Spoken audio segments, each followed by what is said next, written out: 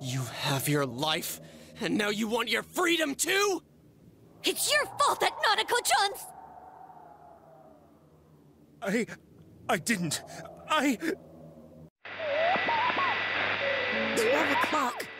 Is it the Midnight Channel? Hey, isn't this... I failed to save her.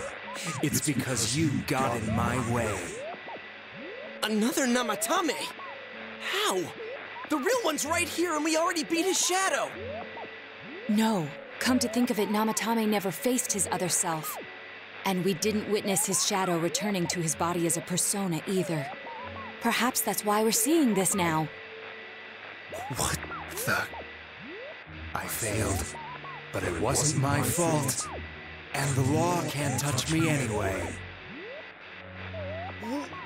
What?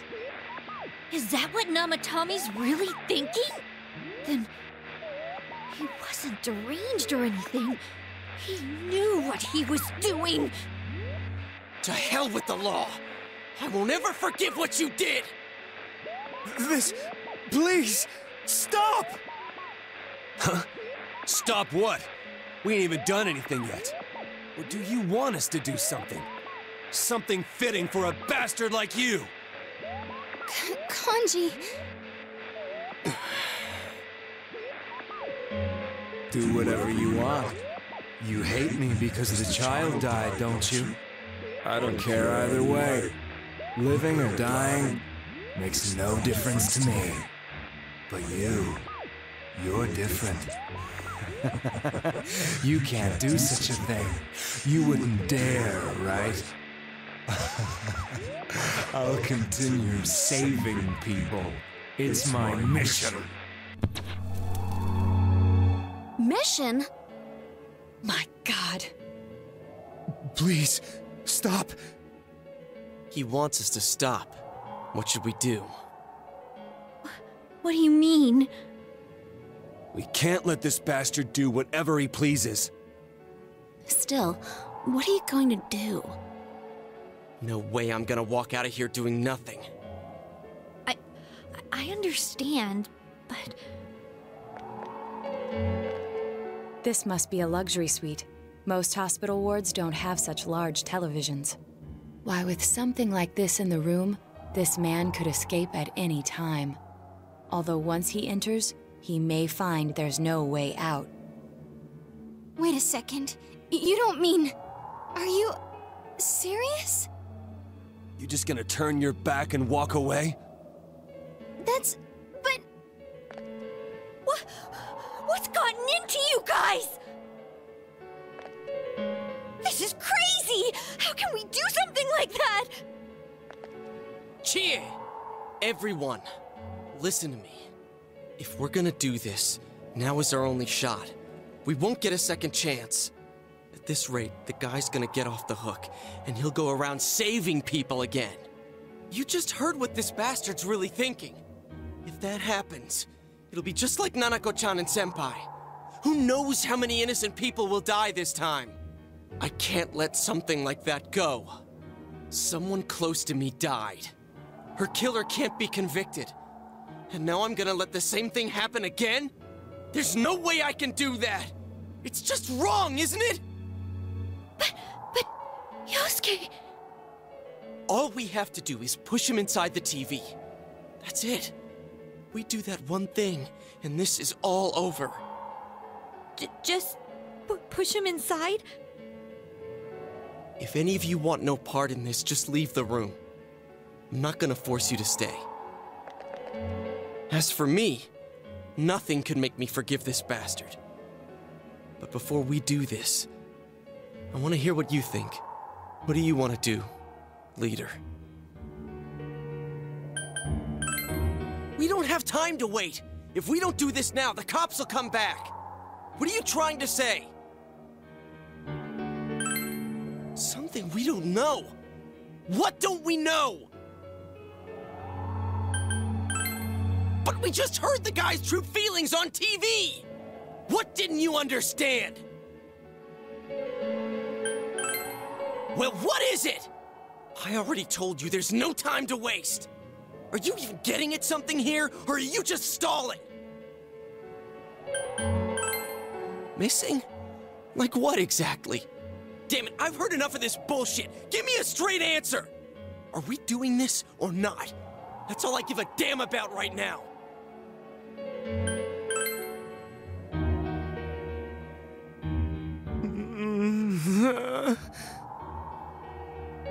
He's right.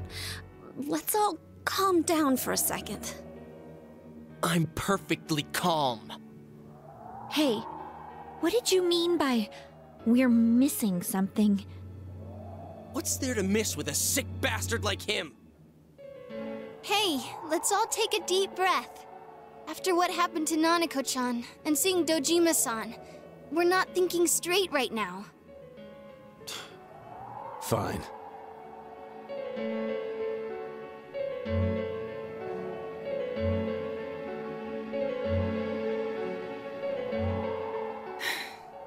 You're right. We should calm down and think rationally about this. I realize now that we've heard almost nothing from Namatame's perspective. There's no denying that this man brought great harm to Nanako-chan. But other than that point, the rest comes from our assumptions based on watching the Midnight Channel a moment ago. I won't deny that we were blinded by the heat of the moment, trying to impute all responsibility to him rashly. But... yeah, the guy's not saying anything.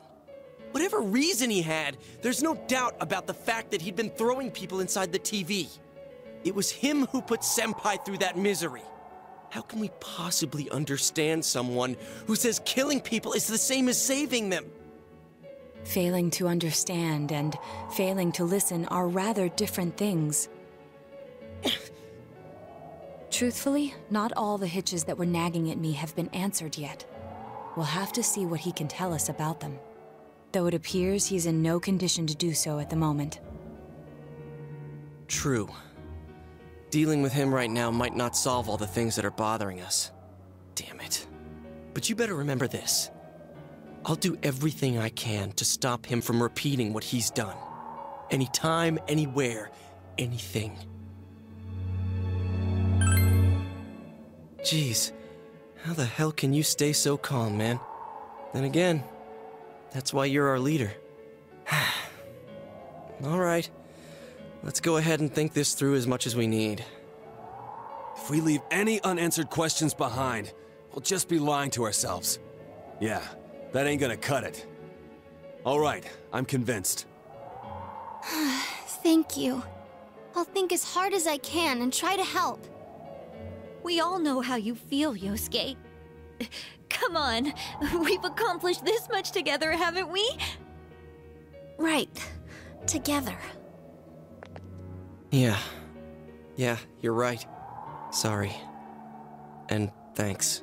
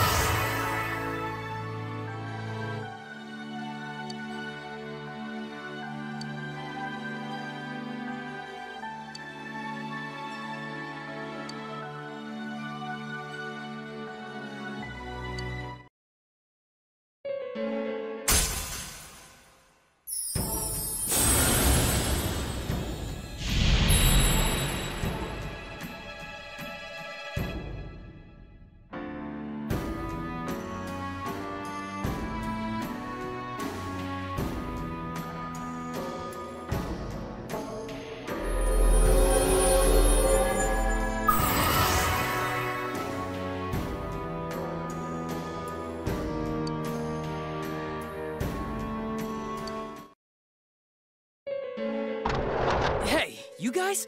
What are you doing? You can't be in here. Oh, crap! We were keeping an eye on the suspect. The police officers outside seem to have their hands full helping Dojima-san. If Namatame were to escape, it would be a disaster for the police's reputation, and their trust in you, Adachi-san. Oh, I see. We'll tighten security from now on, and I'll arrange for him to be transported out as soon as possible. So, if you guys can keep quiet about being in here, I'd really appreciate it. How is he, Doctor? He seemed to be extremely agitated a moment ago. He seems fine for now, but he really needs his rest. Outside, everyone. Doctor's orders. Understood. We should go too. Let's get back to Nanako-chan's room. So what's this thing we're missing, huh? To tell the truth, there's something that's bothering me too. Why did he start killing people in the first place? Well, he said himself it was to save them, right? So he killed his lover in order to save her and kept going? The police speculated the first murder was related to the affair, so they called in Namatame for questioning. But everything in his testimony and his bearing, no matter what they looked at, they found nothing suspicious. If he truly is twisted enough to believe that murder is a means of saving people, I think that would have shown through. Maybe he faked it real well. Or maybe he started out with a normal motive and got a taste for killing after the first time. No, if that were the case, his motive for killing that announcer would be even more inexplicable. Namatame and his wife were separated at the time. Both Misuzu Hiragi and himself testified that she had discarded him. Hiragi also knew about Yamano beforehand, and Namatame was shocked to hear of Yamano's death. Their relationship was known and was not strained to the point of murder. There's simply no motive in the affair angle. The police invested a great deal of effort into investigating this point. Therefore, we have no convincing motive for Namatame to kill Mayumi Yamano, although her name was written in Namatame's own diary. His reason for killing her. It's still possible that he was crazy to begin with and no one realized, right? I don't really get any of this. Oh, this is so confusing! Hey, we could hear you in there. This is a hospital. Maybe you should quiet down a little. Oh, there you are, all of you. Please come with me immediately. Huh? What's going on? What are you waiting for? Hurry, go!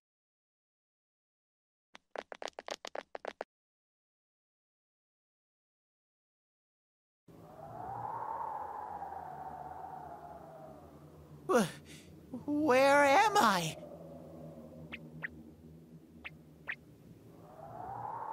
Is this Teddy's world? This doesn't quite feel like it, though. I remember being at the hospital. That's right, Nana-chan. I couldn't do anything. Why do I even exist? I couldn't keep my promise. I lost my reason to be there. That's it. I remember now. So, it was true. Guys! Sensei!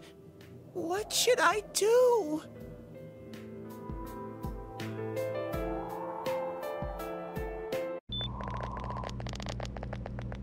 Oh, there they are. Nanako-chan came around. Huh? What did you just say? Nanako-chan's alive? Are you serious? It's very rare to be resuscitated after one's heart and lungs fail, but it does happen. But until I know why she collapsed in the first place, I can't say for sure how well she'll recover from here on.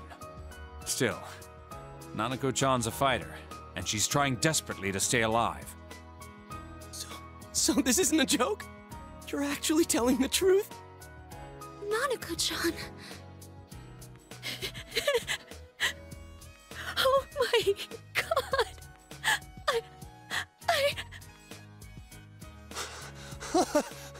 This is amazing!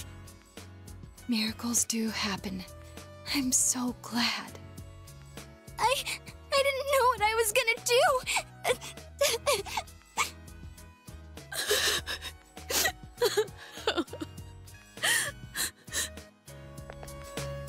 Come on! Stop crying, you two!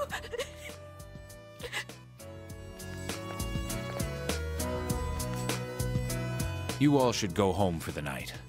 I'll speak with Dojima-san tomorrow about Nanako-chan's treatment. It's rather chilly outside. If it starts snowing, be careful not to catch a cold.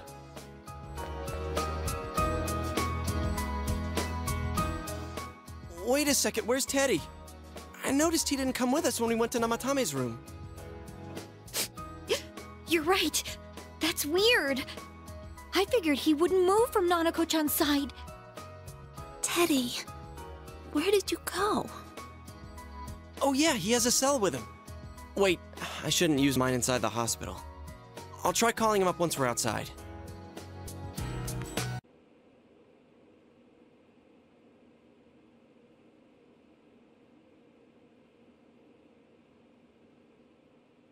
Oh, there you are.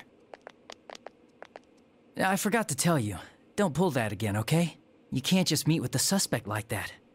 Anyway, I came to give you an update on Dojima-san.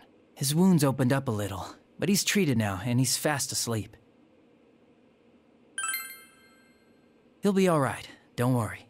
Knowing him, by this time tomorrow, he'll be on his feet and yelling at people again. Don't tell him I said that. Anyway, I heard Nanako-chan's on the road to recovery again. You guys were being so dramatic that I got really worried. But this is good news. She'll be well again in no time. By the way, you're all alone at the house now, right? Well, enjoy your freedom while you can. Dojima-san and Nanako-chan will be back soon after all.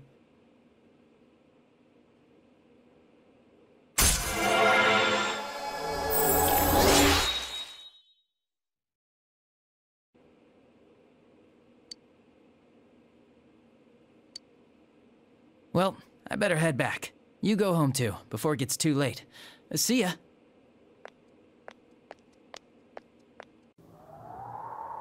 Couldn't save. I couldn't save. Why? Mayumi. And that girl too. I couldn't save them. Huh? What's the matter? Feeling guilty all of a sudden? Sheesh.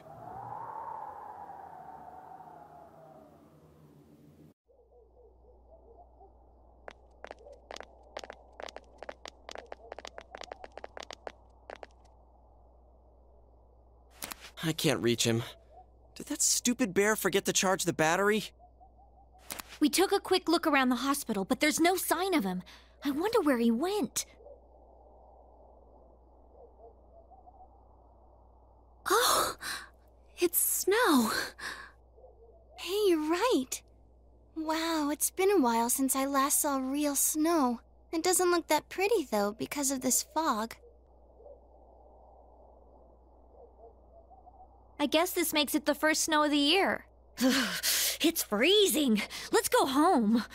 Hey, Yosuke, if you find Teddy, don't forget to contact us, all right? I know. Let's meet up at the special headquarters tomorrow.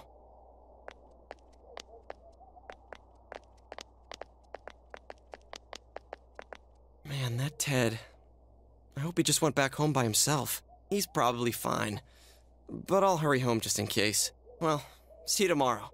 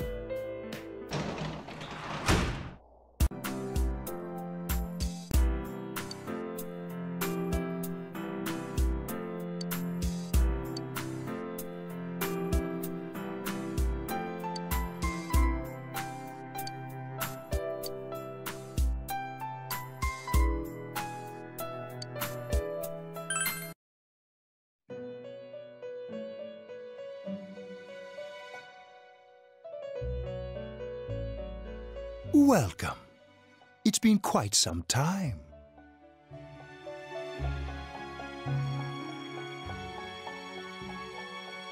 Do not be alarmed. You are fast asleep in the real world. I have summoned you within your dreams.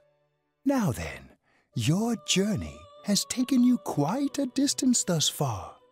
Do you believe you'll be able to successfully solve this mystery?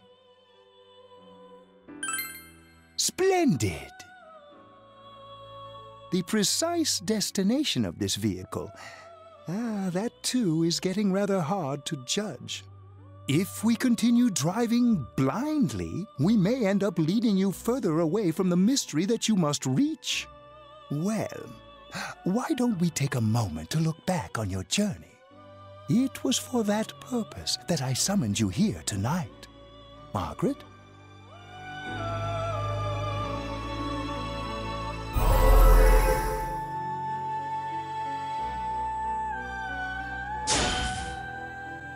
Yeah, well, I quit pretending. Really getting it is totally different. I mean, really finding yourself.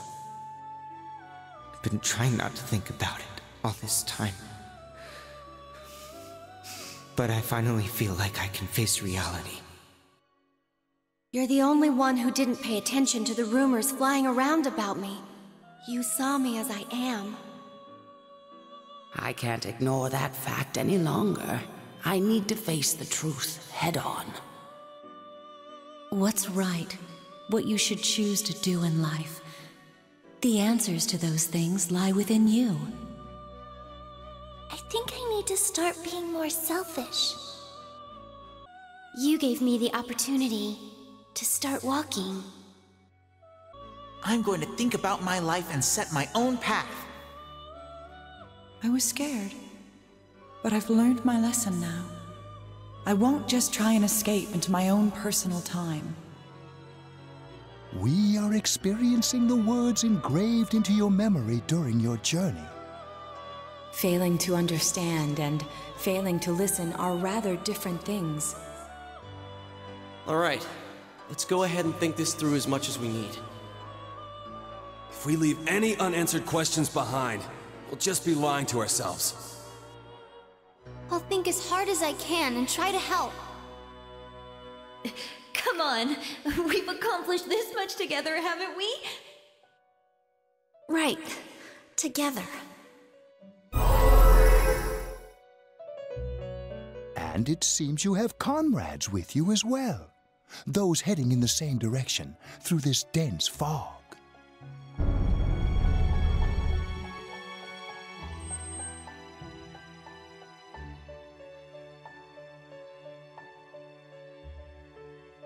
We'll be parked for the moment while I confirm our current heading.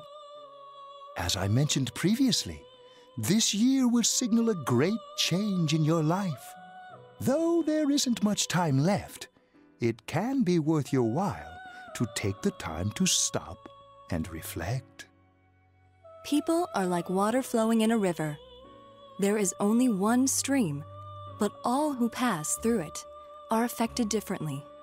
Some travel fast, some change their course, experiencing countless events as they travel down the river of time. Just so. The state of this room reflects the scenery of your heart. Perhaps this may be a time for contemplation rather than action.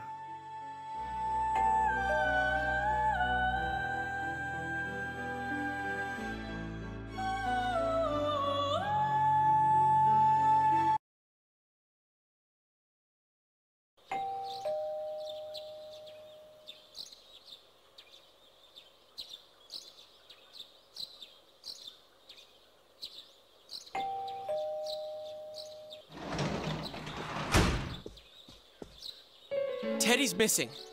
I looked all over the neighborhood, but I couldn't find him anywhere. Yeah, me too. He was acting all weird lately. Rise and the others are checking inside the TV to see if he's gone back to the other side. We're meeting pretty soon, so will you come with me to Juness?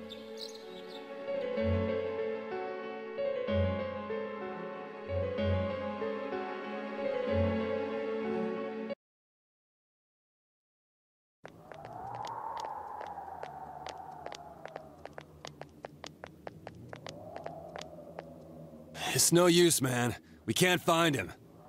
No luck for me either. I didn't sense anything over there. The fog's so dense it might be affecting my readings. I wish I could do better. I'm sorry. Ted. Don't tell me he really went back to his world this time. We told him over and over that he could stay here.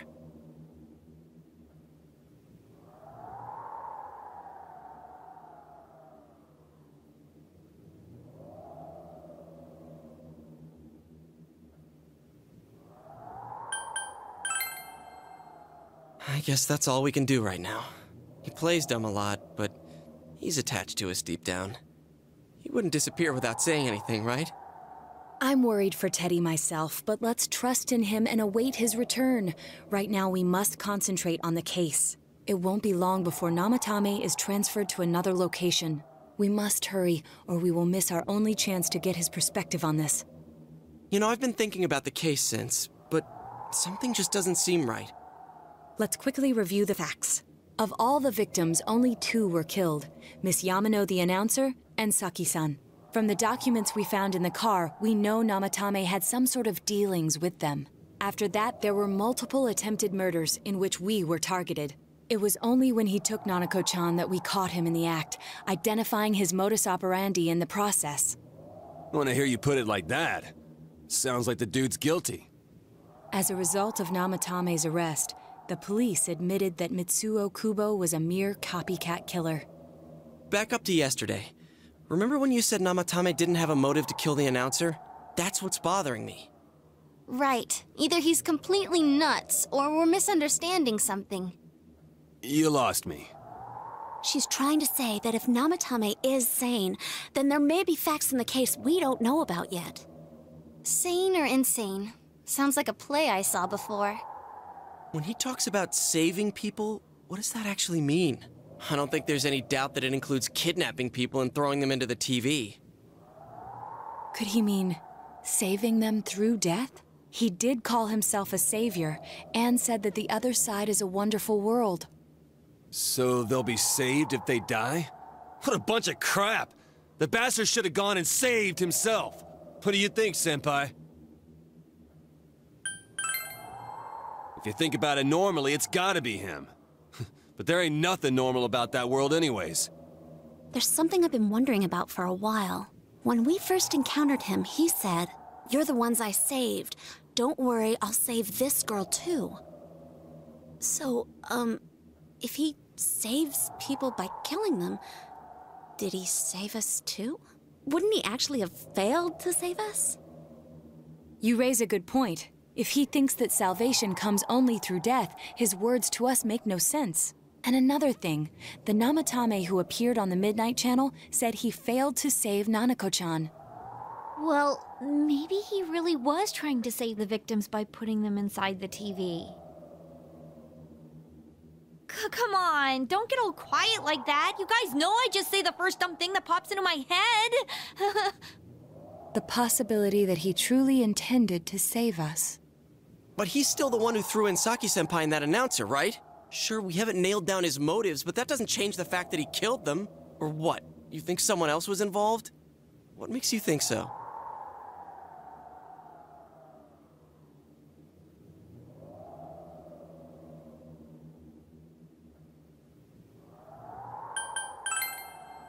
Morning letter? Oh yeah! Whatever happened to that thing? If Namatame's the killer, he must have been the one who wrote it, right? Let's review them.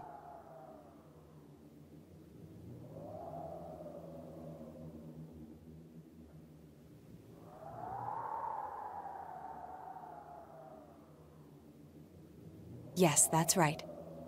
Isn't that kinda odd? Would someone who thinks he's saving people by killing them write stuff like, "Don't rescue or kill"? Yeah, and the "will be put in and killed" part doesn't make sense either. If the killer was writing it, wouldn't it be more like, "I'll put in and kill"? Hey, could this mean... Yeah, it's almost like someone else wrote this letter. But only the killer would write such a letter and deliver it to Dojima-san's house, right? If someone else wrote it, that could only mean... Dear God, Since this is such an unusual case, I was absolutely convinced that other than the Kubo incident, there was one culprit. So, Namatame really was trying to save his victims? Everything is exactly the opposite of what it first seemed. In Namatame's parlance, failing would have been the first 2 cases when the victims died. If he had used his method twice and failed both times, he would hardly have continued using the TV. And yet he did. It all seems to suggest that someone else wrote this warning letter while observing the entire case. Someone else? Then it wasn't Namatame that killed Saki-senpai and the announcer? We can't say for certain yet. We urgently need to speak with Namatame face to face.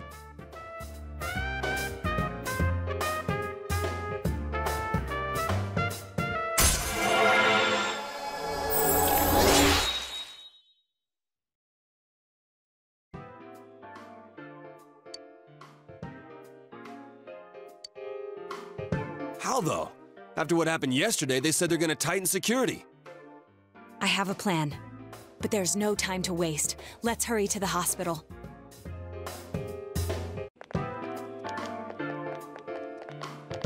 Hey, this place is off limits. I'm a consultant with the police. I'd like a few words with Namatame-san. May I go in? This is Unit 252, requesting confirmation on an ID. Name of Naoto Shirogane. Huh? Ah, understood. I see. Well, you're on the list. I can give you a few minutes, but I'll have to record your conversation with him for security purposes. Not that I expect you'll get anything coherent out of the guy. He's been spouting nothing but gibberish. I'd like him to accompany me as well. He has no identification, but this is an emergency situation, and he's here in Detective Dojima's stead. Huh? Detective Dojima sent him? I wasn't informed of this. I'll vouch for his identity. Well, I guess it's better than dealing with the man himself. We have our hands full with the transport procedures, so the last thing we need is Detective Dojima running wild. Detective Adachi is busy somewhere too. This is Unit 252. Huh? I see. Has something happened? There's something about a suspicious object out in the lobby. Ah, well then, this works out nicely. You should back up your colleagues downstairs. We'll keep watch over Namatame-san. A disturbance in a hospital lobby, after all. It sounds serious. If anything happens, hit the nurse call button. I'll leave the rest to you. Understood.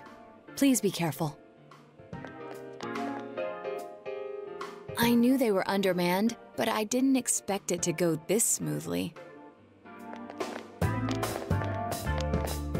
Wow! There's nothing much inside that suspicious object, so he won't be gone long. All right, then now's our chance to talk to Namatame.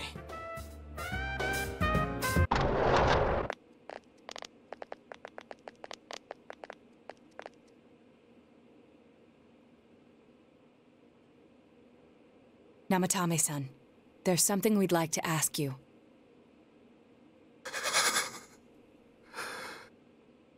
It's tempting to think that you were the culprit behind this entire case, and to be honest, there are many in this town who hope you are, but we are here to learn the truth. So please, answer our questions. Huh?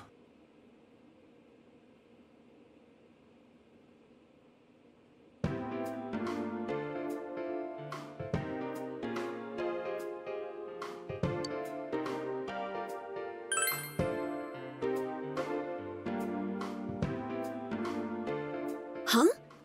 Me?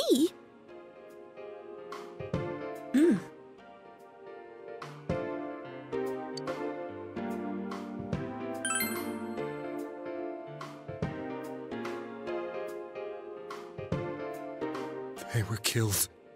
I couldn't save them.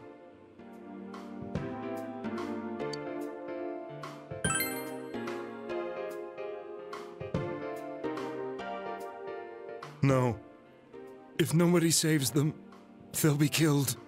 That's why I put them in there. Then tell me if my estimation is correct so far.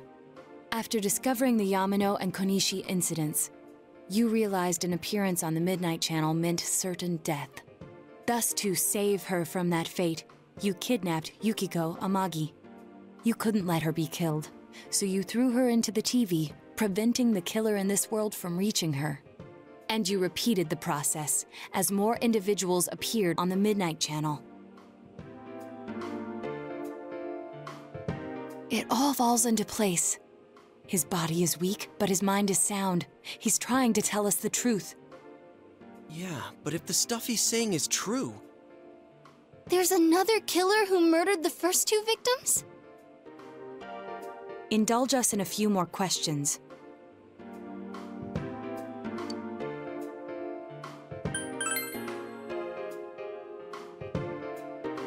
What are you talking about?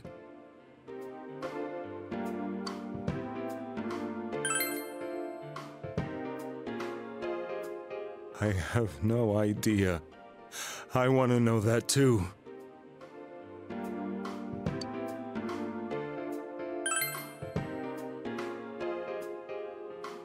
I didn't know.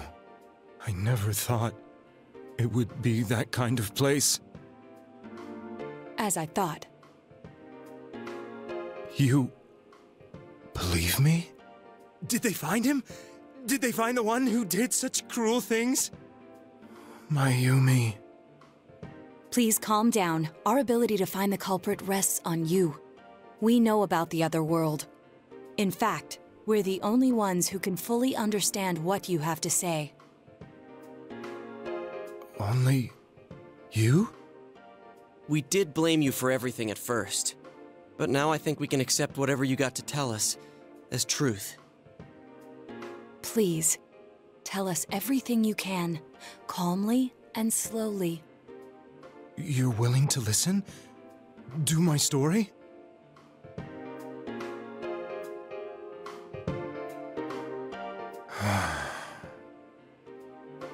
All right.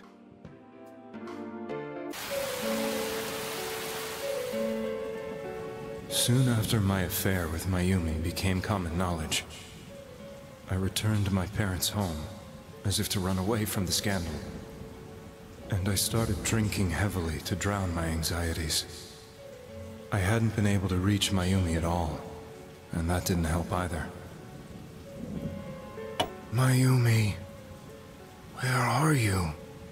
She'd been disgraced on all the afternoon shows, and forced to resign from the program she was on. I caused her so much trouble.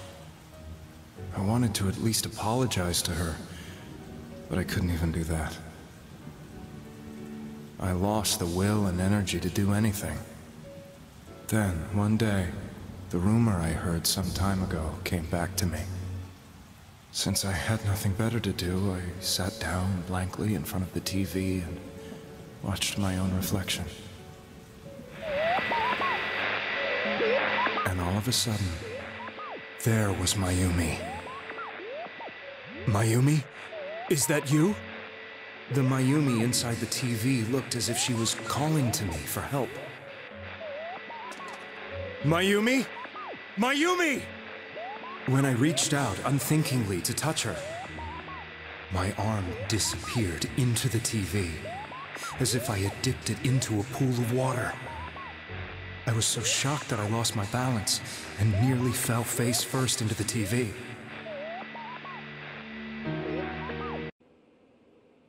I was so scared.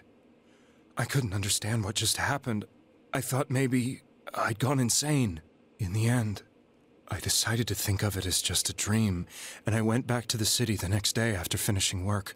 The next afternoon when I got to work, I was fired on the spot, as I expected. That wasn't what broke me, though. It was Mayumi being found dead. And not just that, but it had happened in my hometown.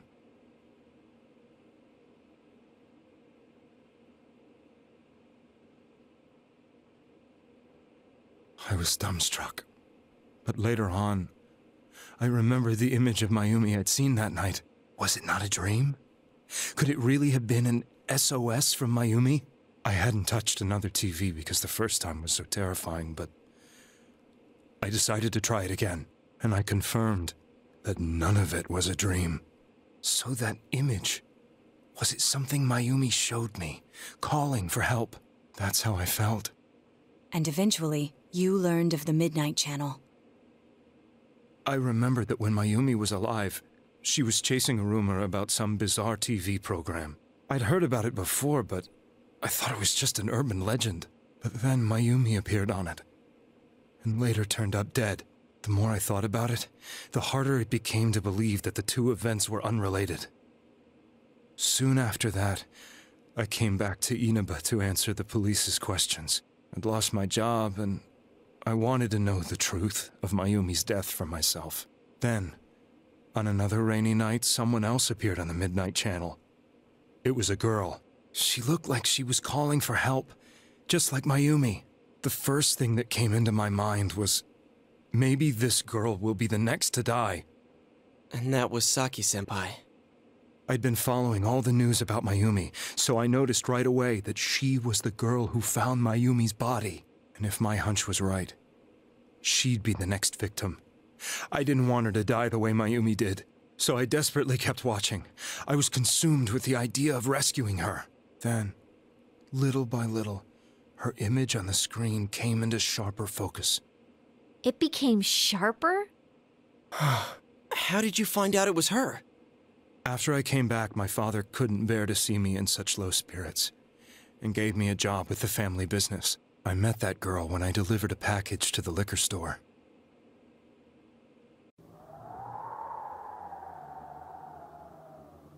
After agonizing over it, I decided to meet her, and told her to be careful.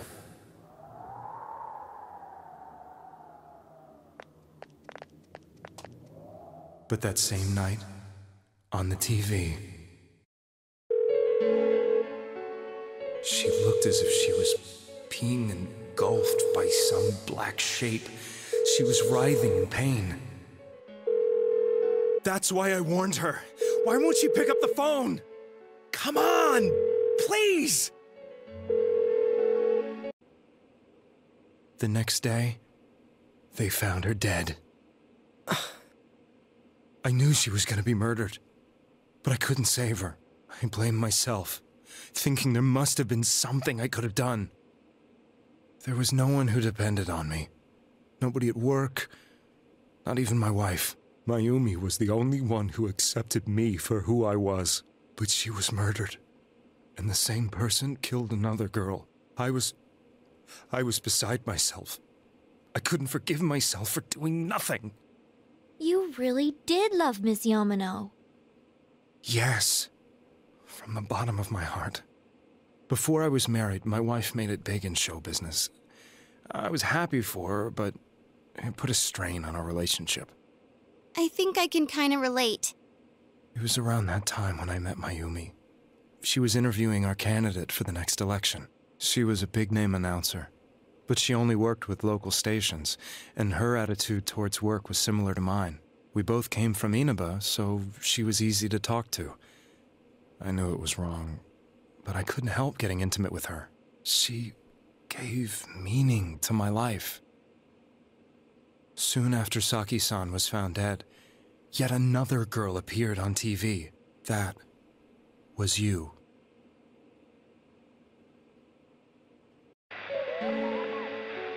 She'll be kidnapped next, and murdered. I can't let her end up like Mayumi and that other girl. This time, I'm gonna do something. My opponent was a murderer who left no clues to his identity. I thought hard about what I could do to protect her from someone like that. I'll never convince her. If she gets suspicious and they arrest me, we'll save her then. The girl inside the TV looked as if she was smiling at me. And that's when it hit me. I apparently had the power to go through the TV screen to the other side. Then, what if I put her into the TV and give her shelter there before the killer gets her? What are you trying to tell me? That it's safe over there? Is that it? the girl inside the TV seemed to smile at me again. And I thought, no matter what kind of place it might be, it's better than being slaughtered. Once things calmed down, I could just let her out again. If she's inside the TV, there's no way they can find her. It felt as if everything was starting to come together in my mind. Could it be that Mayumi gave me that power to prevent any more victims from meeting her fate? Was it my mission to save people? But there was a big problem. If I explained the situation to the victim, they wouldn't understand. I had already tried that and failed miserably. It seemed the only thing I could do was to take them away. If that was my mission, I'd just have to do it. Or so I thought. Mayumi, please lend me your strength. So, since you thought people who appeared on the Midnight Channel would be killed, you kidnapped us in order to save us. Mission? Give me a break! You never stopped and wondered about any of this? I thought I was the only one who could help them. I did call the police, but they didn't believe me. I knew the area well, thanks to my job. I had a large truck, and I could move around without suspicion. I thought my job as a delivery man would be the perfect cover for my mission. I thought no one else could do it. But are you telling me that I wasn't saving them? If a person is still within the TV world when the fog appears here, they will die. Beginning with Yukiko-san, the people you thought you had been saving were, in fact, in mortal peril. It was my friends here who really saved us all. I had a feeling that was it. When I went after that little girl and entered the TV myself, for the first time, I had some doubts about myself. You refer to Nanako-chan, correct? The police were after me, so I had to get away. But I still felt I needed to do everything I could to save that poor little girl. That's why I went in after her. But the TV world was completely different than I imagined. Such an abominable, grotesque place. I knew that the three of you who I saved went back to your normal lives, so I didn't realize how terrible that world was. I never knew you couldn't even get out of that place on your own. No. That's a cowardly way to put it. I'd probably already begun to realize that it was a dangerous place. If I hadn't, I wouldn't have gone to see you all. See us? Wait, are you talking about the concert we did at Junes? Yes. I wanted to know why the ones I saved were all hanging out with each other, and how much you remembered. But in the end, I couldn't bring myself to say anything and ran home. I must have felt too guilty. But all the doubts and anxieties I'd been unconsciously suppressing exploded out when I entered the television myself. I thought I was going insane. I probably did. And you know the rest. When I came to, I was lying in a hospital bed. You really were trying to save people. But I ended up doing just the opposite. What a fool. I always wanted to enter the world of politics and become useful to society. But after losing my job and the woman I loved, all I had left was this power. I convinced myself that world was some sort of sanctuary, and I secretly believed myself to be a hero.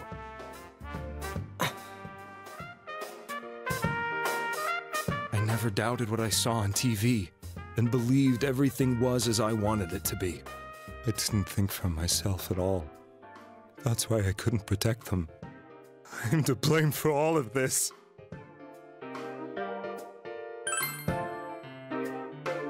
I suppose so. But the things I've done are too serious to be brushed aside like that. I have no intentions of running away from my crimes. I'm prepared to face the consequences. Kidnapping is already a serious crime, and on top of that, I put all those lives in danger. I'm sorry. the Midnight Channel and the other world, you can hardly be blamed for failing to understand them properly. We must apologize to you as well. Had we let our emotions blind us to the truth, we would have piled all the responsibility on you. I guess from your point of view, people did stop dying once you started saving people. The more you did it, the more you really believed you were preventing their deaths. I'm such a joke. I'm sorry. I'm getting a little tired. What are you all crammed in here for? My apologies. We'll be leaving now. Wait.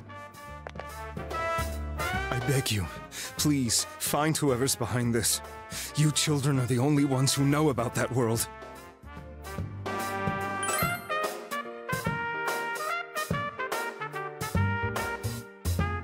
It's all clear now.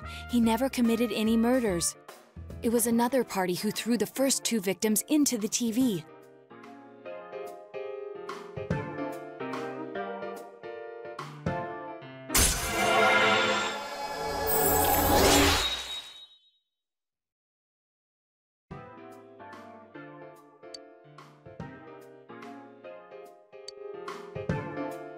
Now get out of here! I told you, he's almost ready to be transported. We can't have anything else happen. Sheesh. I better not see you rascals here again. Nanako-chan looks like she's in pain. She's fighting for dear life. This was the last place we saw Teddy, right? He was so worried about her. How can he flake out like this when we have to find the real killer? The police consider the matter closed. We'll have to do all the investigation from here on out. Let's revisit Saki-san and Miss Yamano's incidents and see if we can turn up fresh details. But it's been over 6 months. Wouldn't the trail be cold by now? I know, but we can't give up. We're the only ones who understand what's really going on. And you never know. People might remember some things now because they've had so much time to think about it. Let's split up and talk to people all over town tomorrow. We'll meet up in the evening to discuss our findings. I hope we can find out something about Teddy, too.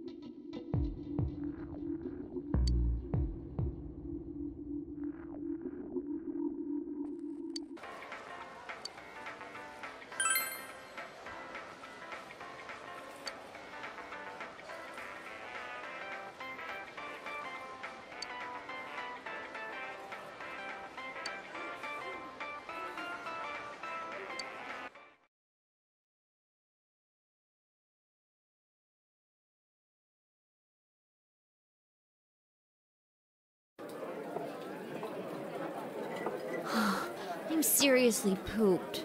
This stuff's a lot harder when you don't have a badge to flash. I walked around all day and didn't hear anything good. It was the same for me. There was absolutely no talk about the case whatsoever, let alone the true culprit. Ditto for me. Actually, in my case, I kept getting bombarded with questions and couldn't get them onto the main subject at all.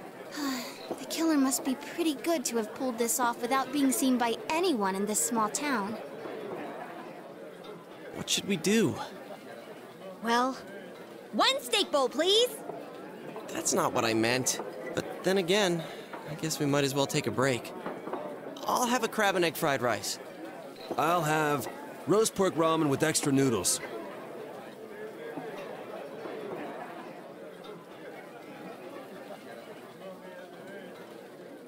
Oh, now that our tummies are full, let's share what we learned, even if it wasn't much.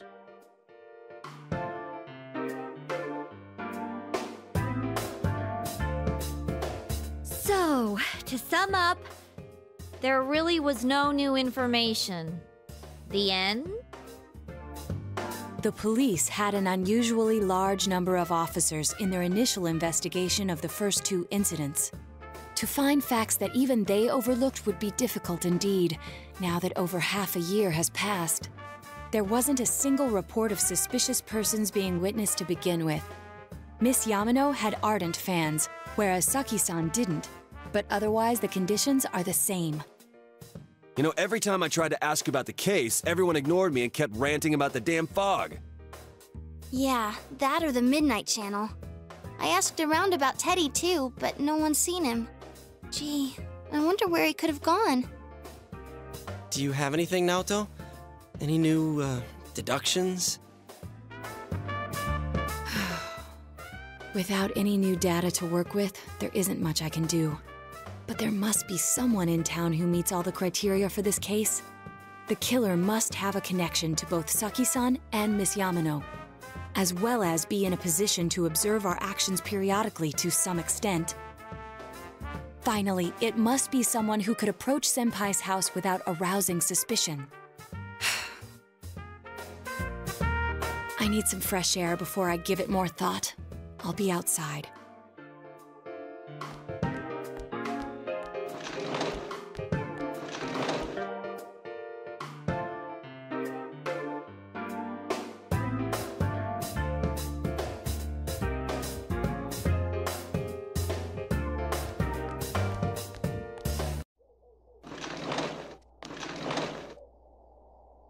It's snowing. No wonder it's chilly. Ugh, it's freezing out here. Maybe this'll help clear my head and get my deductive muscles flexing. Hey, is it snowing? Too bad the fog's so thick. The snow just gets lost in it.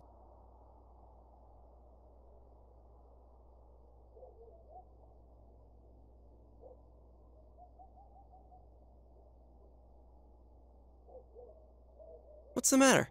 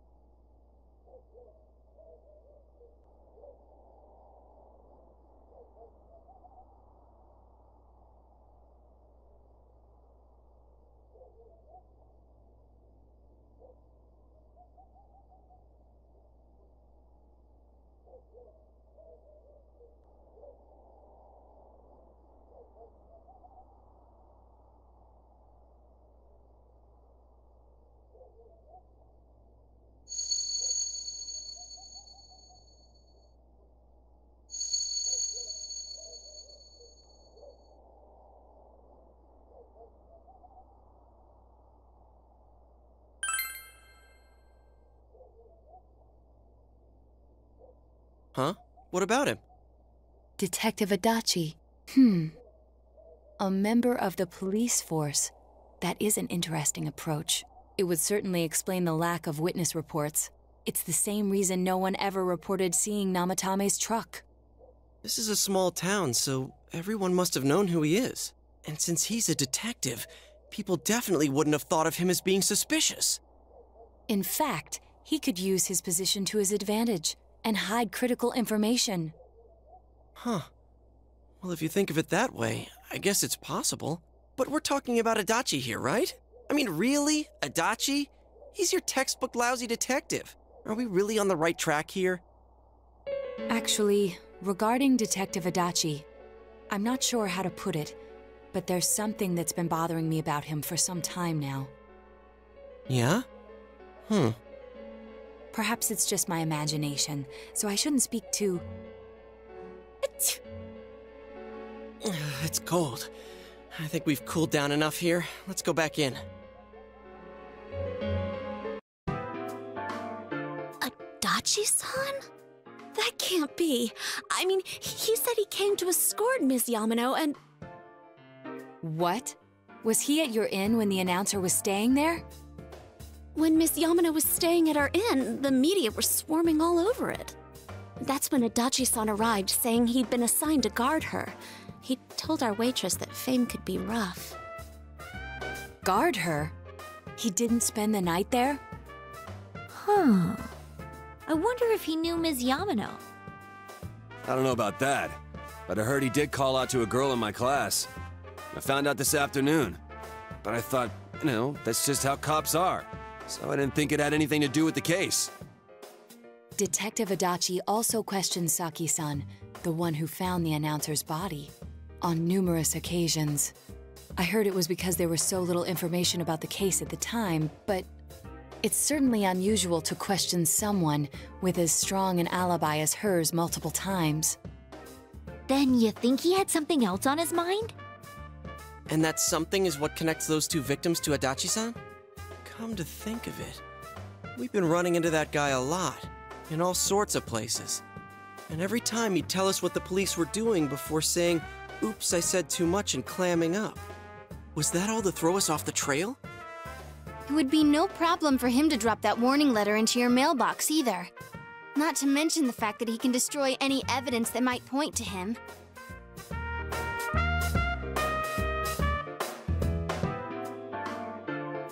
Then, is it really Adachi-san? This is still only a tentative theory. We should work to confirm it as soon as possible. This is Naoto Shirogane. Something has occurred to me about the case, and I'd like to get Detective Adachi's input on it. Huh? The transport? It's right now? Right, I see. Thank you. What was that about a transport? Detective Adachi is headed to the hospital to prepare for Namatame's relocation. We must head there at once.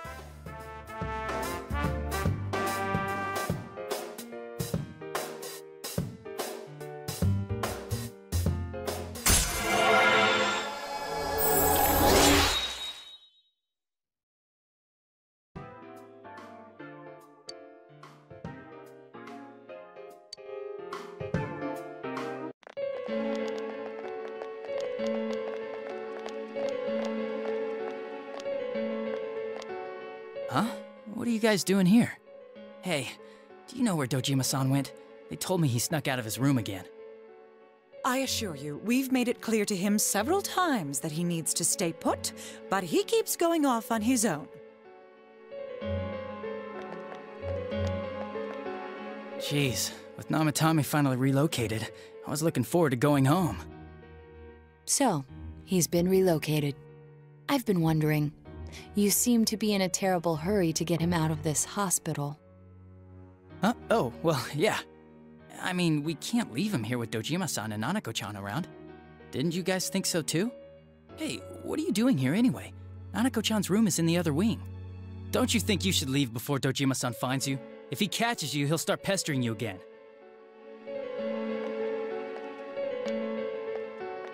Adachi, Where's Namatame? There's been a lot of noise today for some reason. Dojima-san, what are you doing here? Namatame's already been relocated. I was looking for you so I could tell you that. You did what? Who authorized that? There's still more I need to ask him about. Give me a break, Dojima-san. Those first 2 murders have been bothering me. His motives are shaky and his alibi is rock solid. We closed a lot of loopholes on the basis of his testimony. But that part's still nagging at me. Is this more of your detective's intuition? He's already been relocated. It's no use hassling me about it. And you kids should really get home too. You're gonna get in the way of police business. What's gotten into you today? It's odd to see you taking work so seriously. Come on! I'm always giving 110% when it comes to the job. You should get back to work too, Dojima-san. Your current assignment, get better as soon as possible. What are you all doing here? We came to confirm something with Adachi-san.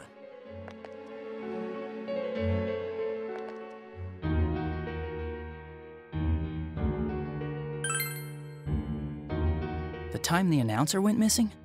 I can't say for sure offhand. It's not like I saw her or anything. That was months and months ago, too. My memory's kinda hazy that far back.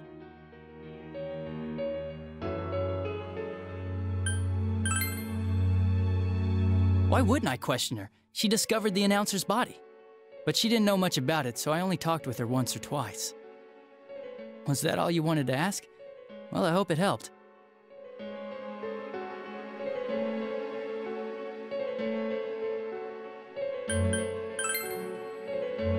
Warning letter?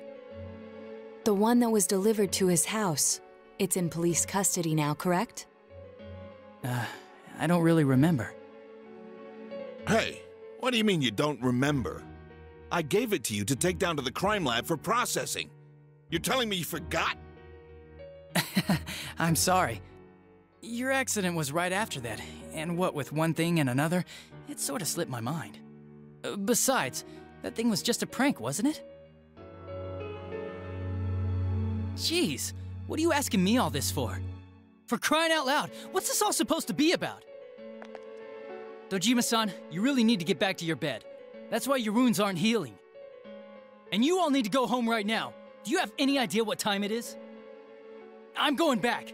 I need to get to the station and report in. Just one more thing, please. We know for certain now that the first 2 murders weren't Namatame's doing. Someone else killed them. Adachi-san, do you have any idea who that might be? I have no idea what you're talking about. 'Cause we think it might have been you. What? That's ridiculous! We already know Namatame's the one who put them all in! What did you just say? Put them all in? What's this putting them in business? Do you know something about the method behind their murders? Don't tell me that all that talk about TVs and whatnot from before was... I see. Now I finally understand. To tell the truth, Adachi-san, I've been fixated on something you once said. Before I didn't know why, only that it sounded a wrong note to me. Do you recall when I read Namatame's diary? At the scene of Dojima-san's accident. At the time, I said, even the victims who survived and were never released to the public are written here. And in response, your words were, wow. Then that settles it. How, I wonder, would that settle anything? At the time, the police had no idea that there had been other attempted murders related to the case. You had no reason to say such a thing. After all, there are countless examples of people disappearing for a few days. Yet when I read the list of names, you raised no objection. Odd that. What do you say to that, Detective Adachi? I don't know. I said I'm busy! Wait, you son of a bitch! Adachi! Ah, damn it! Adachi!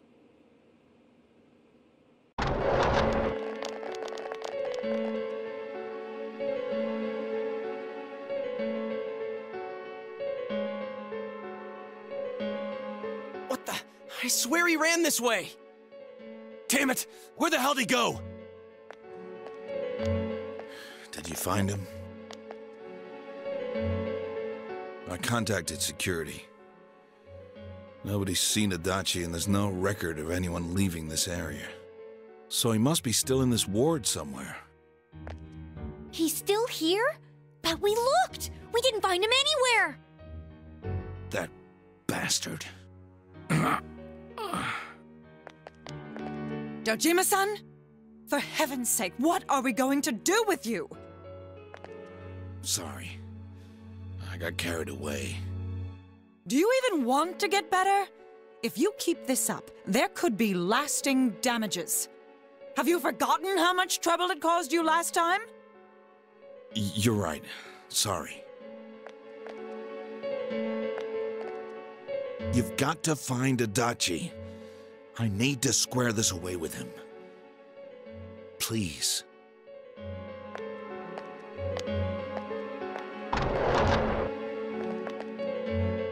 He hasn't left this ward yet? I don't think he would, but could he have... Yeah, I think so. If he's the killer, he can go through, right? You mean he went in through here? We searched every inch in the direction he ran off. There's nowhere to hide. I don't think we could have missed him. He was cornered. It's highly probable that he escaped there. If he does indeed turn up on the other side, that should prove beyond a doubt that he is the true culprit. Damn. So I guess we were right. What do we do now?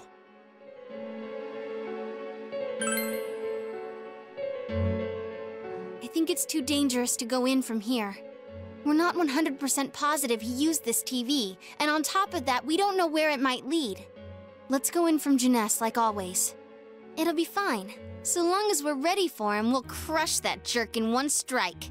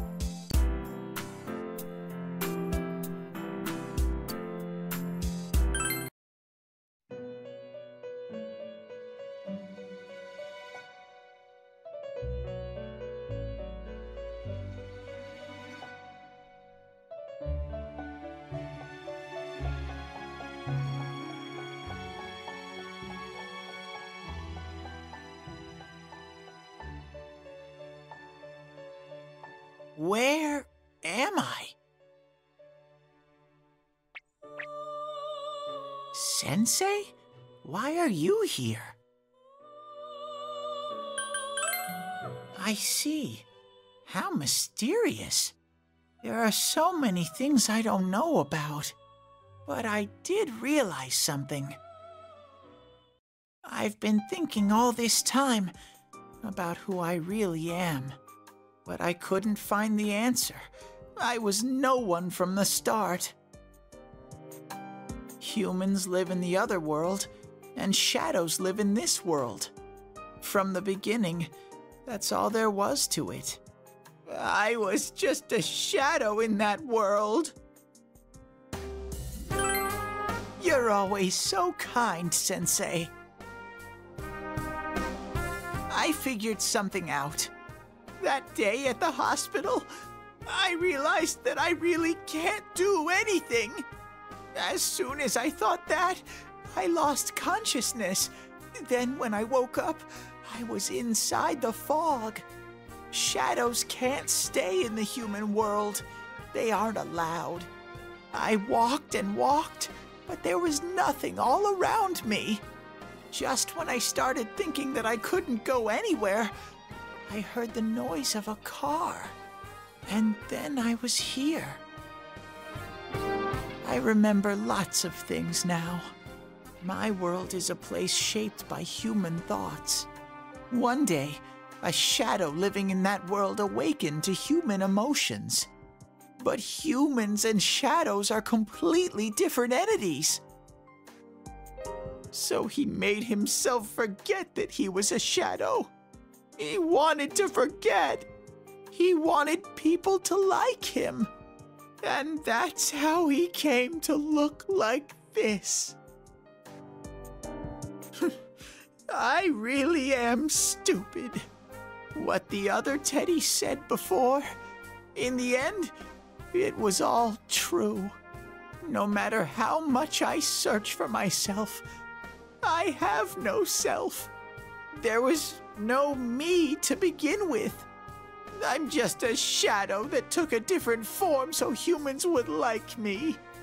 It would have been better if I had never remembered, but I did. I'll probably turn back to a regular shadow soon. Oh yeah, Sensei, one day, when you meet Nana-chan in heaven, apologize for me. Tell her, I'm sorry I couldn't do anything. Tell her, I'm really sorry. Huh? Really?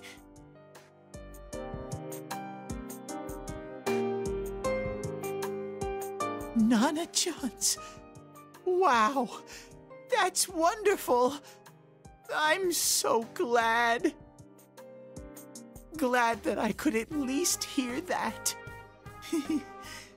My heart feels so much lighter now. I'm starting to feel sleepy. What a strange place. It feels so soothing. It's not like my world. Something just feels so nostalgic about this place. Could this be your dream world, Sensei? Uh-huh. But I wonder why I met you here. What am I supposed to do now? But I don't know what to look for or how to find it. No matter how hard I think, there's too many things my little brain can't understand. But I do understand one thing now. I'm glad that I met you, Sensei.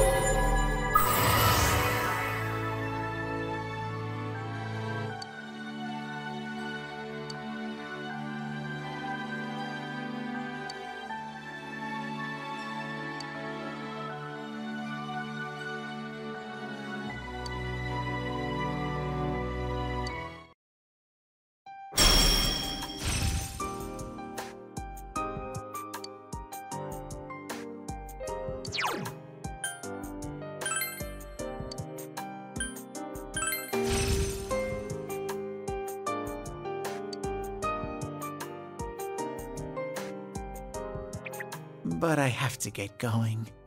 This is your place. It doesn't seem like somewhere that I'd be allowed to stay. Goodbye, Sensei.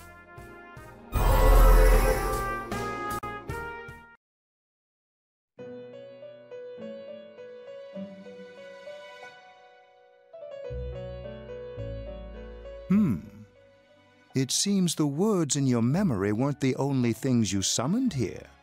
This is a room for guests who have an ego that can be nurtured.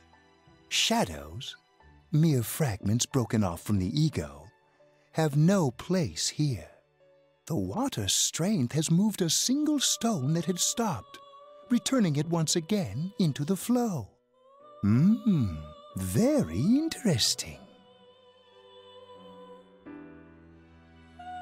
Well now, it's about time we departed once again. This vehicle is still on its journey. There is no reason to tarry here for long. Margaret? We're ready to go. Let us depart.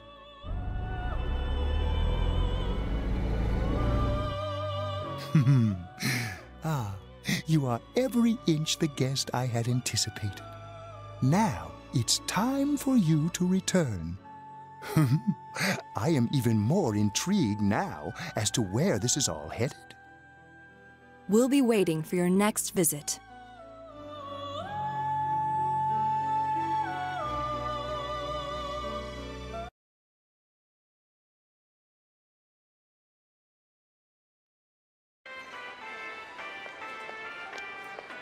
How did it go?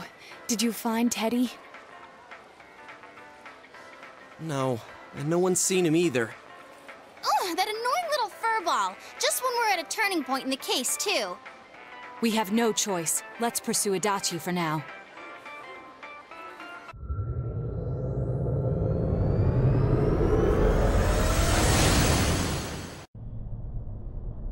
Whoa. Look how dense this fog is. It's gotten even worse than before. What the? There's this malicious aura everywhere. It feels completely different from the last time I was here. I think we'd better hurry. Give me a sec to try finding Adachi.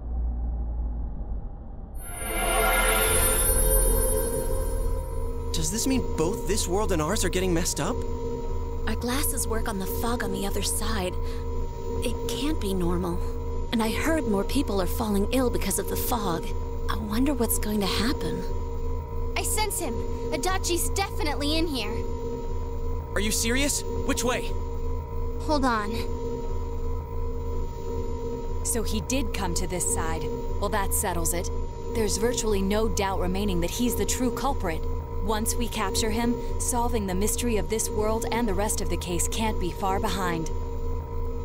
Then maybe we'll find out where Teddy came from, too. Man, where is that bear anyway? Well, I can say for sure he's not here. And I know Adachi is here, but I can't track him down myself. Gee, Ted, why aren't you here when we need you most? This place. I see. I came back, but it really doesn't matter. I'm completely useless. Nana-chan, I'm so sorry. Teddy? It is you, Teddy. I heard your voice. You said, hang in there. I heard my big bro and everyone else too. Nana-chan! Oh, hold on! I'll get the doctor! It seems she's asleep again. Nana-chan told me that she heard my voice. She heard me say, hang in there. It could be that her frankly miraculous recovery was because everyone's voices reached her. Even unconscious, people are capable of hearing others' voices. My voice. And theirs too. Everyone. In any case, there are too many things we don't understand about her condition and what caused it. We're doing our best, but it's difficult when everything about her illness is a total unknown. Unknown? Well, if anything happens, please send for me.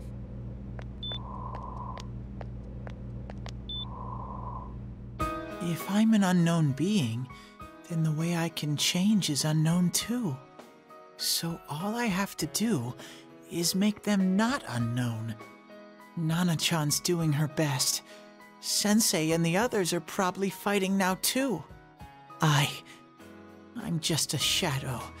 But Nana-chan cheered up when she heard my voice. So what if I'm just a shadow? There must be something I can do. I can't just give up thinking about things. That's why I came back here. Right, Nana-chan?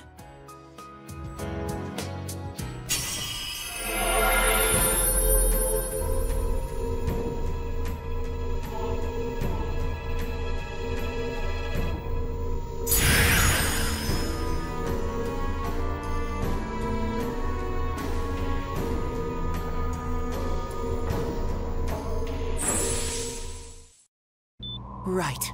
I need to get back to the others. Hang in there, Nana-chan. I'll be back soon.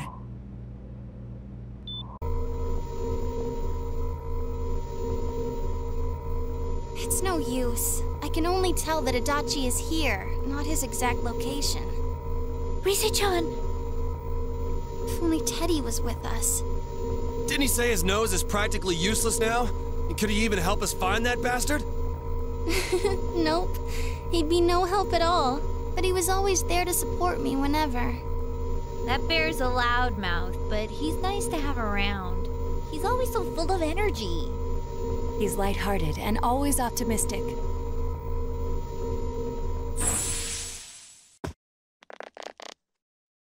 I'm alright. I just got a little dizzy. The fog's so dense, it's hard to see through it.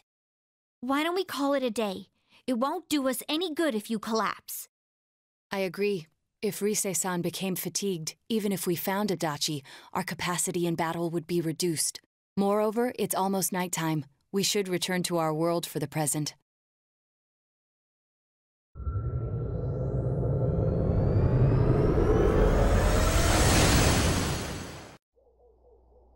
Damn it! We came so far to run smack into a dead end! I know he's in there too. What's wrong with me? My powers are completely useless. Teddy? You little... Where the hell were you? I'm sorry.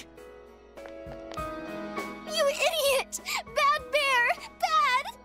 You're so late! Who do you think you are?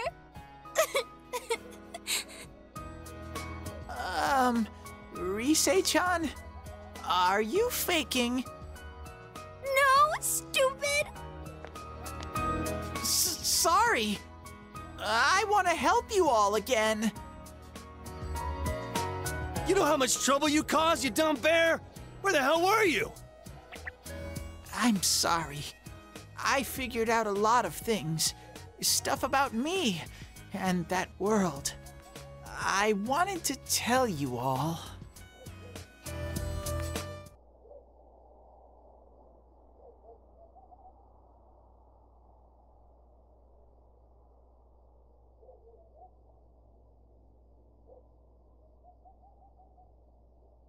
A shadow? You mean you're one of those things we've been fighting? Yup. Just like the ones you all know about. Shadows are suppressed human thoughts given form. Everyone has them inside. Wait, you say you're a shadow, but you didn't attack us. And you kept telling us from the start that you wanted to bring peace and quiet back to that world, right? But in the end, I was just an ordinary shadow. Nothing special about me at all. I did everything I could until now to try and make my world peaceful. But instead, the weird fog started seeping out into this world too. I'm sorry. I'm really sorry. If I really was special, then maybe... It's no big deal. I mean, we weren't expecting much from you in the first place. And about you being a shadow, we pretty much figured you were something like that anyway. Huh? What are you saying? Here I am pouring my heart out to you, and you say you thought I was something like that anyways?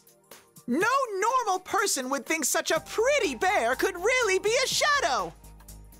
So what's the problem with being a shadow? It's true that you may have been born that way, but you now possess the power of persona. A shadow is suppressed power. Once controlled by the ego, it becomes a persona. Doesn't it follow, then, that you must have developed an ego? Whether the ego masters its shadow, or the shadow awakens to its ego. The only difference I see is the order in which the process occurred. Oh, Teddy's practically human then! I'm the same as humans? You keep trying to figure out who you are, just like all of us here. You can't do much on your own. You really aren't that special. See? What's so different between you and us?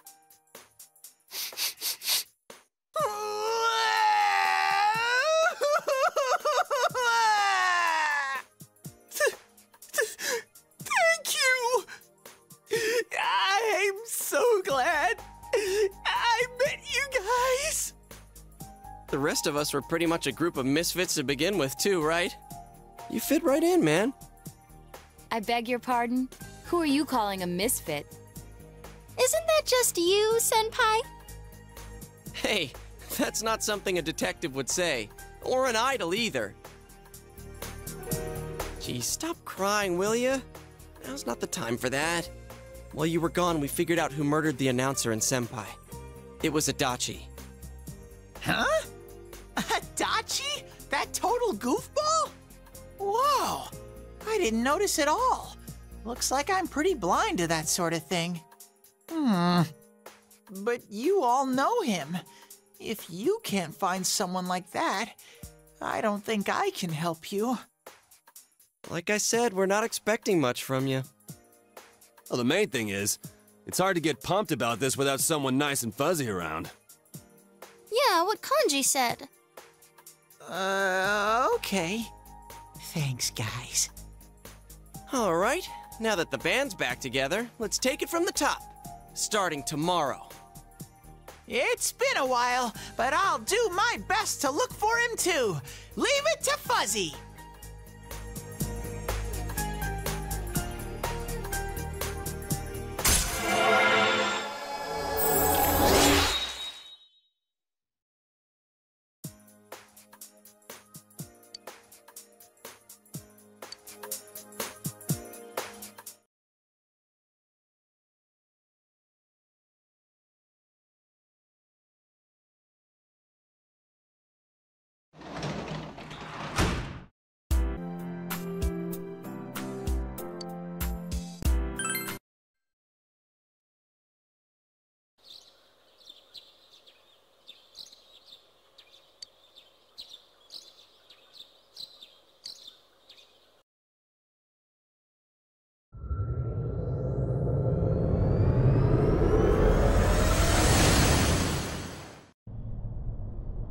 I'll give it a try, but if Risei-chan couldn't find him, I really doubt someone with a dried-up nose like me will be much help.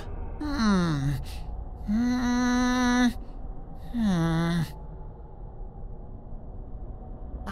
do smell Adachi baby in here, but the fog is completely covering up his scent. Teddy, you can't do it either? When you look at me with those eyes, I get this feeling I've gotta sniff him out no matter what! This is my time to shine! Ooh, I'm getting something!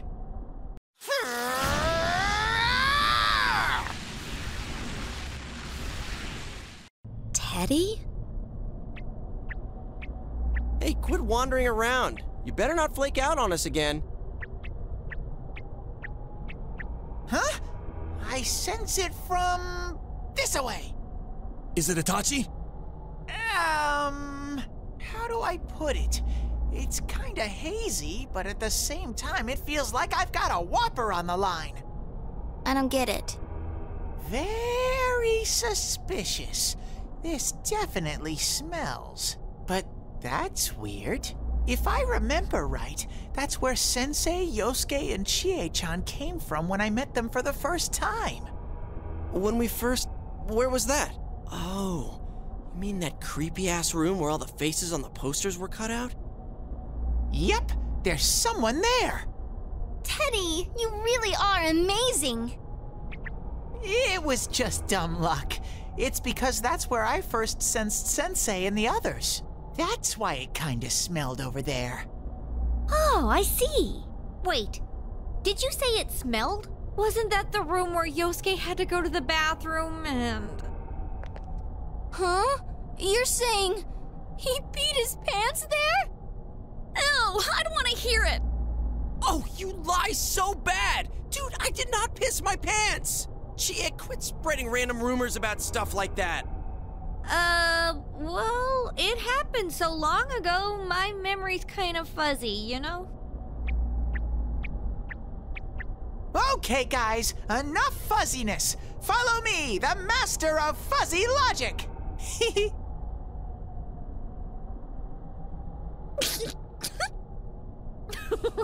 I haven't heard you crack up in a while, Yukiko. Though I really wonder sometimes about your sense of humor.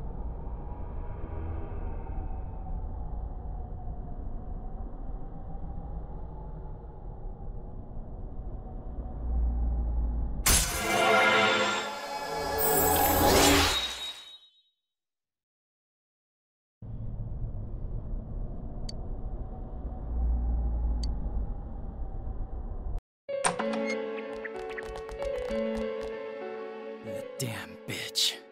I noticed her first, and she just had to run off and have an affair. Who's there? Oh, it's you guys. You're very persistent. You're getting on my nerves, kid. Answer the question! Did you or did you not throw Ms. Yamano into the TV?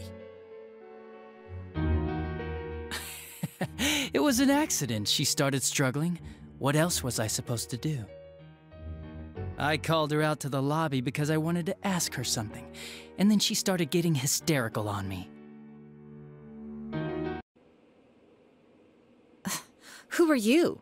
And what's this something important you called me out here for? What they say on the news isn't true, is it? All that talk about you having an affair and whatnot, it's all a lie, right? Why do I have to explain myself to you? I see. So you don't deny it. You caught my eye. But it turns out you're another worthless bitch. What's wrong with you? Don't make me call for help. Shut up. Shut up. Shut up. I think you need to see what it's like to fear for your life. It'll get your head straight. What are you going to do? No! Ah! She fell in. Wow! So people can go completely inside! Good thing for me, no one else was around there in the middle of the night. That happened in our lobby? I learned about the Midnight Channel through some rumor. You hear a lot of fishy stories like that on the Force. But it was pure coincidence that I touched the screen and discovered my power.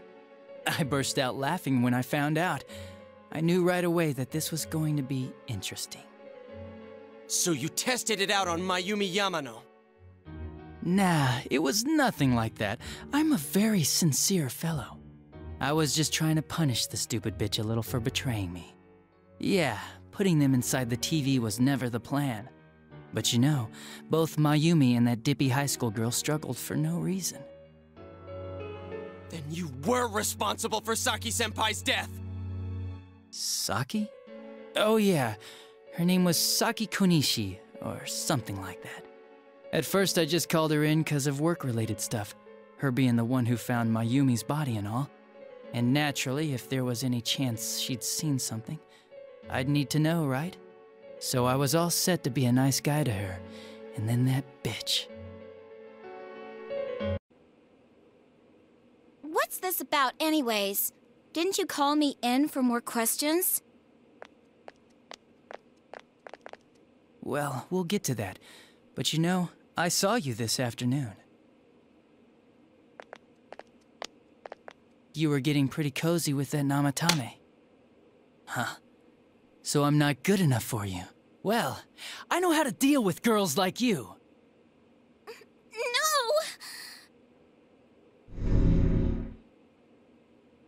God, these high school girls today. This world's gone straight to shit. When I was in school, I wasn't allowed to do anything but study my ass off. I was supposed to be the best of the best, and instead they stick me in the boonies. But I guess I got this sweet power to make up for it. Life's not so bad after all. Get on your knees and beg, and maybe I'll let you out. Yeah, like that'll happen. As if I'd walk into a death trap like that. It was a lot easier the second time. High school girls are thinner, you know? Lighter. You son of a bitch! Come on, give me a break. I didn't know it was dangerous inside the TV. It's not like I was trying to kill them. I mean, I'm sure they hit on Namatame, not the other way around. The council secretary will one day rise to public office himself. Mayumi and that high schooler were just gold digging. They got exactly what they deserved. I didn't do anything wrong at all. Shut the hell up! You knew from what happened to Mayumi Yamano that people die in here! So what if I knew? Nah, he called the police in the middle of the night, just after they found that Saki girl's body. The rest of the force had their hands full with the double homicide, and it happened that I was the one who took the call. Namatame said the police refused to take him seriously. You were responsible for that then. Oh, quite the contrary. If anyone else had taken the call, sure, but I actually did believe him, you know? That's the pattern to the 2 deaths so far?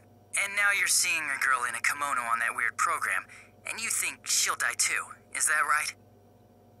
Namatame-san, do you seriously expect us to believe something like that? But it's true!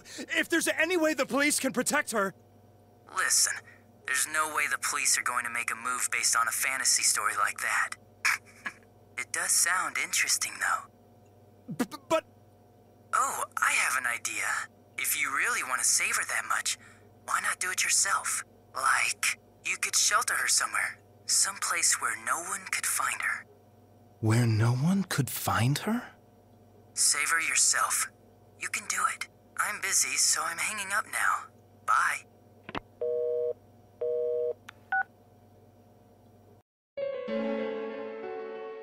Isn't that amazing? Of all the people who could have received Namatame's call, it ended up being me. Talk about luck! All I did was give him a little push, and he completely bought into his vision of this world. The more people you guys saved, the more he'd kidnap. Both sides had the best of intentions, so the game of cat and mouse would never end. It was awesome. You gotta be shitting me! Why? What reasons could you have for doing that? Reasons? None, really. I could do it, that's all. And it was fun. I guess that's my reason? You murdered people just for the fun of it? Come on, all I did was put people in here. I didn't murder them. And Namatame did most of it. I had nothing to do with any of you.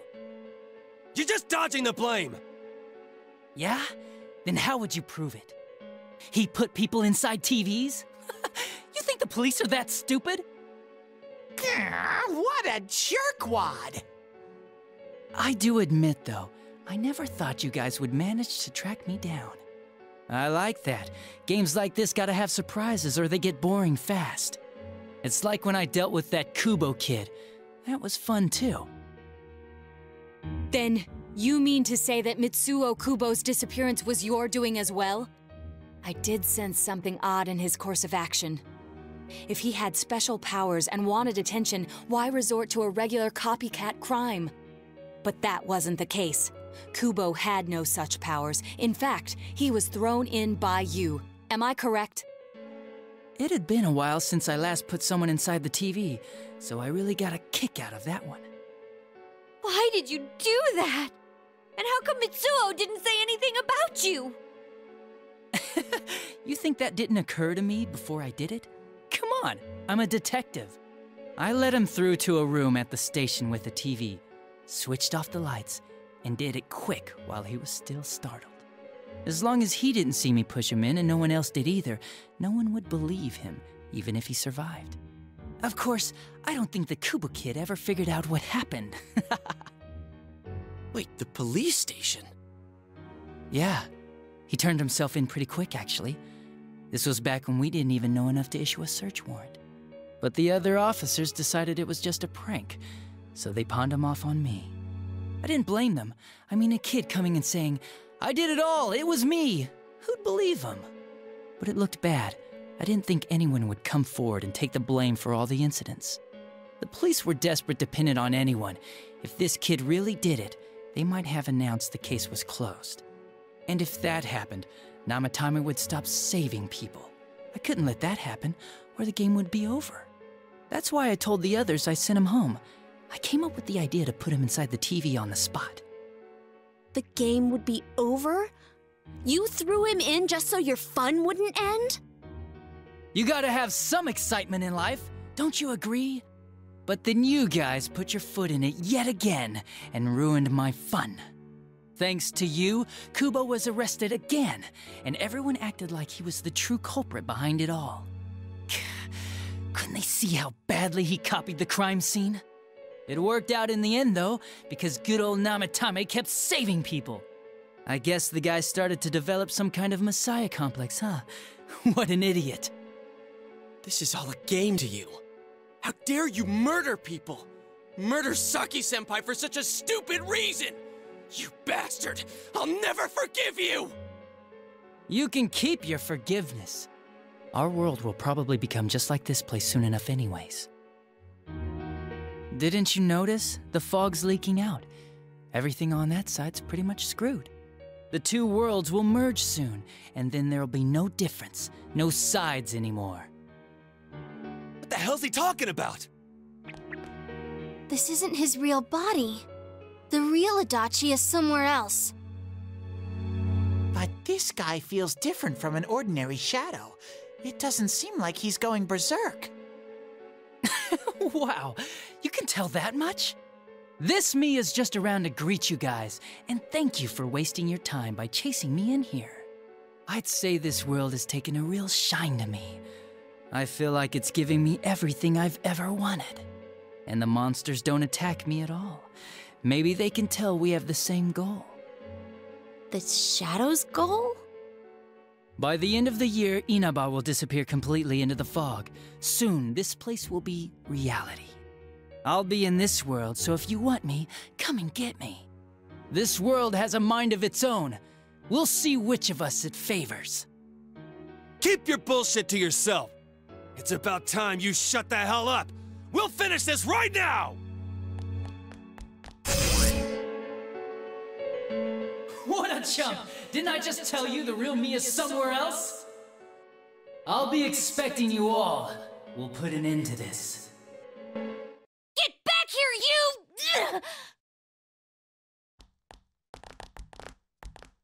you! That stuff about the world's mind and how this place will become our reality. Was he serious? The rest of his confessions were consistent. We'd best proceed under the assumption that it's no lie. It felt like he's gained some strong power after coming here. Not only that, maybe he got taken over by that power. So what he said about the two worlds becoming one, that's really gonna happen? Didn't he say that it would happen by the end of this year? What happens then? I think he means this world will engulf the human world. The people in town are acting weird. It's like when the shadows that emerged from people went berserk. If the fog gets even thicker, and this town is completely shut off from the outside world, then the other side might become full of shadows, like over here. You mean everyone's gonna turn into shadows? Damn it! Damn that bastard! Why? We went through so much to get here, and now it turns out he was pulling our strings this whole time? Yeah, it's about time we finished this. I don't want to feel this way ever again.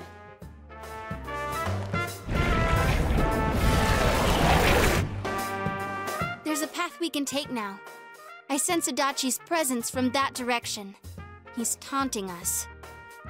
Bring it on! Let's go kick his ass right now! Wait.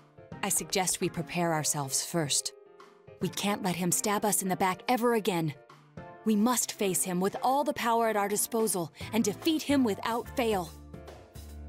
I'm a little worried what he means by the end of the year, but now's not the time to freak out. Let's get prepared.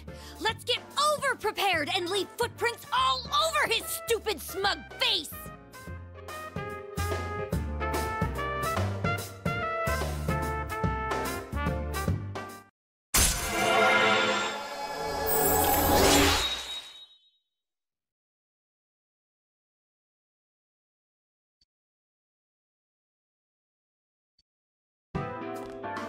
Senpai, please don't go on alone.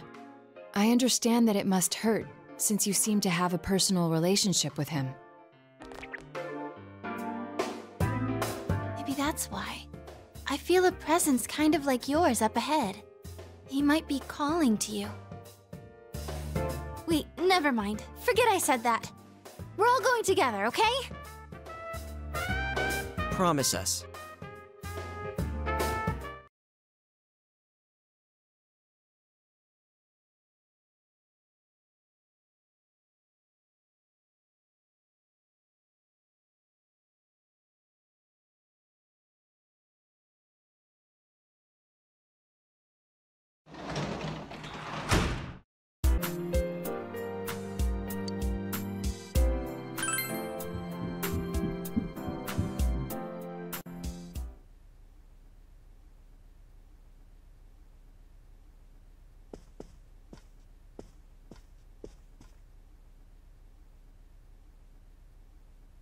He might be calling to you.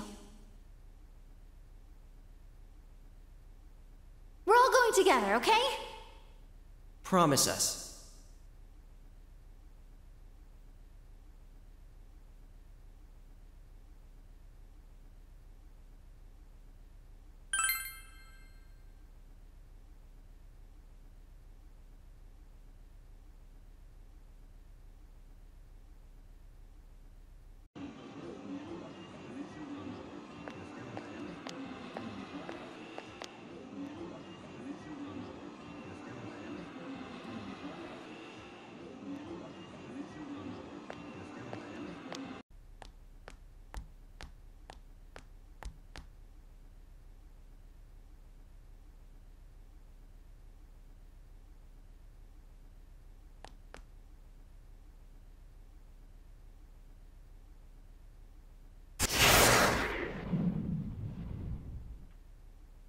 This is a problem. Why didn't you bring the rest of them? You're such a party pooper. You couldn't even bring your wannabe detective friend?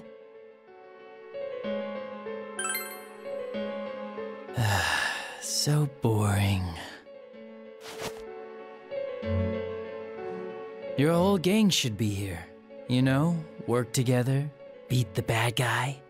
Friendship, effort, victory. You guys love that stuff.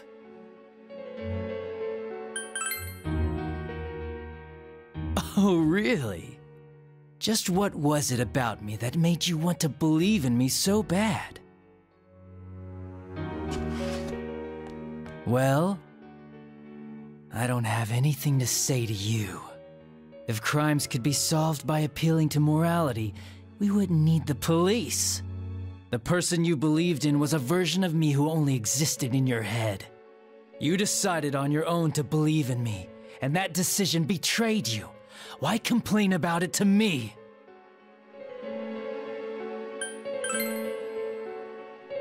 You say the dumbest shit. It's people like you who come to me alone, naively thinking you can turn me around, that piss me off the most. What do you think will happen if I shoot you?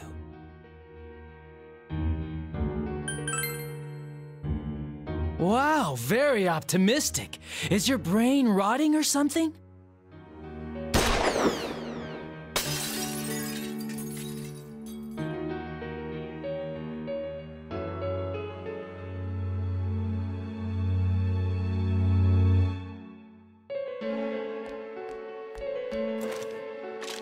Do you get it now? We're done talking. I won't miss next time.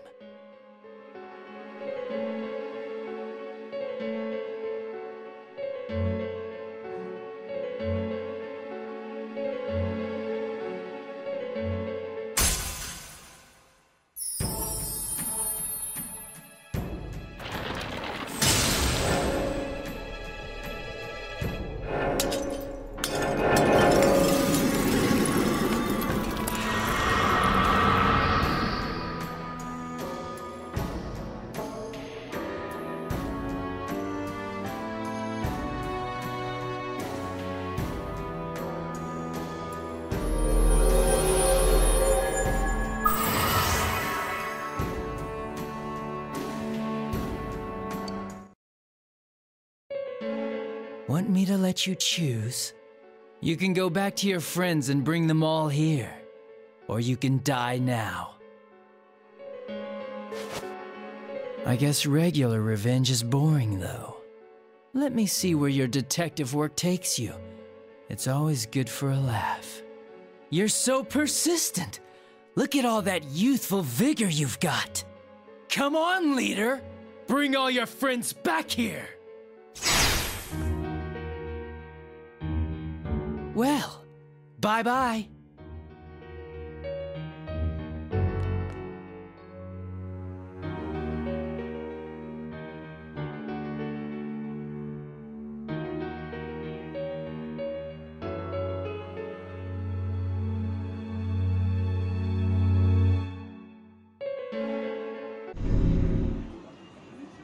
Welcome back.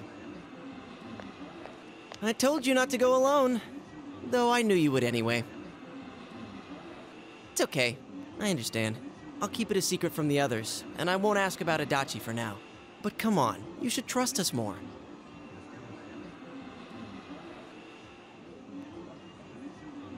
Anyway, I'm glad you're safe. Attention, customers, it is now closing time. Please visit us again tomorrow.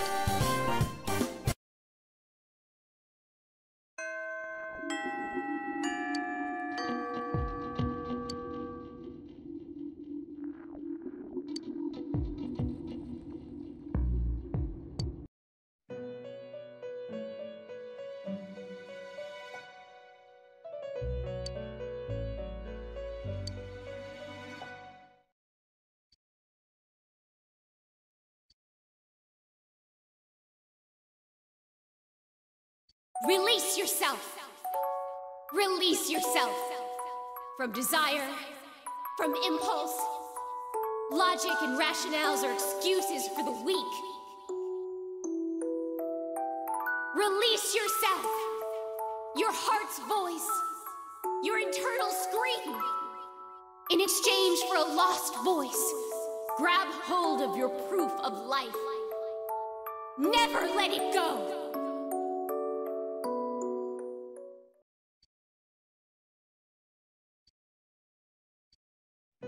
What is this?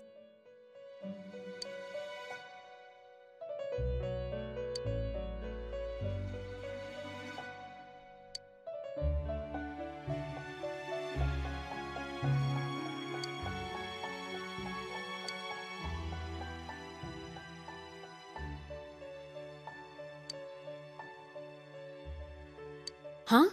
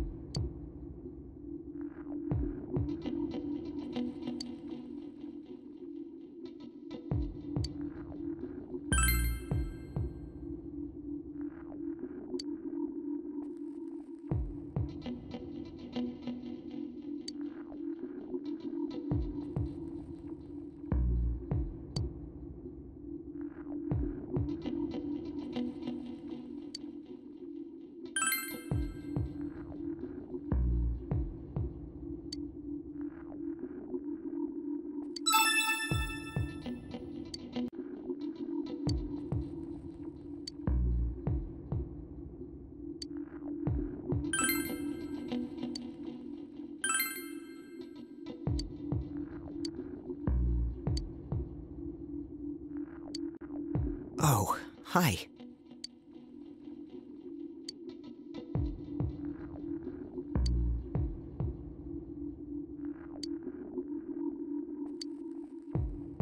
Yes.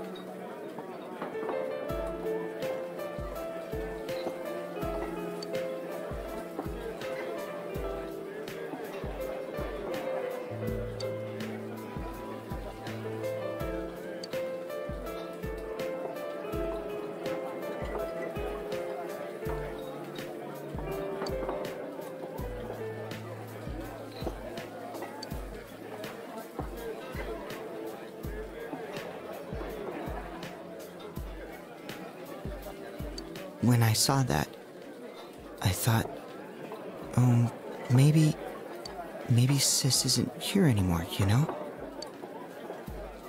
So I threw them away.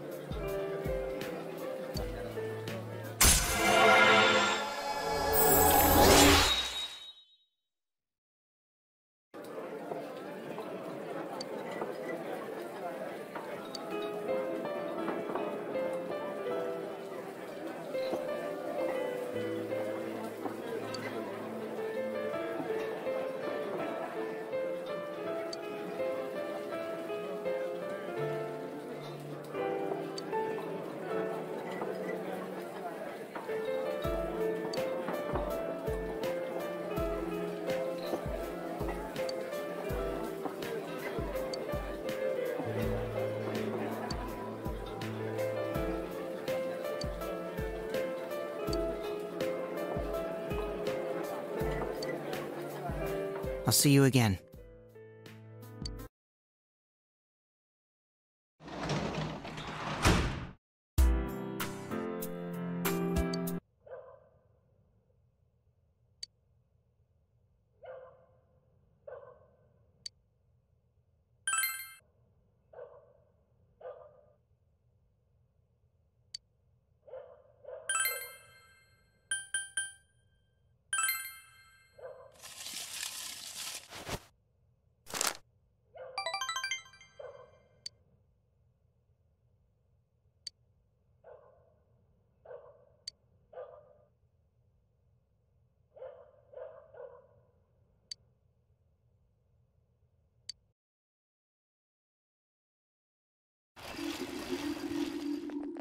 Hey.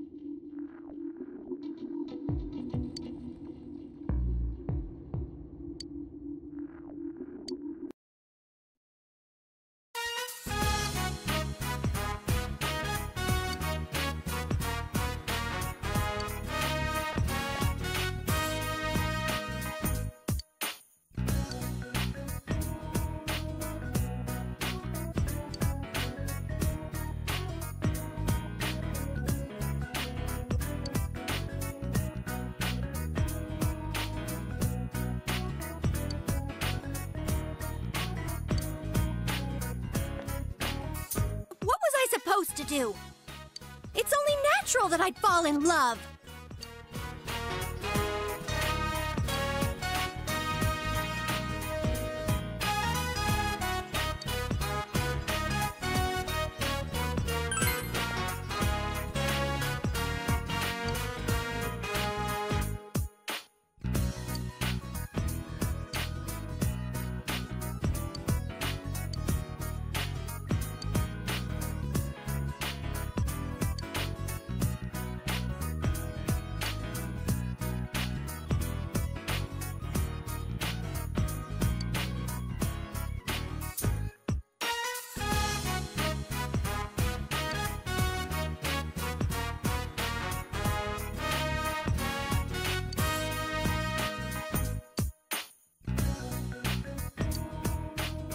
You're the only one who didn't pay attention to the rumors flying around about me.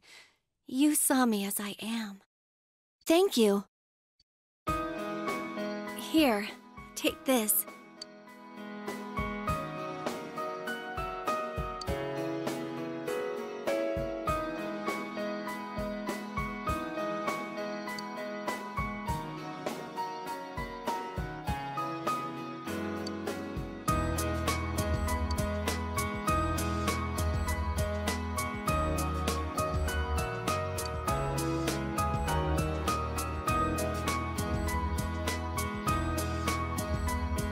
Thank you.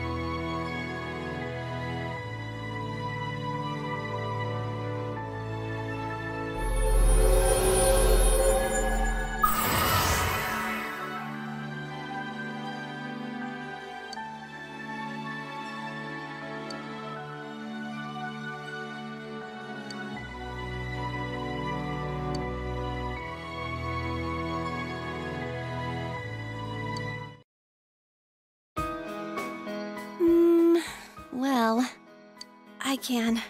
More, right?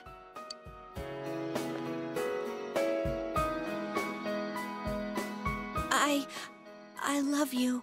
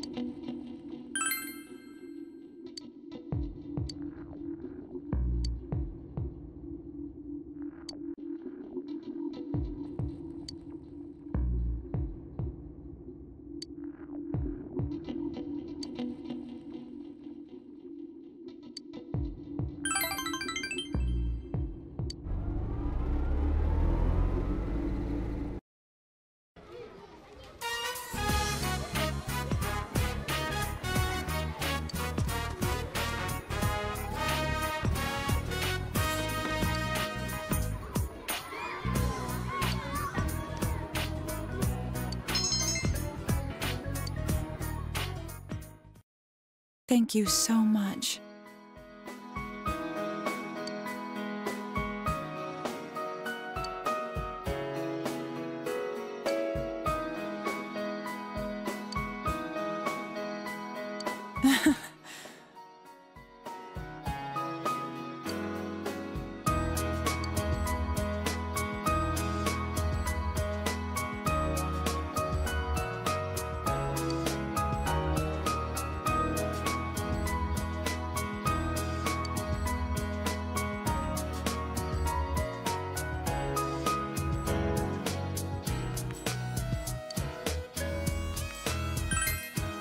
Thank you.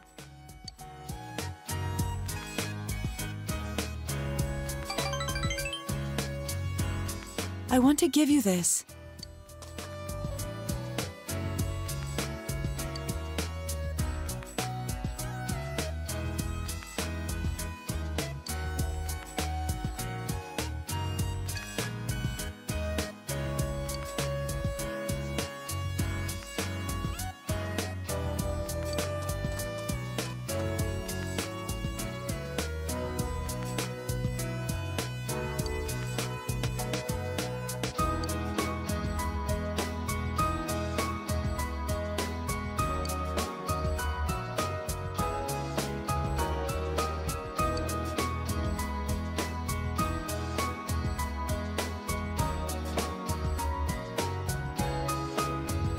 I was scared, but I've learned my lesson now.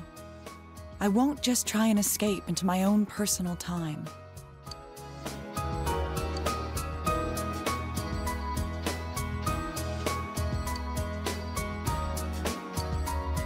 Thank you so much.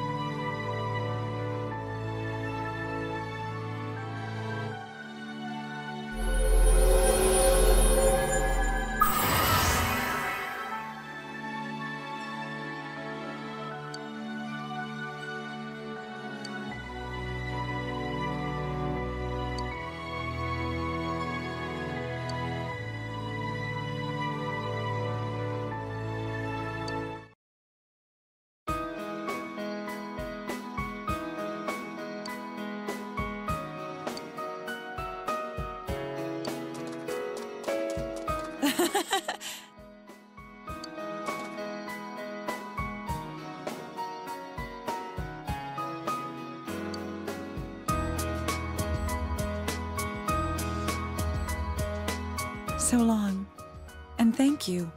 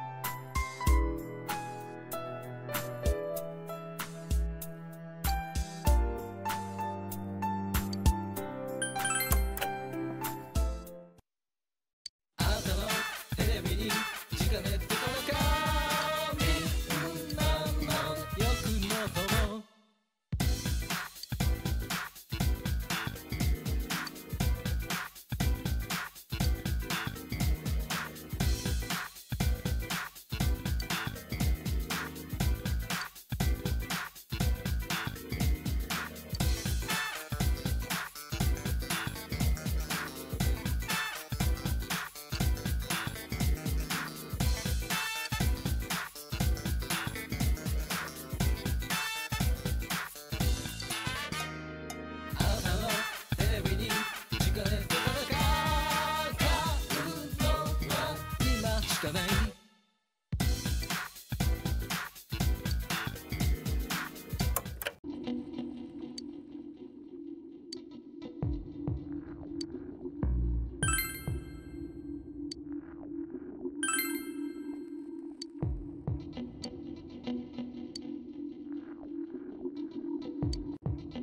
Yo.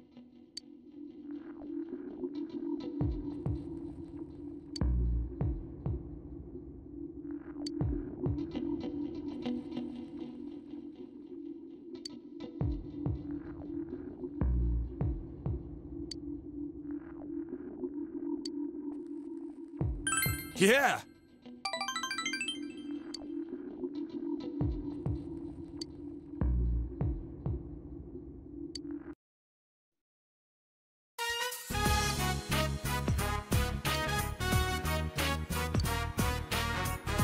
Senpai.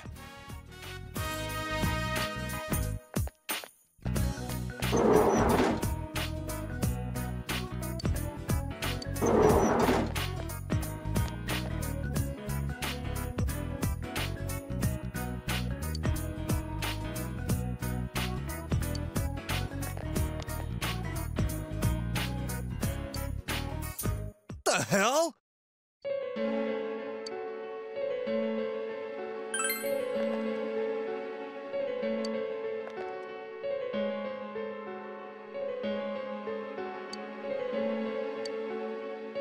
Yeah.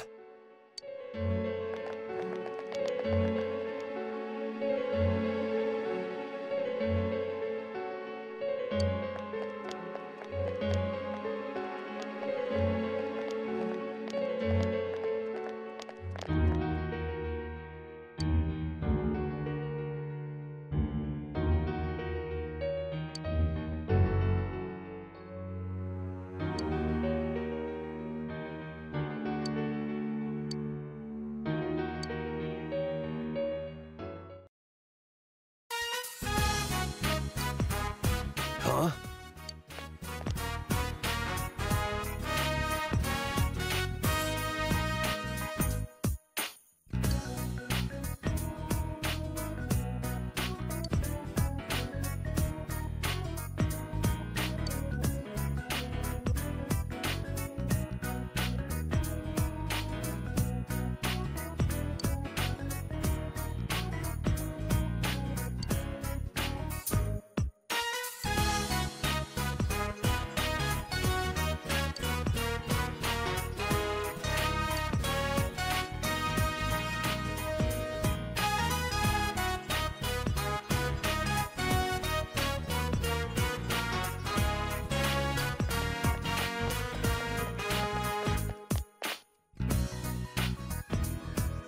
Sorry.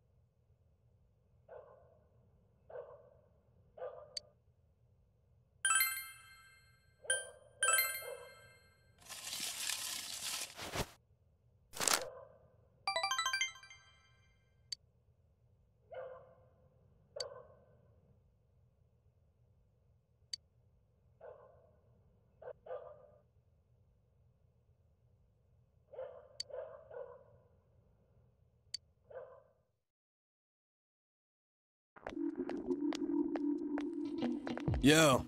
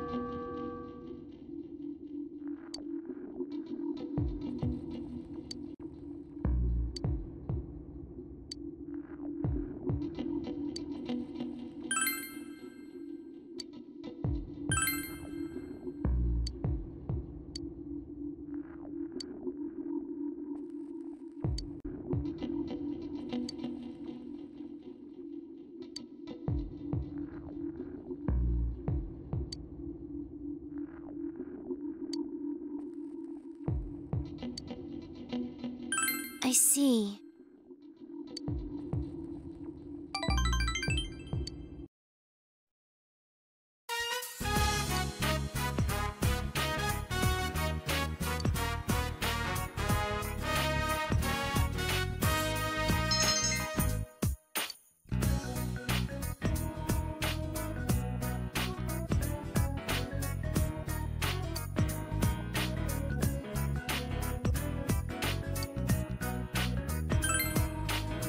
I'm sorry.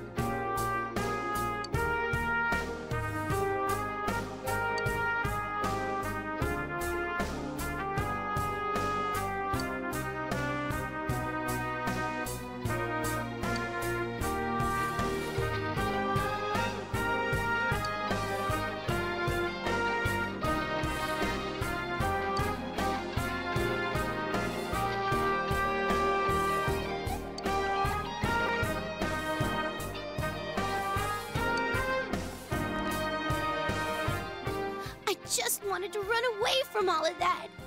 I wanted to look the other way for my entire life.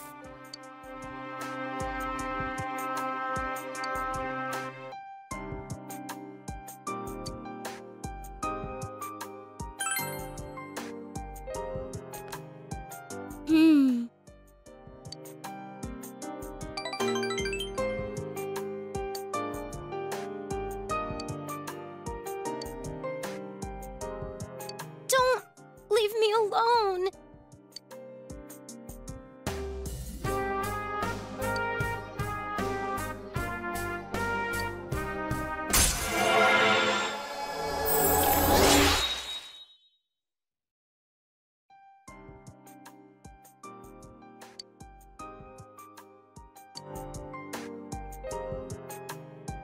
I'll see you later.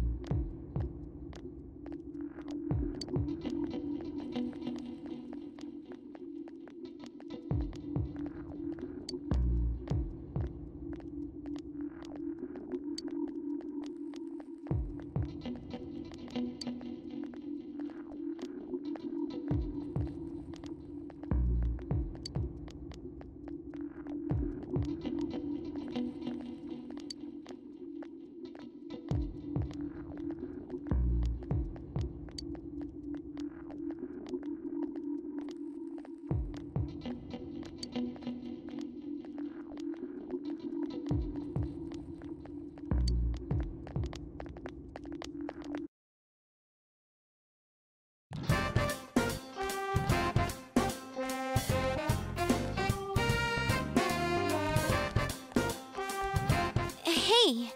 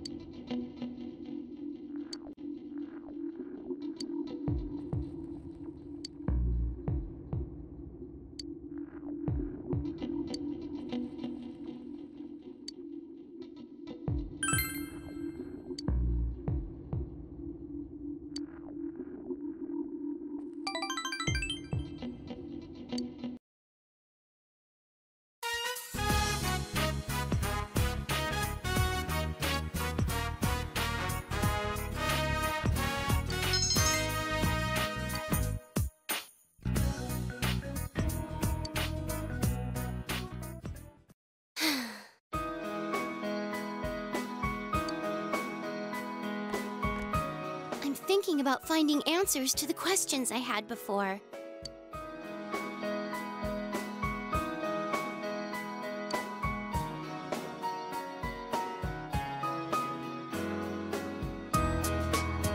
He and Mom are the ones who gave me life.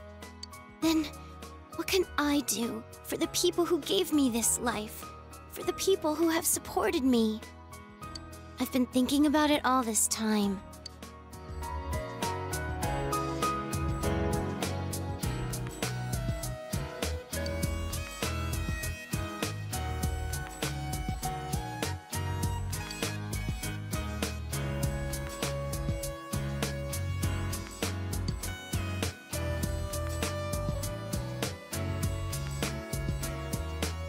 I'm not going to run from my own life anymore. After all, I'm the only person who can live it.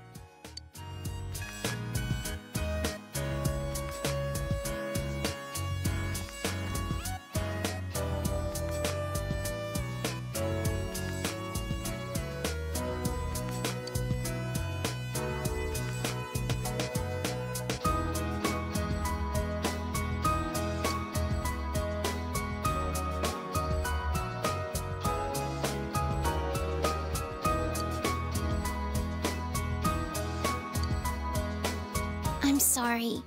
And thank you. Can you take this?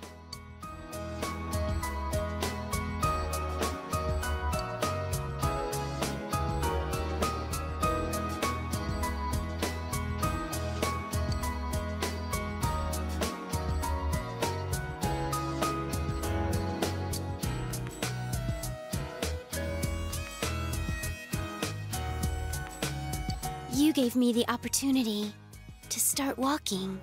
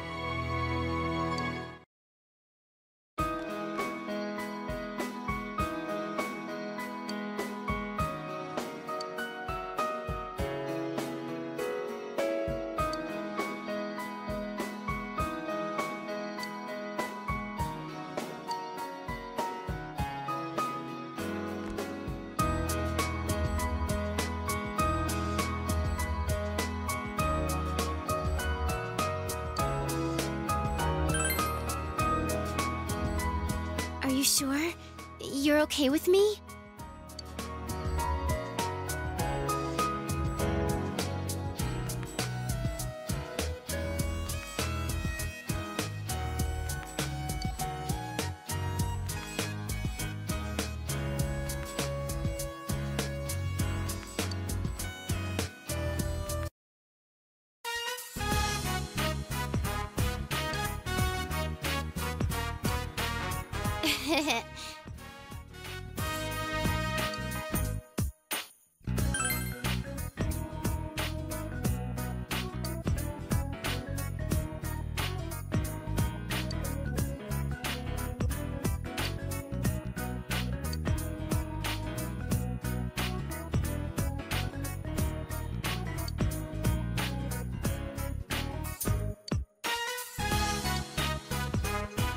Jerk, are you going to make me come out and say it?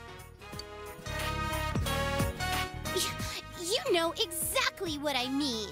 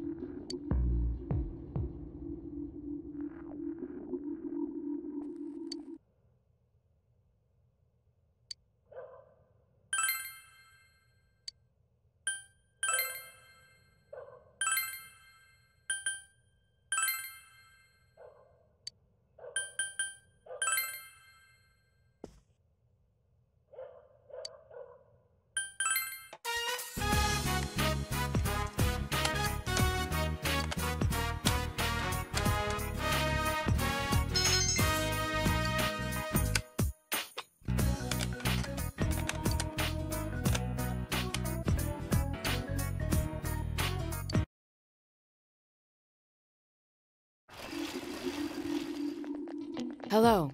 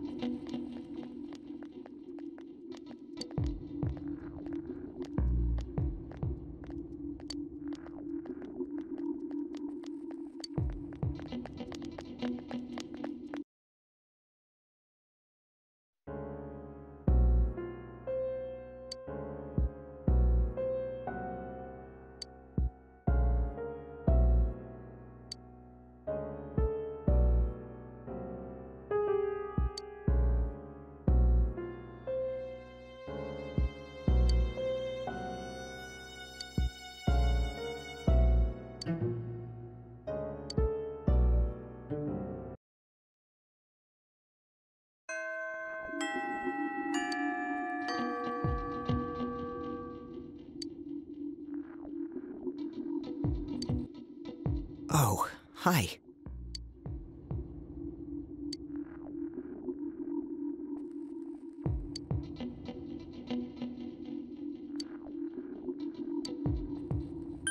Yes.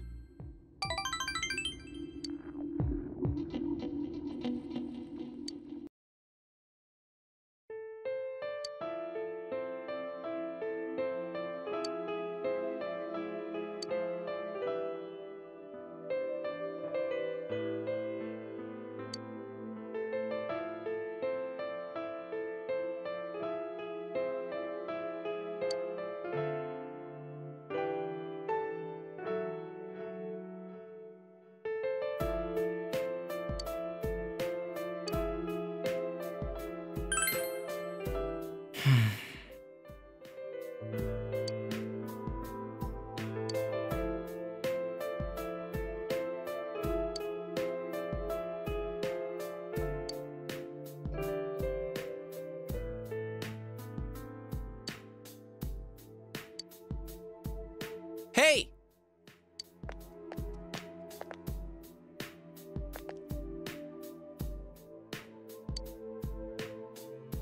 Oh, hi.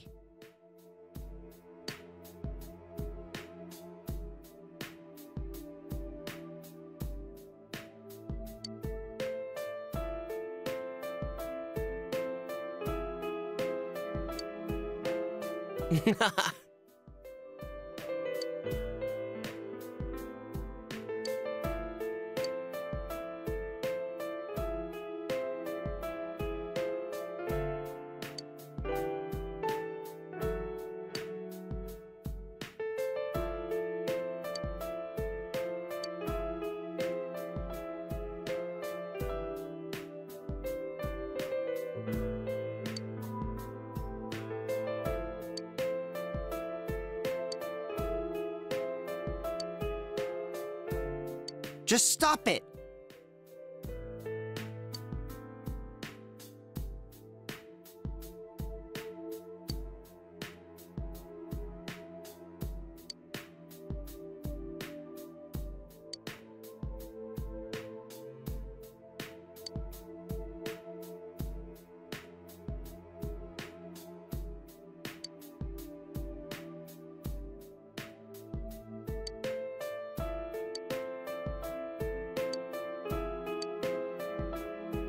All right!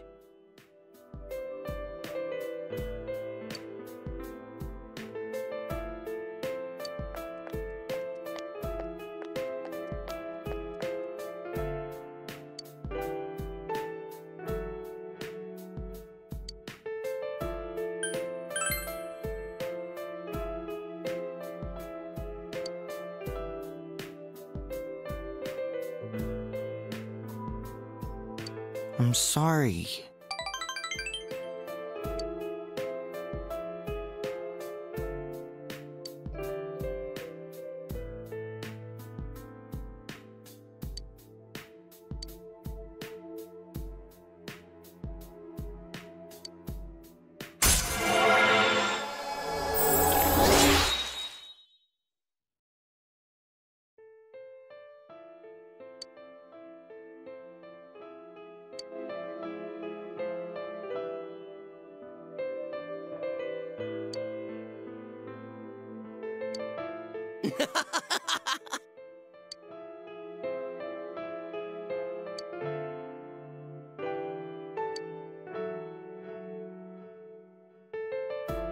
I'll see you again.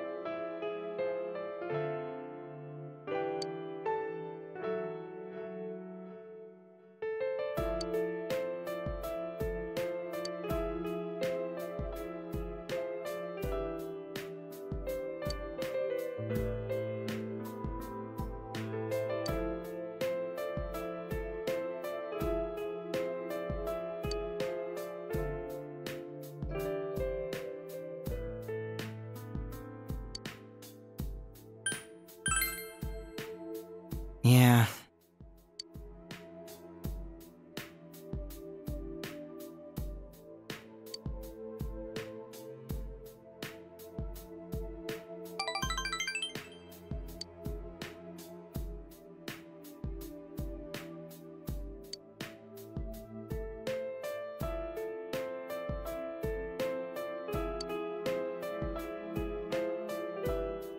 She must have wanted to live more, huh? Poor sis.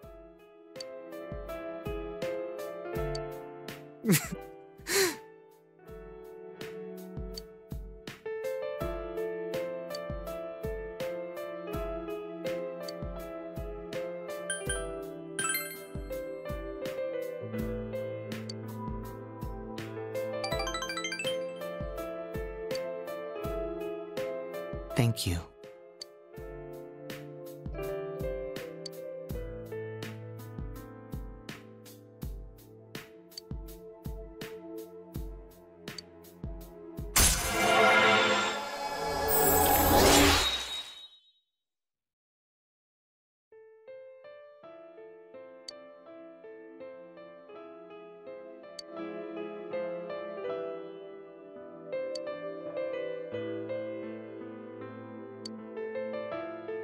I'll see you again.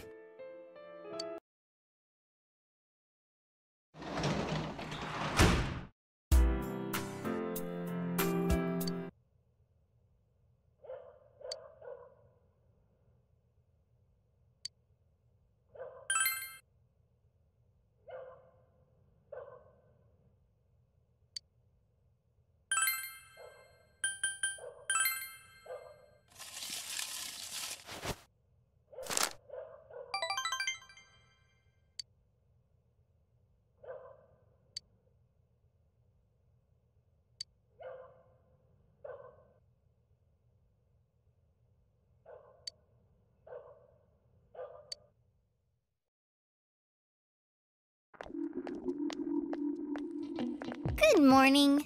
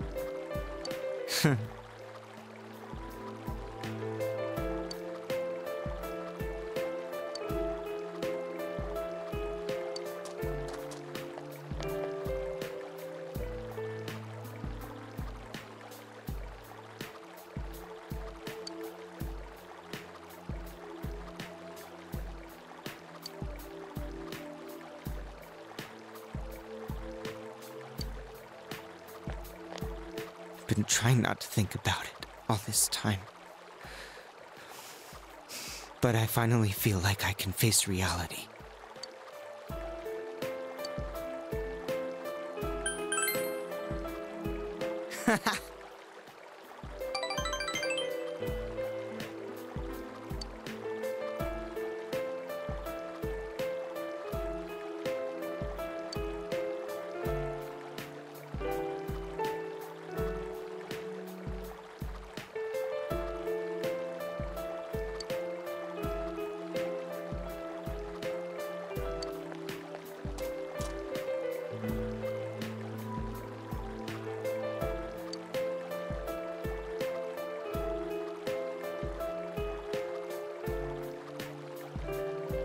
I wanted to give it to you.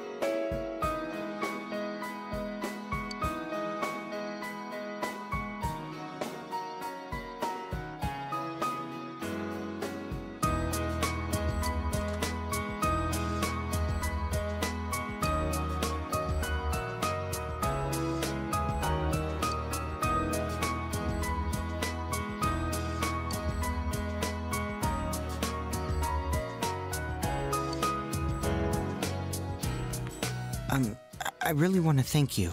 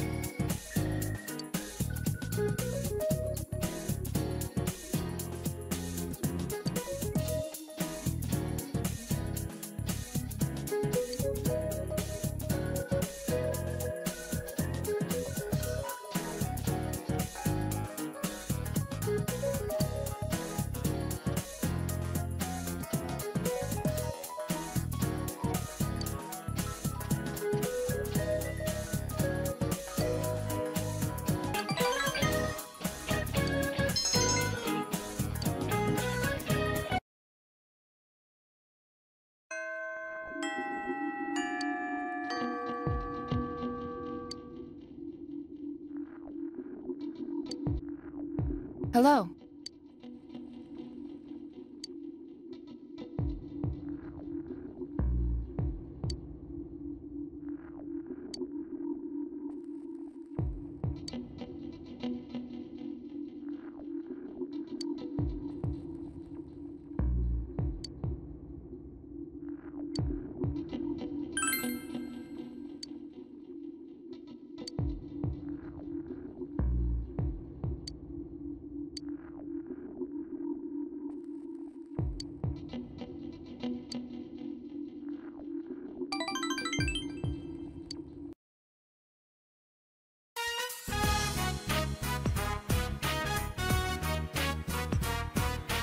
I see. So this is where you live. I can see furnishings here and there that don't match your tastes. These are temporary lodgings, of course. Judging by the position of your TV, you regularly watch the Midnight Channel from... Well, of course. This is your room. Oh, well... Anyway, I'm sorry for intruding like this. I wanted to give you something. I made this. Please accept it.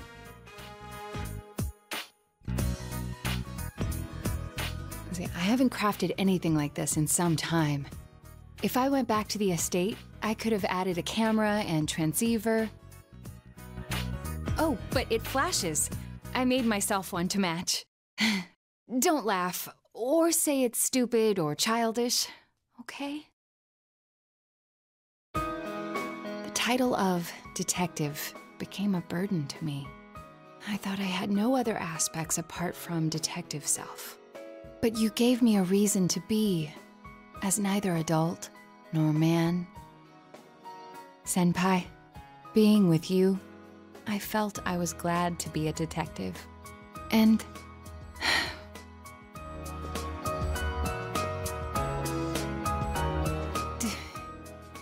Do you find the pitch of my voice strange? I see. I'll try. How's this? It's rather embarrassing. But I never thought I'd get used to sounding like that. People change, I suppose. I think I'll grow to like myself.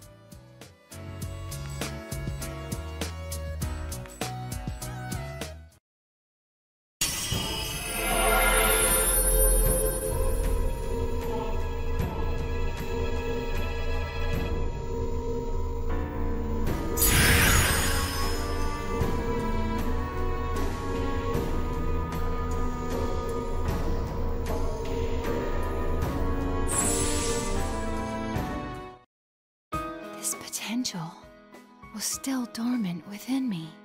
I wasn't considering the things that I should have. The people who care about me, as well as my own self. The detective, the child, the woman, the me who existed before them. I am simply myself. I'm glad to have met you.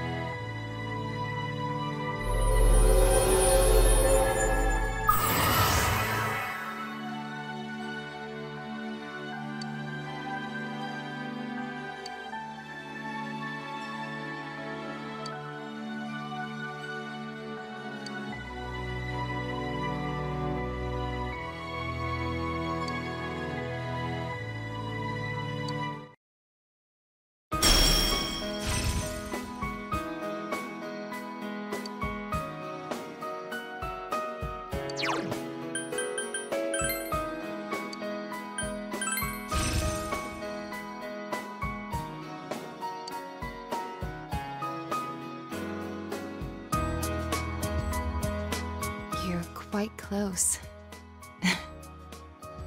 I'm not sure how to put it. The puzzle of my emotions has been solved already. But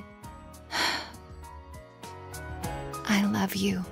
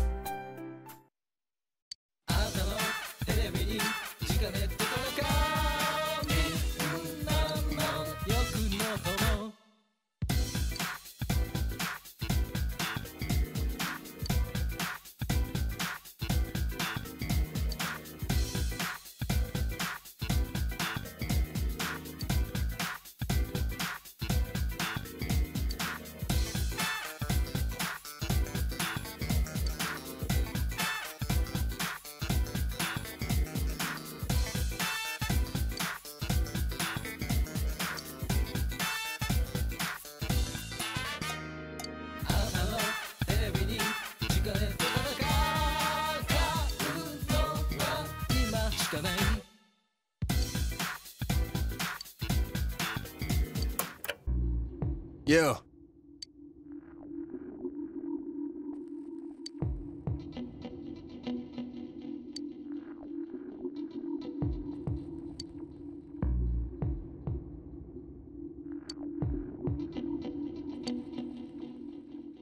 Yeah.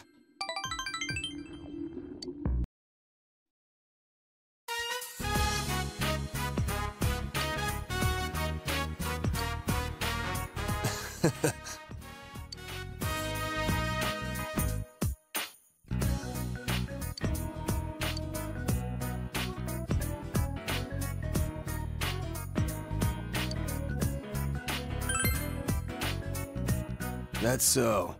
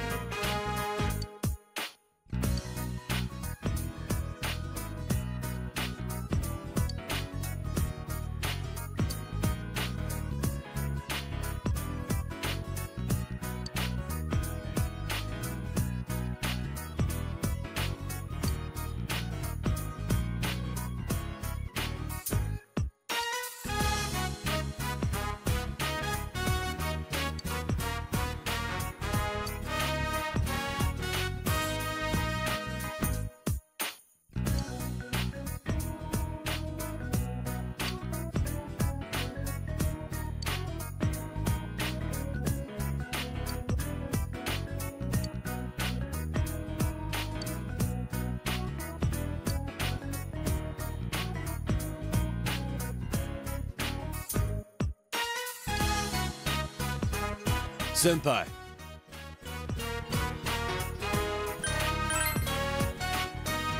The hell?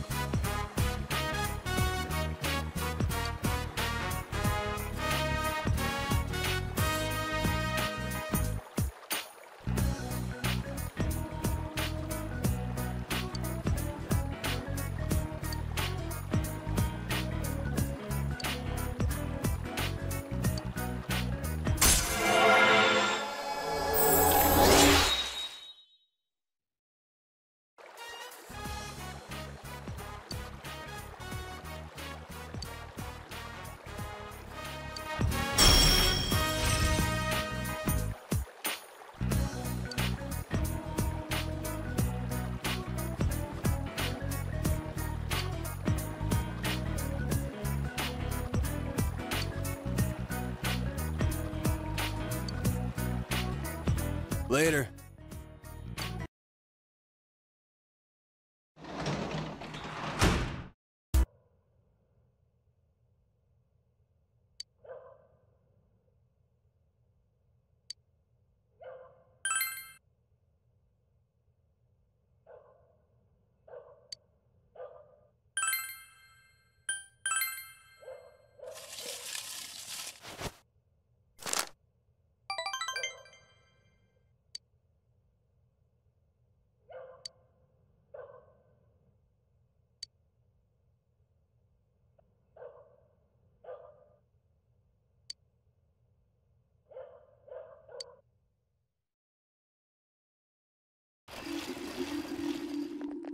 Yo!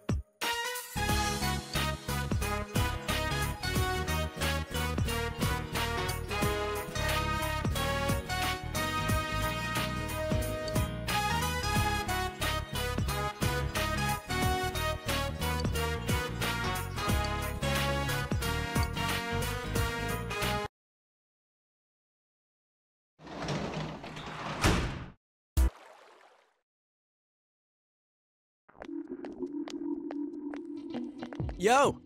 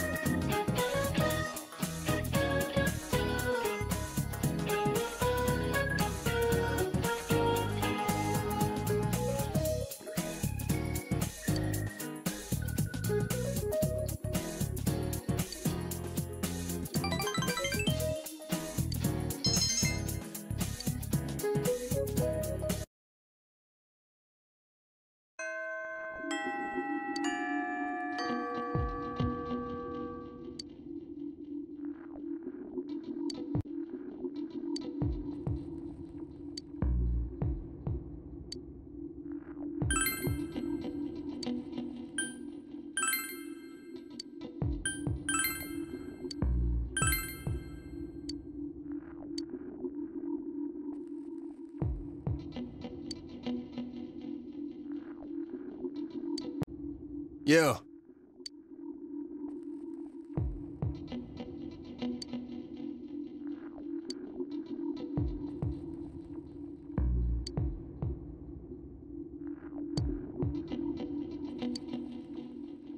Yeah.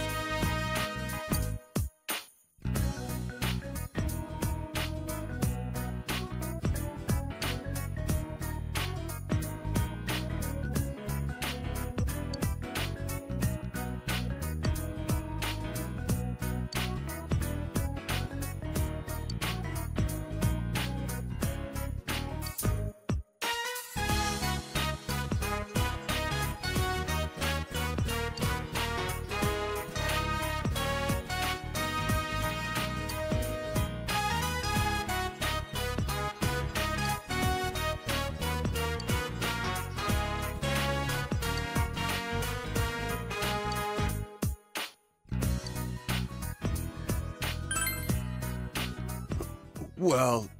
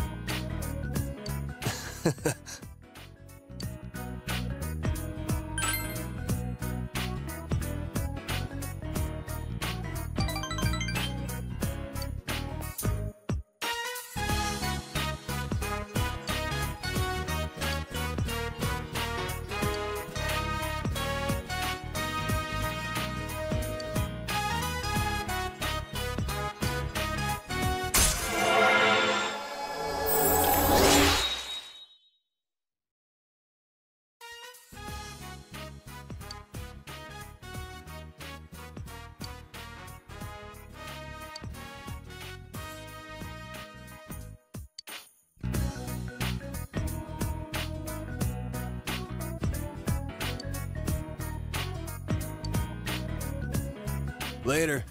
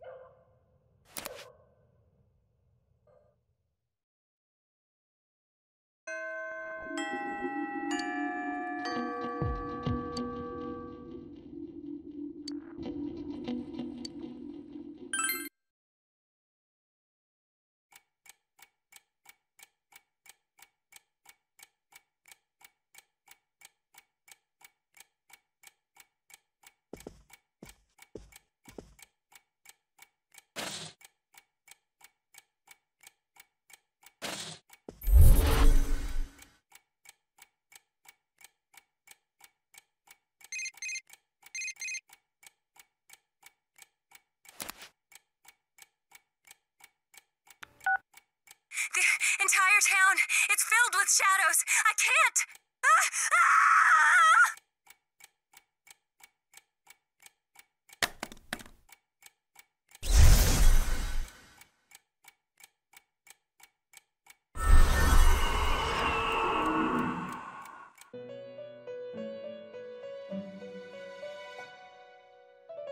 Are you awake? The mystery has deepened, and the fog has grown much thicker. It has become too dangerous to continue driving. Whether you end your journey here or retrace your steps some ways, the time has come to make a decision.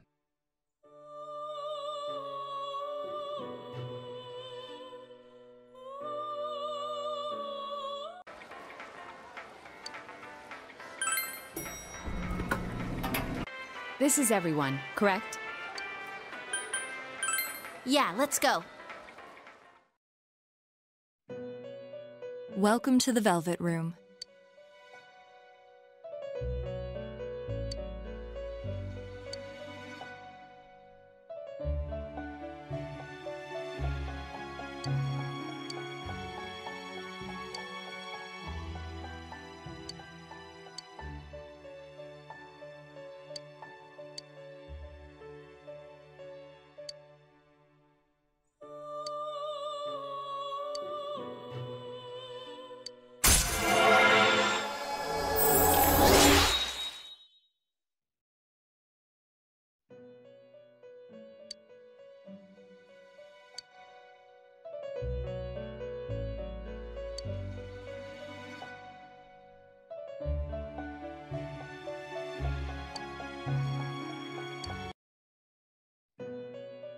Welcome to the Velvet Room.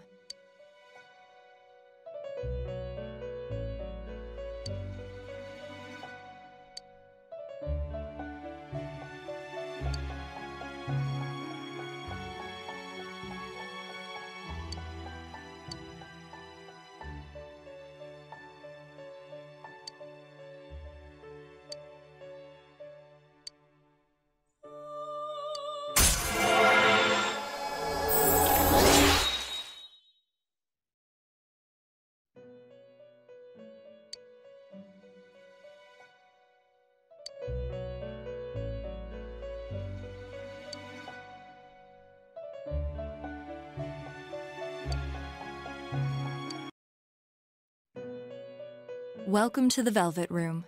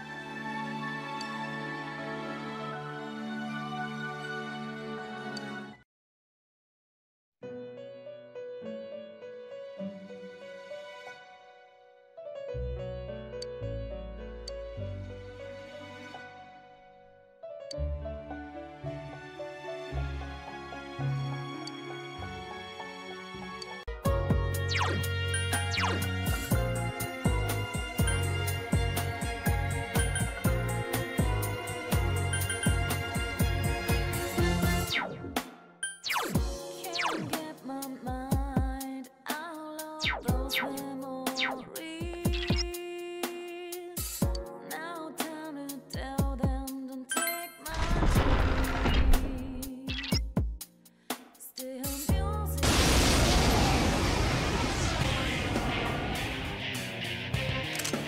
Uh-oh, that one's immune to darkness.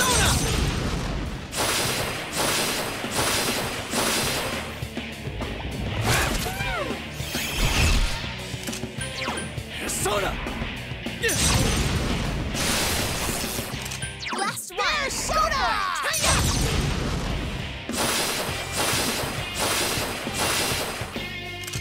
It's over.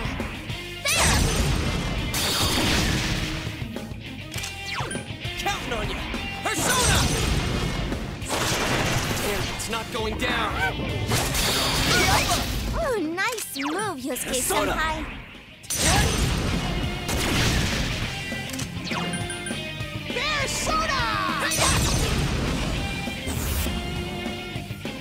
It's over. I can't defeat it. Counting on you! Persona! Someone else's turn.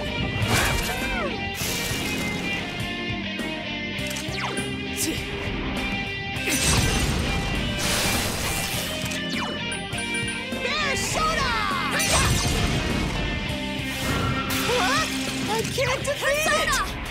There! I couldn't do it. Throw down! That's some thick skin. Himiko!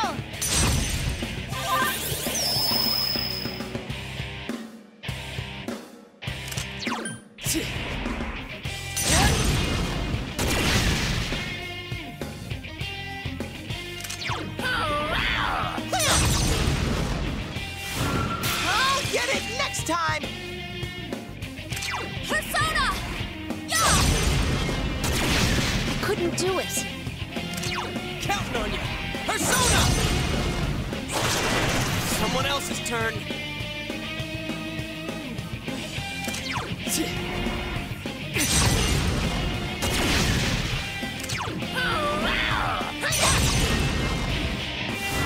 What?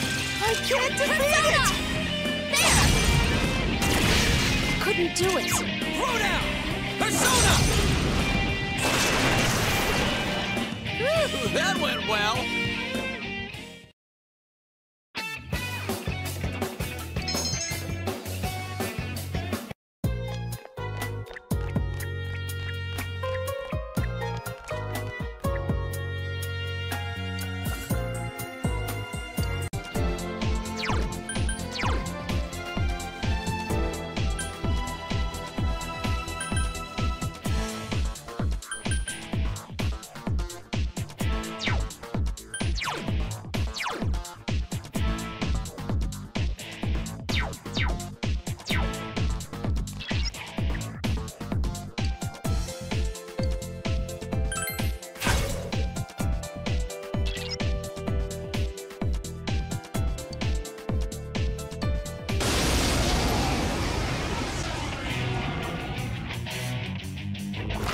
Uh-oh, that one's immune to darkness.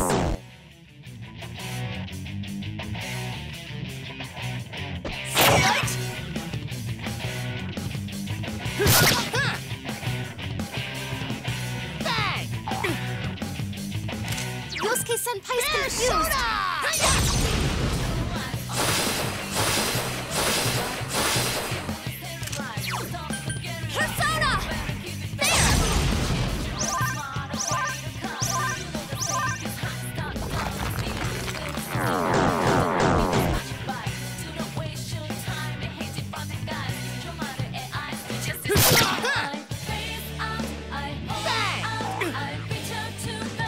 Last one. Go for it.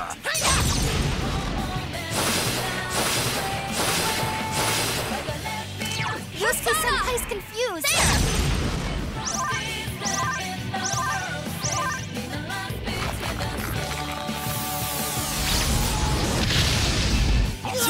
Hey, not bad, Teddy. Keep it up. Throw down! Persona!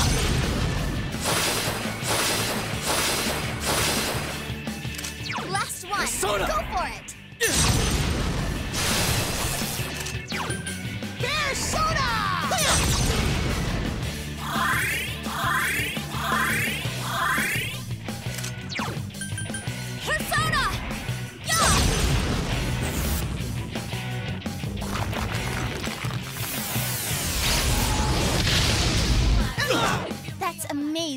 Yukiko-senpai. Keep it up. Throw down!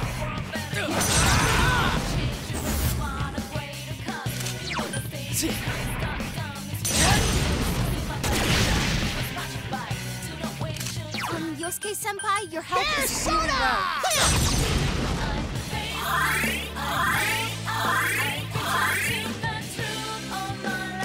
Last one. Go for it. Persona!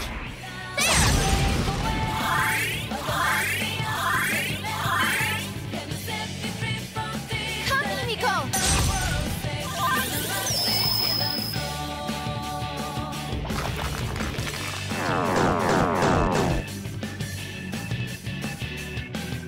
Yukiko-senpai's confused! Counting on you! Persona! Damn, it's not going down. Persona!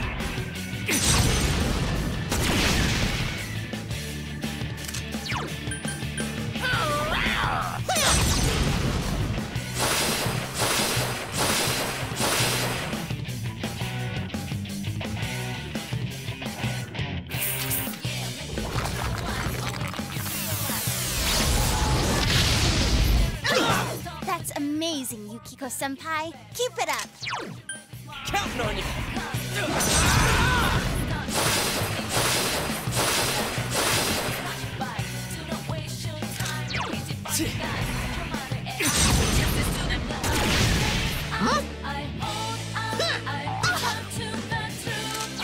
Yosuke-senpai, your health is really low.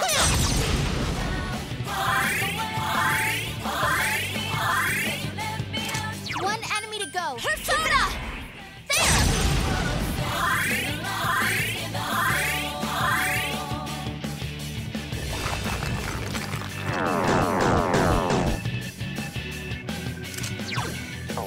Throw down! Persona! Damn, it's not going down.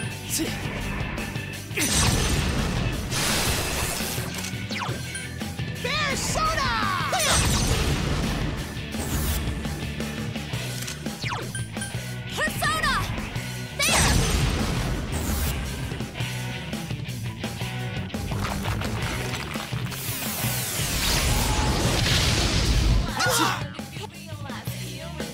Come, Himiko!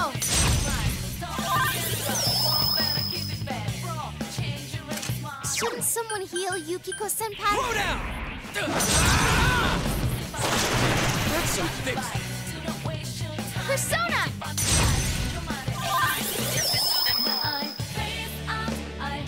Last one. Persona! Go for it.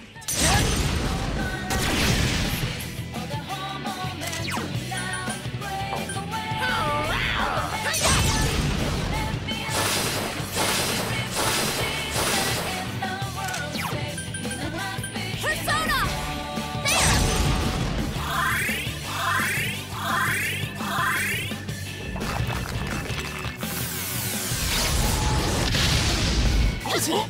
Hey, not bad, Teddy. Keep it up. Counting on you! Persona!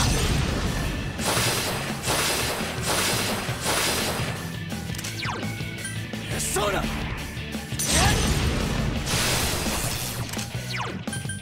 Persona!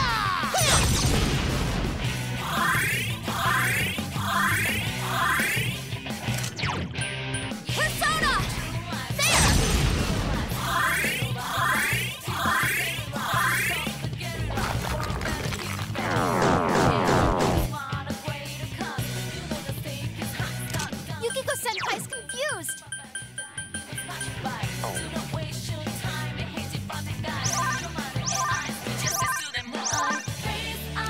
One enemy to go. Keep it up. Persona!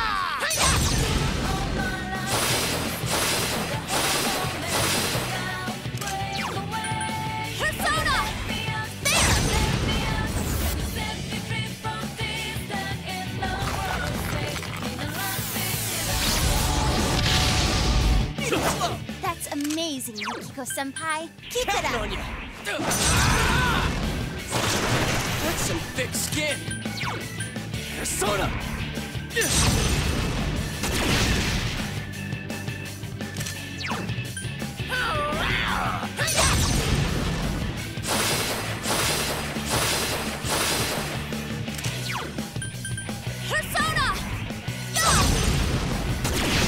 couldn't...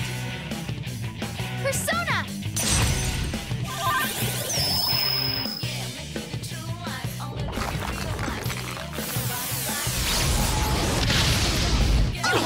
Hey, not bad, Teddy. Keep it up. Throw down! Persona! Okay, let's go.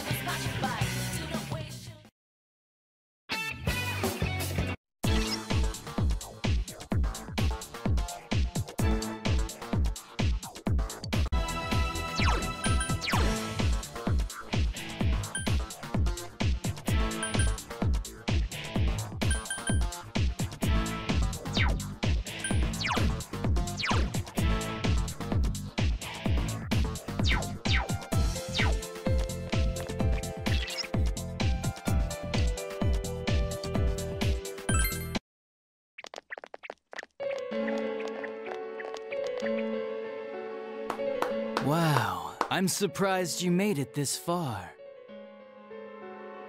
Allow me to confirm the crimes you've committed thus far. You had suspicions that this world was dangerous, yet you threw Mayumi Yamano into the TV. Knowing full well that Miss Yamano died here, you did the same to Saki Konishi. Not only that, but you duped Namatame into taking over your murder attempts while you watched like a spectator at a game. When the disappeared stopped dying, you sent a warning letter to ensure more victims. Even when a copycat killer arose, you had the gall as a detective to eliminate a suspect under investigation. 2 people died in the last 6 months, and a young girl is now in critical condition. But that's not all. If at any turn something had gone wrong, many more would have succumbed. All for some foolish excitement, like a criminal reveling in the chaos he creates. Yeah? So what's your point? All I did was put people in here.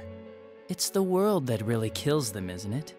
This world reflects people's thoughts. Which, oh dear, does that mean the real culprits are everyone on the outside, including you? To hell with that! You did that stuff knowing full well those people were gonna die! If that's not a crime, then what is? You're so self-righteous. How can you say that? Aren't you a police officer? Out of everything you could have been, didn't you specifically choose to join the police? Don't make me laugh. Just because someone joins the police doesn't make them some kind of agent of justice. You know why I applied? So I could legally carry a gun. That's all. You'd be surprised how many are like that. I thought it would be fun, too. But to tell the truth, that was a wash. Everyone around me was such an idiot. I made one tiny mistake, and they all got on my case and sent me out here to Nowheresville as punishment. I was bored shitless and wondering what to do next when I discovered this power. For crying out loud! Why a bastard like you? A gift for having to put up with this lame job out in Nowheresville, I guess. I did that stuff 'cause I could, and it got interesting, so I watched. That's your reason? You can't be serious! You really don't care what happens to our world? Let's be honest, there's nothing great about the real world, is there? It's just dull and annoying as hell. No one accepts that's the way things are. They're just stuck with it because they can't deny it either. Those who actually succeed in life, they just happen to be born with a magic ticket called talent. If you don't have it, you can either accept or deny that fact until you die. That's your only choice. Once you realize that, all you have left in life is despair, the ultimate game over. Wouldn't it be better if that kind of reality was wiped away? That's complete BS! Brats like you are so damn naive. You piss me off. Listen, you might have hopes and dreams right now, but that's only because you know nothing about reality. One day you'll see. You'll be faced with a boring reality that boxes you in, no matter where you go. You're the only boring thing here!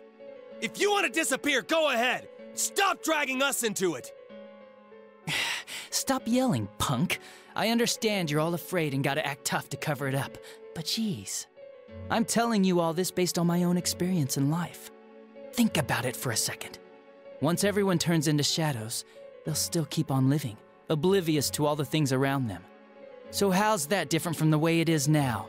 No, this'll make things much easier for everyone. Easier? What the hell are you talking about? Come on, how many people out there actually think about what's real or what's right and wrong? Next to none, I bet. It's useless to think about those things in the first place. You don't get anything out of facing reality, and there's no way to change it either. I mean, what could be more boring than brooding over things you can't change? It's better to just ignore them and believe only what you want to believe in life. Doesn't that sound a lot easier? It would be awesome if everyone's life could be that easy. No matter who you are, your lifespan is about 80 years or so, right? Then it'd be easier if we all just became shadows. No need to hold back anything. No more pretending we don't see things. Honestly, we don't need our world anymore. Better to let it be swallowed up and for mankind to turn into shadows. That's what all those people who are scared to death really want. So it's my duty to see that they get it. Nobody wants anything like that! It's just you, dumbass! Jeez, don't you remember what it was like when your shadow came out? It must have been enjoying life far more than you.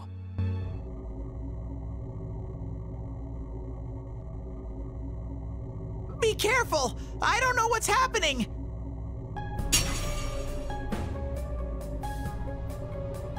You all saw shadows as mere monsters, didn't you? These things move on pure instinct. They go wild because you defy them. You annoying little brats are the ones who are wanted in the new world! Speak for yourself! Living is too painful for you, but you don't want to die? Of course no one would understand. It makes no sense. You're just throwing a tantrum like a kid who can't have his way! People can't live alone. If you give in and sever your ties to human society, it will naturally become hard to live in it. Yet you refuse to face life and admit your fault, running from your own humanity like a coward. And though you claim to find life troublesome, you cause nothing but trouble for many others. Your twisted logic is that of an immature, egotistic brat. Shut up! Stop trying to act all tough! You guys can't even stand on your own, unless you deny everything I said! Stupid teenagers! You have no idea what kind of shit I've been through! Favored by the world, my ass! I'm gonna say it flat out! You're just a worthless criminal! Here he comes. This'll probably be our last battle. Let's hit him with everything we've got!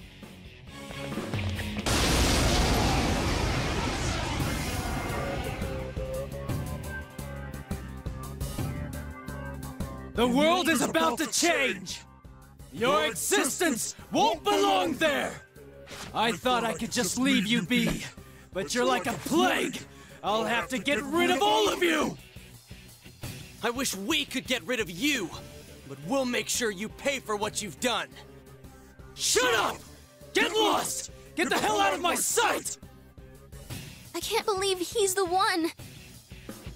That bastard! We can't lose, no matter what! Counting on you! Persona!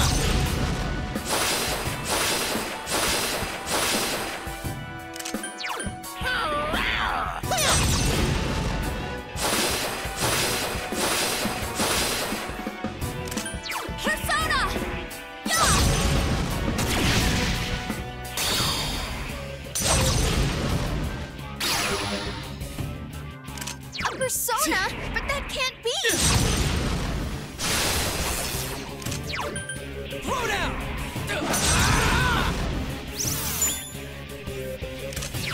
Persona! It's over!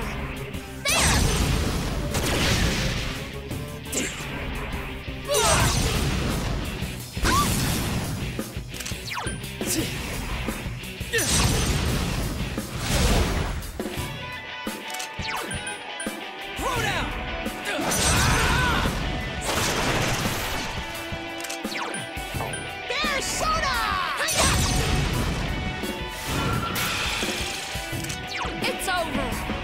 There! once! Shut up and let me finish you off!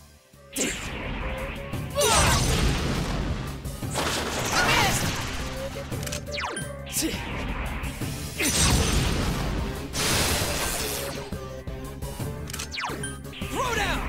Persona!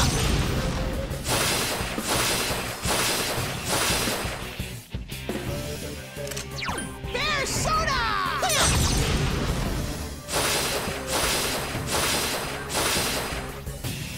It's over!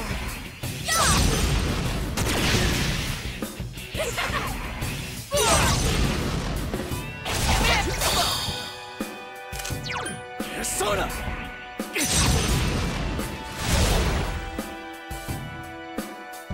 Come, Himiko!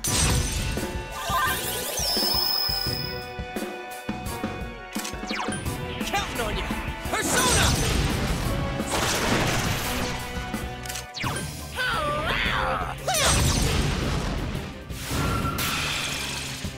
It's over! Damn it!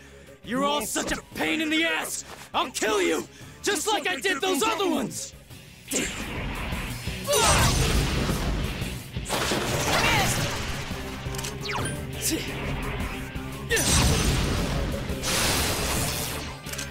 Throw down!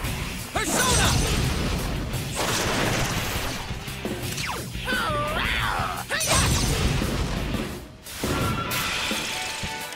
Persona! Bastards! There's no way I can lose! It makes no sense! I can't lose! Throw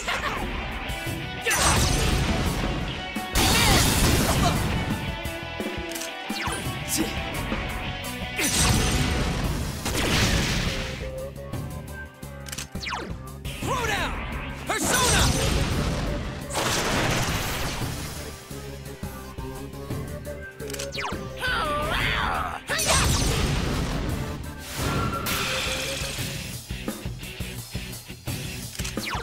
Persona!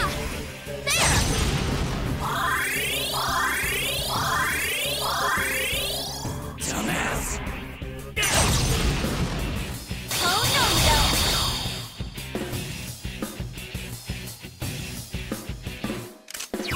Persona!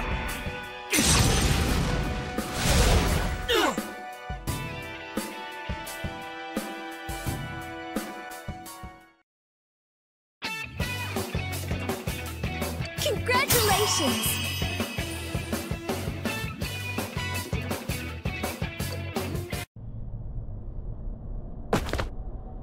Damn, this is lame. Oh well. Our world's gonna disappear soon, no matter what. I didn't have anywhere to go back to anyways. Everyone's gonna become shadows.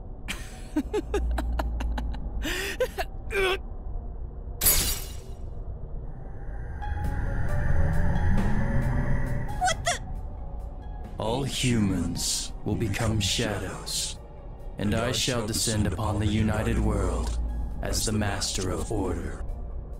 Descend? Order? What's with this guy all of a sudden? What's happening? Guys, this isn't Adachi. It's someone completely different. Both this world and yours will soon be enclosed in a fog that never lifts. It will be the peaceful world that mankind has longed for.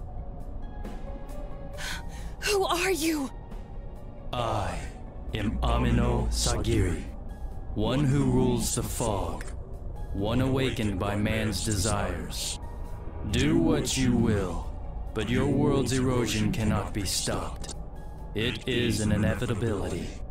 You played your part well, stirring up the will of the masses into madness. But that will soon come to an end. Mankind will soon become shadows and live on in the darkness of the fog, oblivious of their reality. What the hell are you? Why are you doing this? I am the one that shepherds humans to their true desires. Though their hearts longed for peace, it could never be attained. So they tore down the wall between image and reality. Indeed, this is the outcome desired by mankind. and mankind's desires are my desires. That is why I decided to expand this world. You're saying you're the one who created this nasty-ass world? This is part of the sea of unconsciousness that exists within human hearts. A hollow forest born from bloated desire and false imagery. Humans view things as they see fit. They wish not for truth, but rather prefer the undesirables be hidden in fog. Still, humans fear what they cannot see. That brief yearning for truth becomes a ray of light which breaks the fog and torments the shadows. That's why they attack and kill whoever's nearby at that time. A hollow forest. Then, this place isn't simply affected by people's hearts. It actually exists inside them? Mankind abandoned its pursuit of truth, placing itself in the depth of chaos and falsehood. Thus, my strength has grown, and the fog will not lift. Your world will be engulfed by the hollow forest. Will you shut up already? We'll just use our power to beat the heck out of you and it'll all be over. It was I who made it possible for you to bring about this destiny. I bestowed power onto those who could brave the hollow forest. That is what allowed you to come in contact with this world, and you all have done very well since. Bestowed power? Contact with this world? You mean the power to enter the TV? Then the Midnight Channel, was that phenomenon also your doing? Humans fail to see things as they truly are. They choose to see only what they wish. I acted only in support of this. A world filled with desires, viewed through a window from which one sees what one wishes to see. Humans departed from reality of their own volition, craving more false images. A window that shows people what they want to see. So that's why those who got famous suddenly appeared on the Midnight Channel, one after another. It was all in people's minds. I have to say, it must be true. The Midnight Channel we saw in Namatame's hospital room, that kept bothering me since. What we saw there wasn't Namatame's true intentions at all. Then it came on because we were all thinking, this person must be the killer, he can't be forgiven? We let ourselves be deluded. Exactly. The more false images one yearns for, the more one stops yearning for reality. And so the forest grows on. That is the expansion of this world. Enough talk already! Long story short, you're the one behind all this! Yeah, I don't know who you are, but you're going down! People want to become shadows? Their desire is your desire?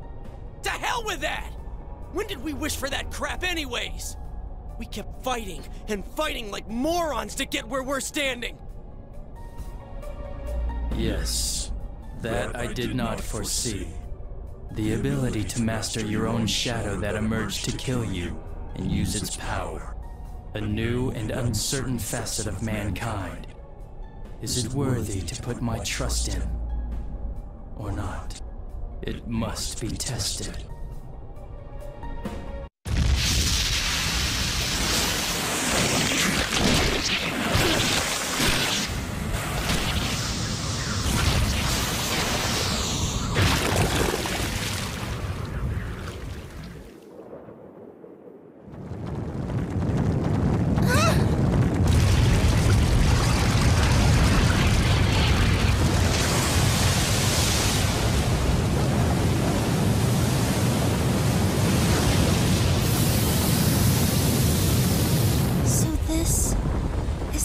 Of all the fog?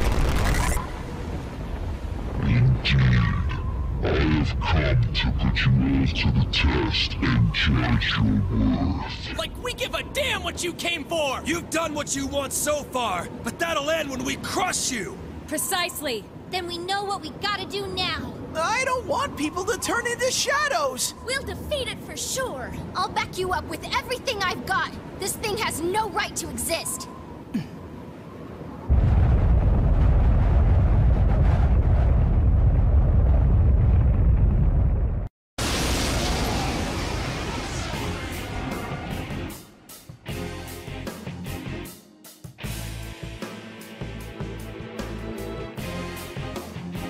defy me is a senseless act which goes against your world's wishes. Now, let everything vanish into the sweet fog of illusion. This is the end. This time, it's all over. It's huge! Let us begin.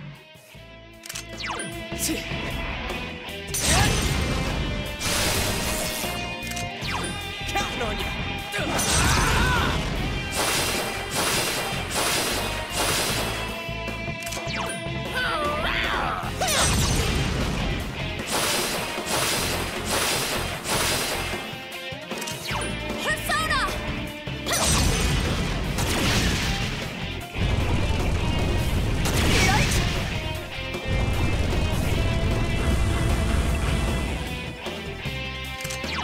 Persona!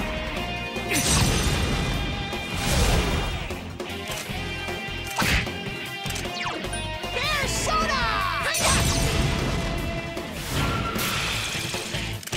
Yosuke Senpai's persona is sealed.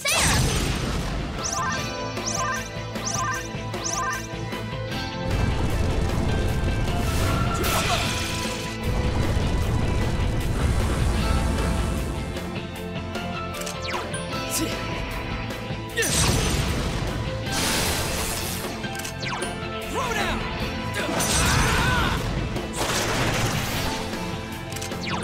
Persona!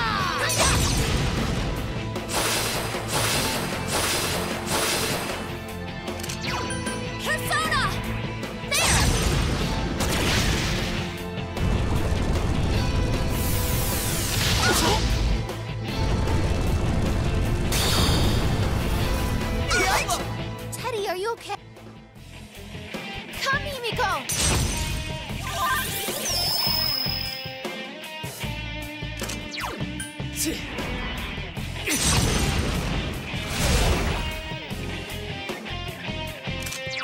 Throw down! Persona!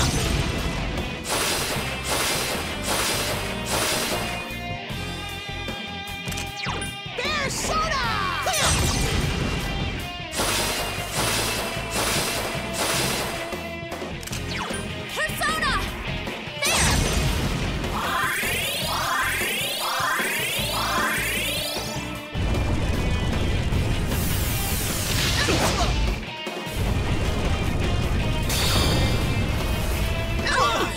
Teddy, are you... No one wishes for the fog to lift. Why act against the wishes of your fellow man? Consider, is that truly just?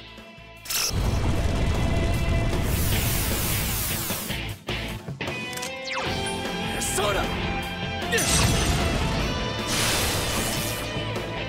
I'm pissed now! Counting on you!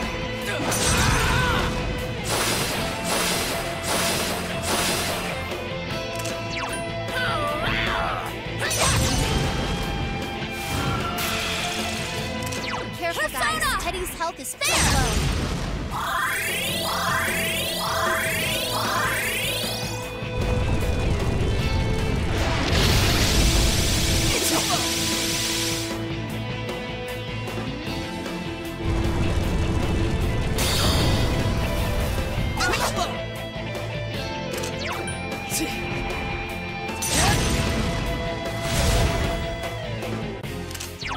Throw down!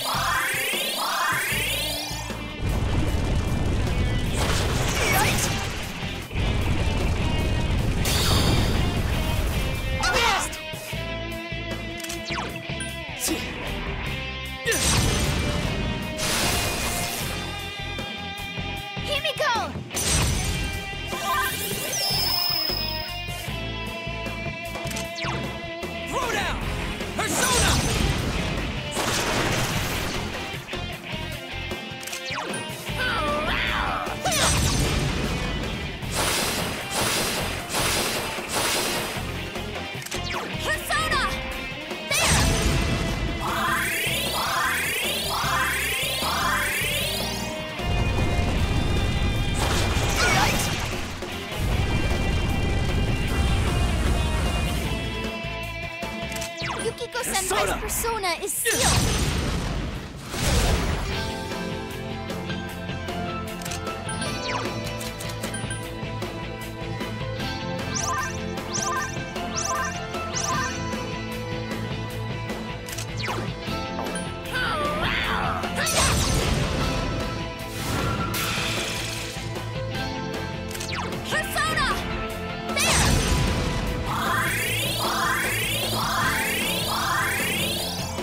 How foolish. Your actions will draw many back into suffering and strife. Why will you not understand this?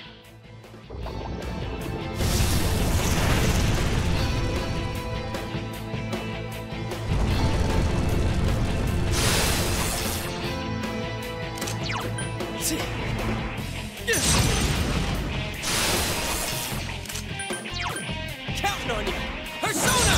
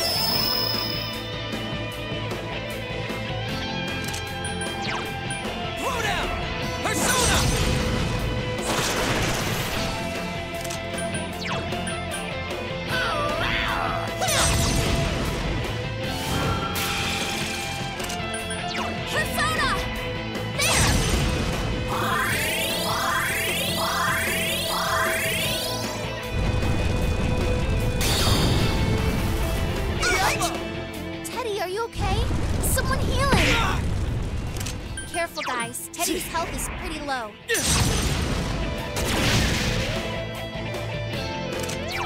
Counting on you! Persona!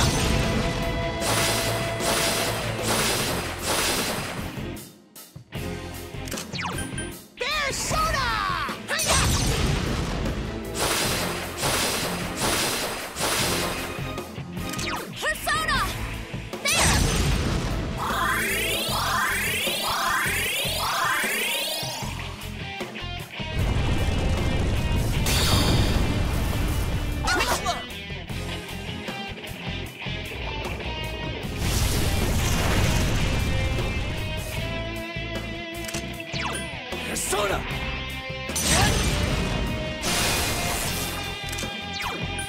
Counting on you! Persona!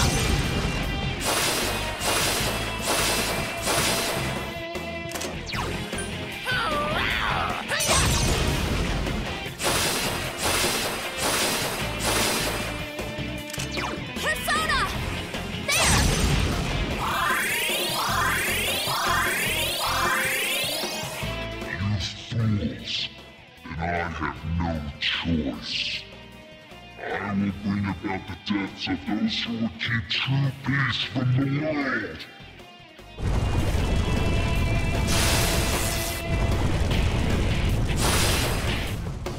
Persona!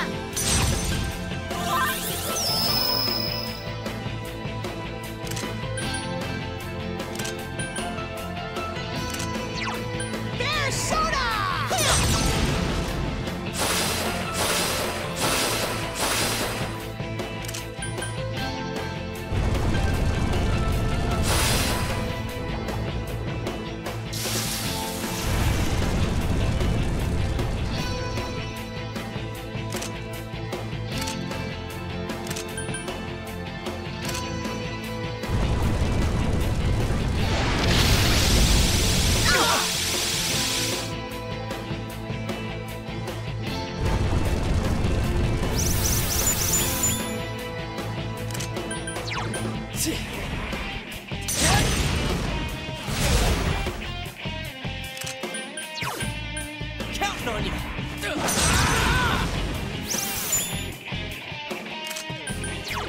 Bear soda!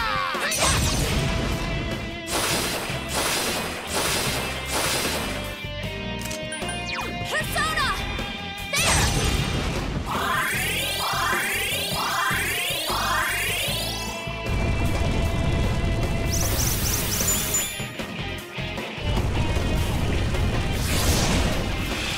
Yikes!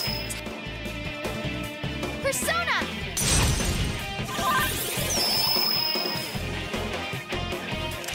Teddy's acting weird. Persona! You should help him. Counting on you!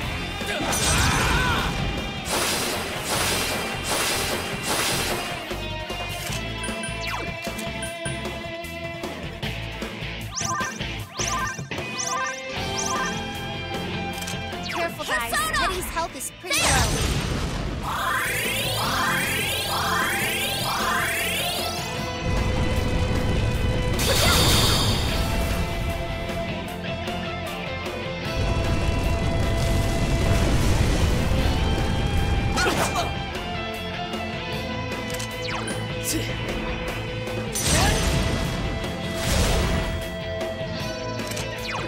Counting on you! Persona! Bear soda! Persona!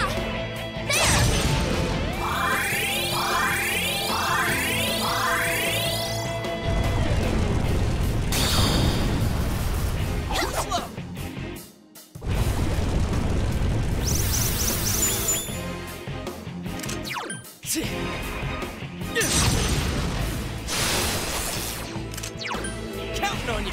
Persona!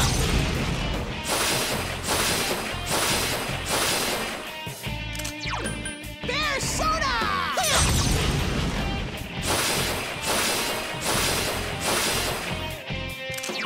Persona!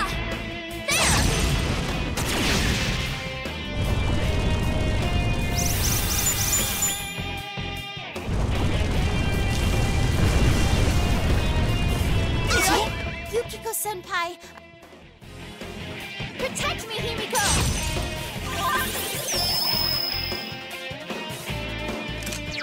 Persona!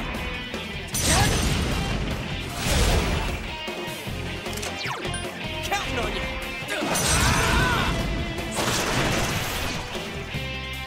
I won't lose! Bear soda!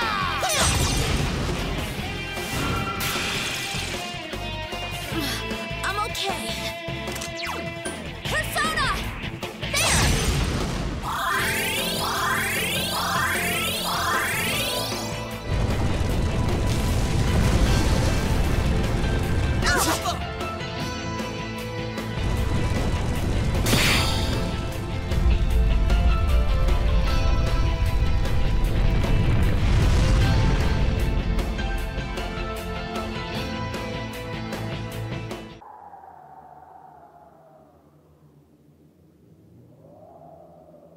I see. Your powers are strong. Power comes from the heart. You have proven to me human potential. Very well. I will lift the fog from the place where you will return to. Mankind's desires are my desires. If mankind so wishes, I will return at any time. I am always at your side, watching. Well, don't wait up! We'll keep that from happening no matter what! Time will show the path humanity takes.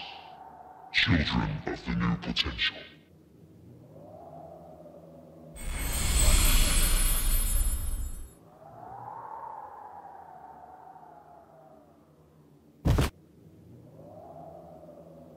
You think it was controlling Adachi-san? Who can say? I believe it was at least partially his own intention as well.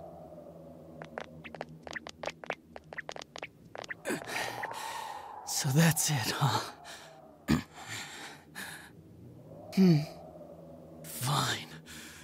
Live however you want. If you think you have the power to change the future, then go right ahead. Everyone has the power to do that. Get out of here. The shadows will finish me off. Just leave me be. You came to kill me in the first place, didn't you? No, dumbass.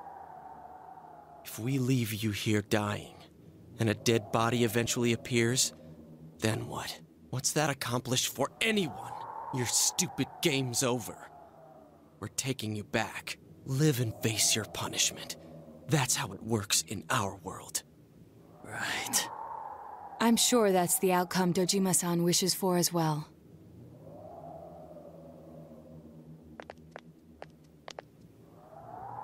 We have the same power, but things turned out so differently for us. Friends, huh?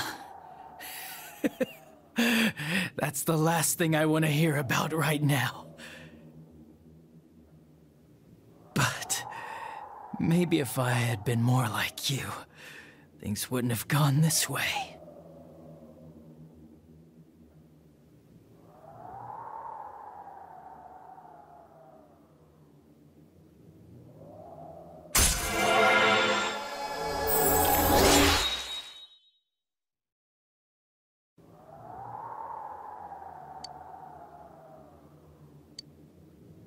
Let's go back.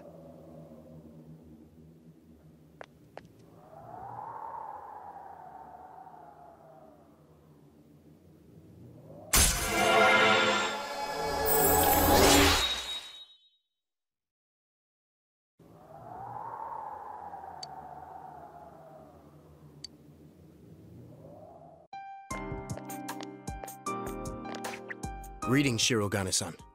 We got word from Detective Dojima. He's wanted on suspicion of murdering Mayumi Yamano and Saki Konishi, right? Correct. Understood. We have an ambulance waiting downstairs. Should we have them bring the stretcher up here? An ambulance? Detective Dojima assumed one would be necessary. He wanted the suspect to be carefully taken into protective custody.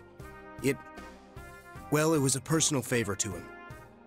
They were partners, after all. Then yes, please have them bring up the stretcher. Understood.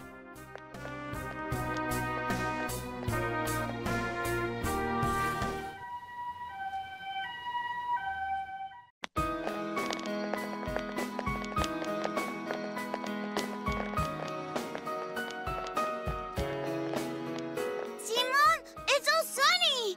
I can play outside, like you promised, right? Oh, Makoto! Don't run like that! It's for real! The fog's really gone! We did it. This time it's for real.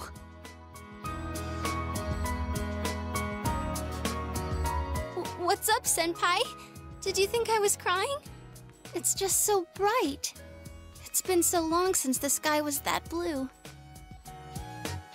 It's finally over. It took us a long time to get this far. But, well, this means we've won.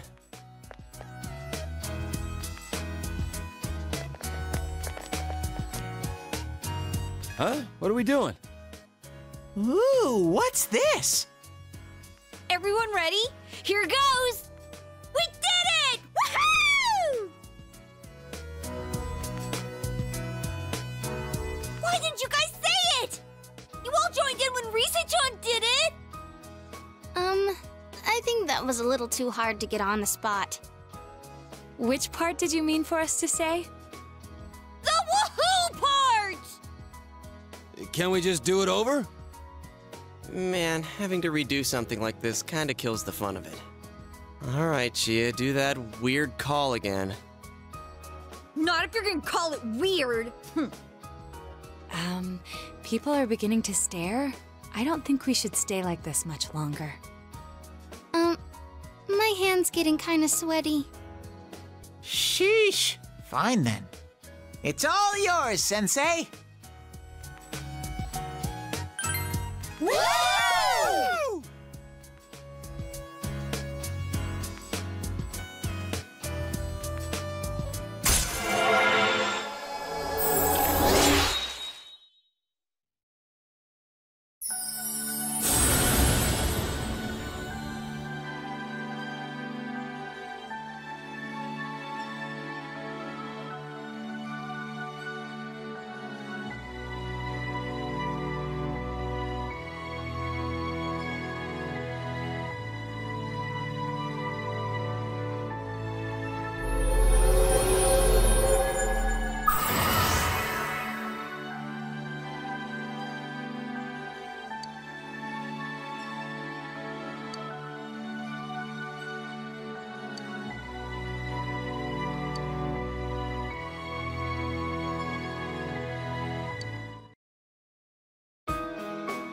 Dude, aren't you supposed to do this before you start something, not after it's over?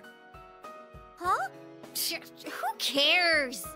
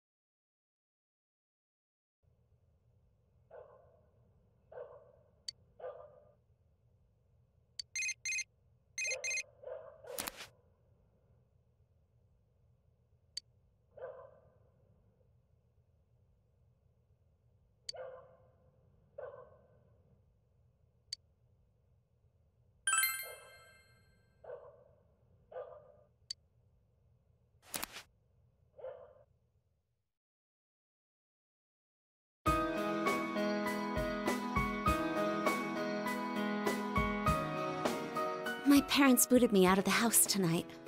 I was helping out like normal, but my parents said I was bothering them. They're being overprotective. I can go out on a date without any help. But I like them so much.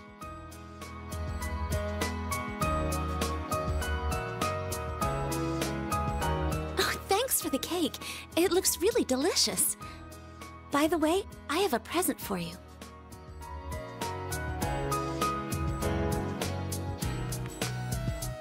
I know you won't be staying in Inaba forever.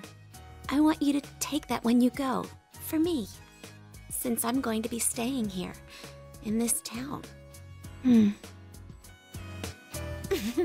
should stop talking about gloomy stuff like that. We've solved the case. I want today to be fun. I've been wondering why I like you. You're so confident. At first, I was interested in you.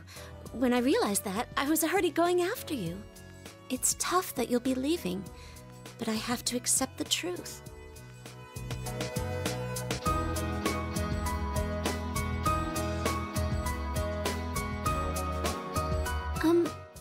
What else do people do during Christmas?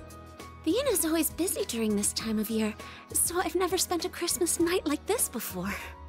I've never had a boyfriend either. I'm so happy that you're my first boyfriend.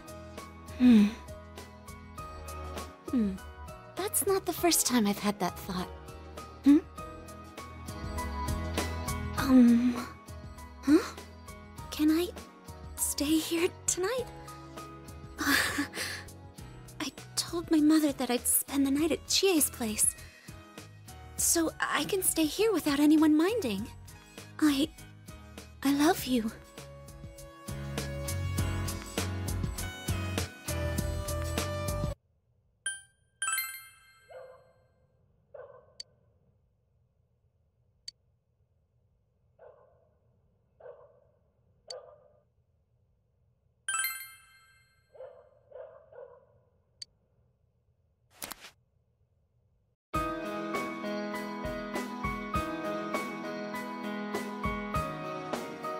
I'm kinda nervous because I've never spent a Christmas like this. And I'm kinda amazed, too. here I am, spending Christmas with you, and I didn't even know you last year. But now we're here together, and I feel happy, you know? Come on, say something.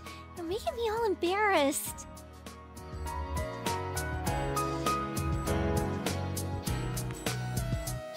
Oh, that cake looks delicious. Good choice. This is from me.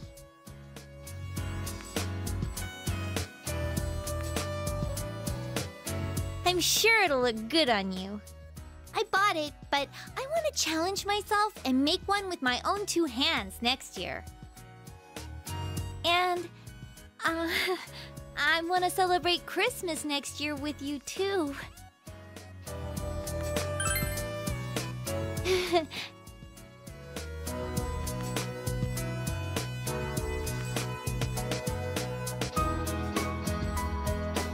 Oh, it's this late already. You know, I told my parents I'll be at Yukiko's place tonight.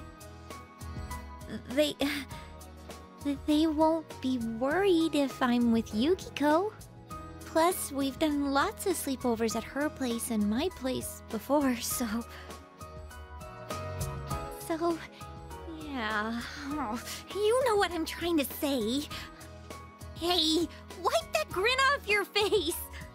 Stupid.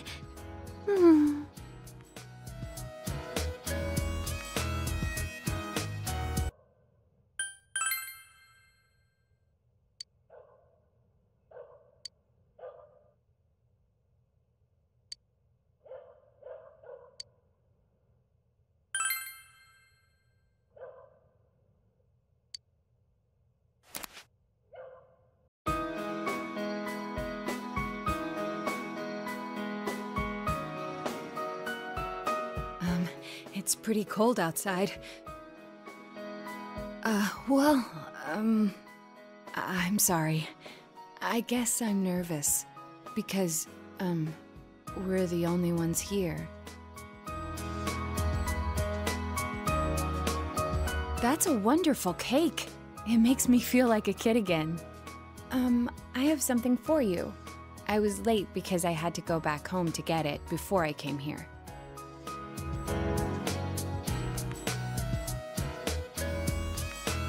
Customize this watch. It has the normal functions of a digital watch, but it can also tell you where I am. It's just a toy though, so it only has a radius of a few meters. And just so you know, my watch has a similar function. My watch can tell me where you are. Really? I'm glad. Although, from spring on, my watch will just say out of range. Until then, I want to be with you as much as possible.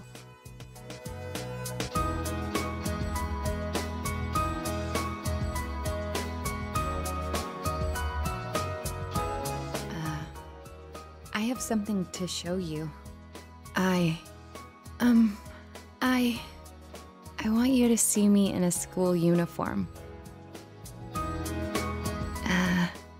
You said you liked it when I spoke with a higher voice.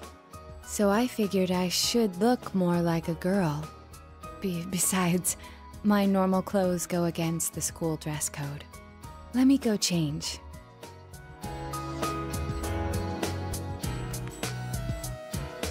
Yakushiji-san prepared it for me.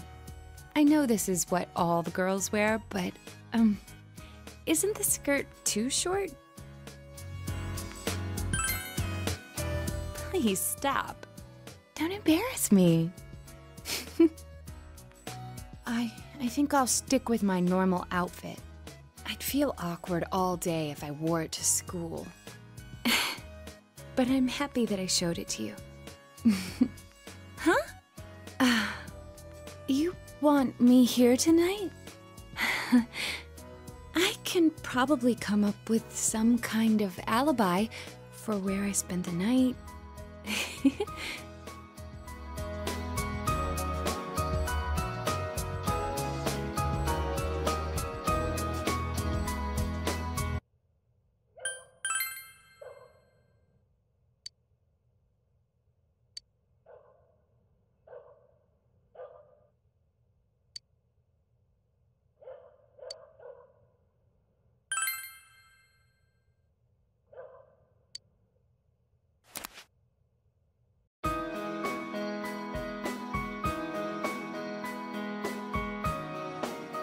had to sneak away from my family's party. If you could even call it that. My dad and his colleagues usually just sit around and talk about work. Besides, I wanted to see you, too.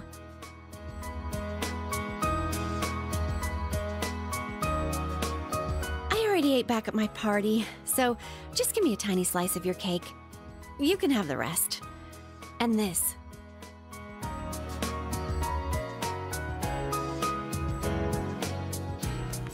Handsome guys need fancy stuff, you know.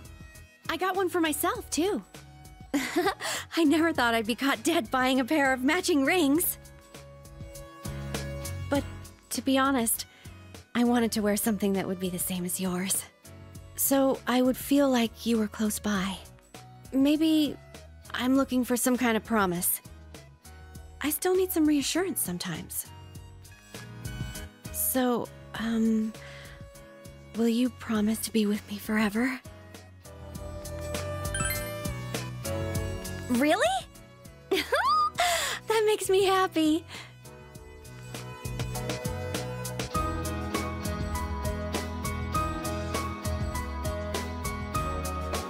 Wow, it's getting late already. Wait, don't look at that clock.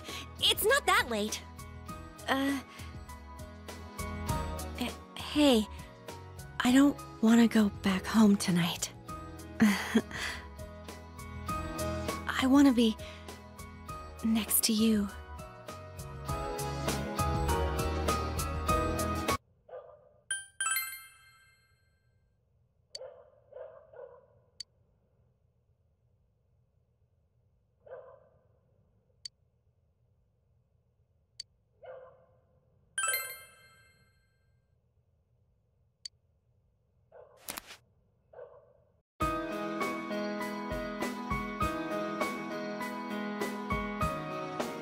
You know, I love Christmas now, but I used to hate it.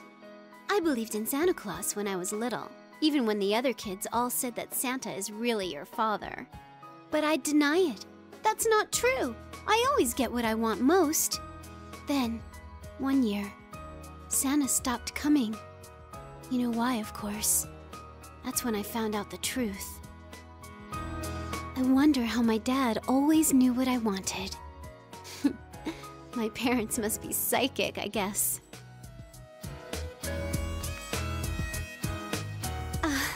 Sorry, I was off in my own little world for a second. Why don't we eat that cake? It's been a while since I saw a whole Christmas cake.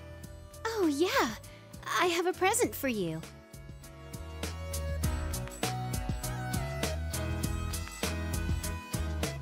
You don't like it? I'm sorry. I don't have much of a clue about what boys want. I thought of what you might like, and I remember playing with these little cars when I was younger. Really? I'm glad to hear that.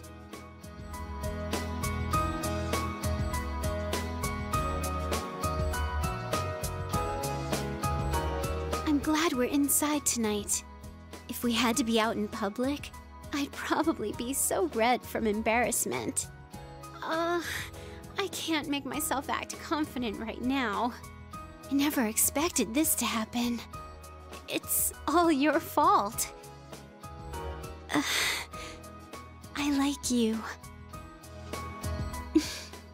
Stop looking at me like that. Can you close your eyes, please? Then I'll sit next to you.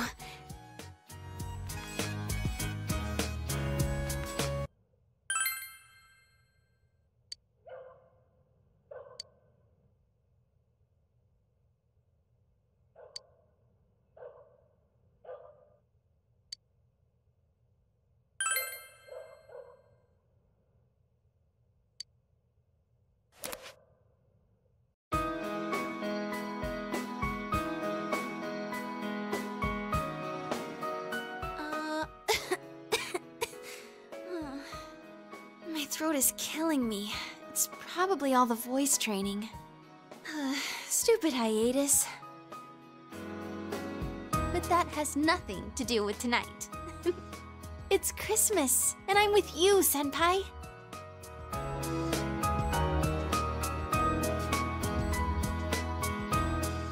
You bought a cake for us, Senpai? I love cake! Thank you! I got a present for you, too.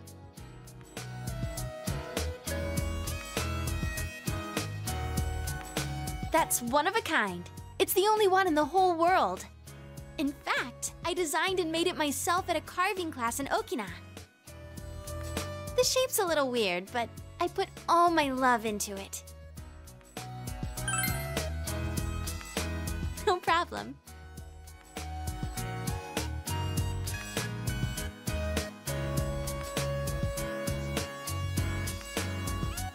Senpai, can I stay here tonight? When you go back to your hometown, and if I decide to go back to my singing career, we won't be able to see each other very often, will we? Maybe we'll never have the chance again. That's why I want tonight to be something precious to remember. So, please?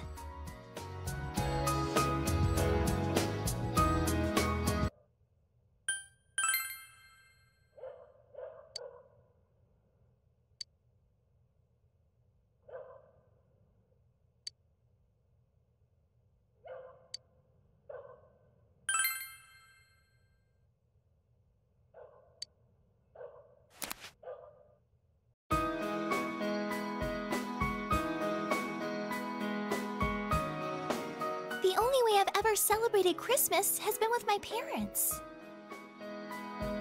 We always throw beans at the end, too. But that's not supposed to be done on Christmas, right?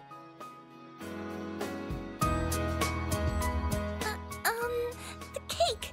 It looks delicious. Senpai, you've made such lovely preparations. Well, I have a present for you.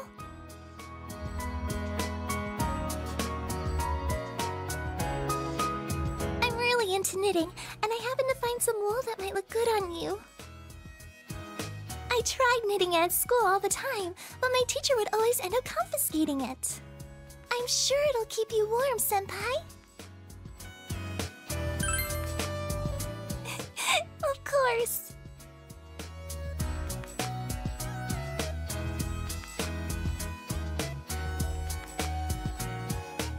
Oh, it's getting late.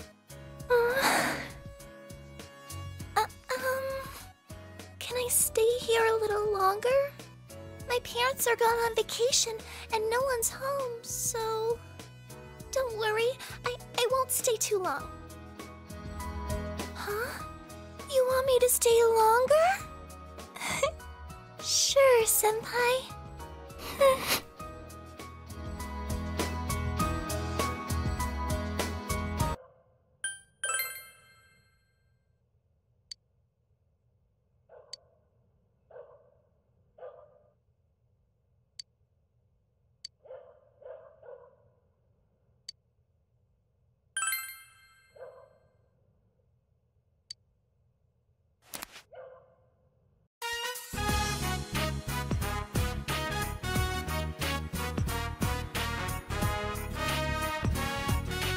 I'm sorry, man. We were going to have the party at my place, but this morning... we saw... And enough! I don't want to hear it! Roachies! All over the place, too. It was like we were being invaded by them.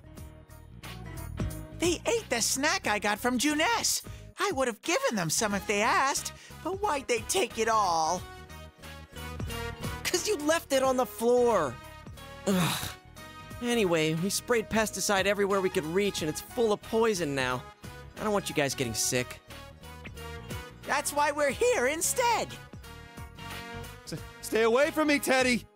I know you got roaches chilling out in that outfit of yours. Oh, gross! Calm down, Kanji. Don't worry about them. In fact, tonight's Christmas Eve. Let's enjoy the party. I'll tolerate all this steamy manliness just for today. Yeah, what the hell? It's all dudes here. I'm gonna spend Christmas with a girl next year. Never mind. let's enjoy this time together, yeah? Then want to sing, guys? Let's exchange presents first. Nah, let's not do that. First of all, I don't think anyone's prepared for... I am! I got something from Juness. I did too. I made it myself. And Senpai bought the cake. Just kidding, guys. I really did bring a present. See? Headphones! Wow! Aren't those yours? Right. Here's my real present. Those cough drops are yours too. Fine, I give up. Kanji and Teddy, exchange your presents while I sing, okay? What's the point? All right, I'm gonna go for your present, Kanji.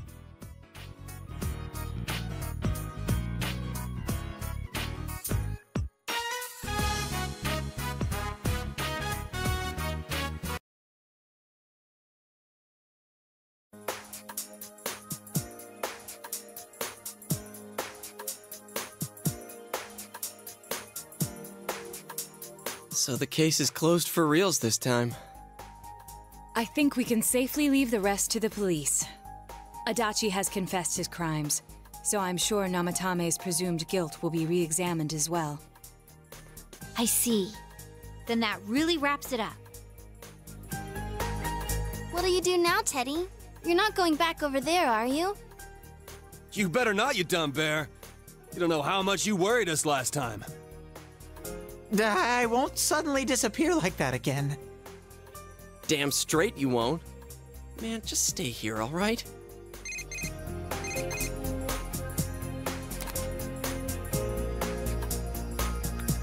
Hey, it's me. Good news. It looks like they're letting Nanako come home for a bit. She's awake again, and she's got a good amount of strength back, too. If all goes well, she might be able to leave the hospital for the time being. And as for me, they said I just needed to see a doctor regularly. So I'm planning to come home with Nanako today. Sorry I had to stick you with all the housework. I'll make up for it somehow. Anyway, see you later.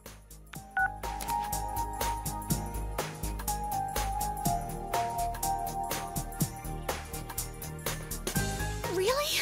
Nanako-chan's coming home? I'm so happy for her. Me too. I'm really glad. The fog's all gone over here because everyone tried so hard. And now Nana-chan's gotten better. Nanako-chan tried hard too. She's such an amazing girl.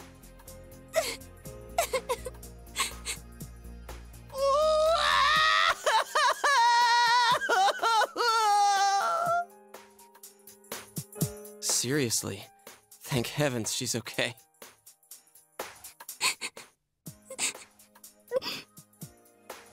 Where are you touching? Well, one thing's certain. It's party time! Let's throw a big Christmas party for Nanako-chan! A party, you say? I'm sure Nana-chan will be delighted. We'll need a cake then. Guys, please say you're not gonna... Huh? We're gonna make one. Of course we're gonna make one. I've already researched the ingredients. Hey, wait a sec. Whoa there! That's way too tall an order for you! Let's go to the grocery department. Come on, Nato-kun, you too. But I've never baked a cake. Don't worry, neither have we.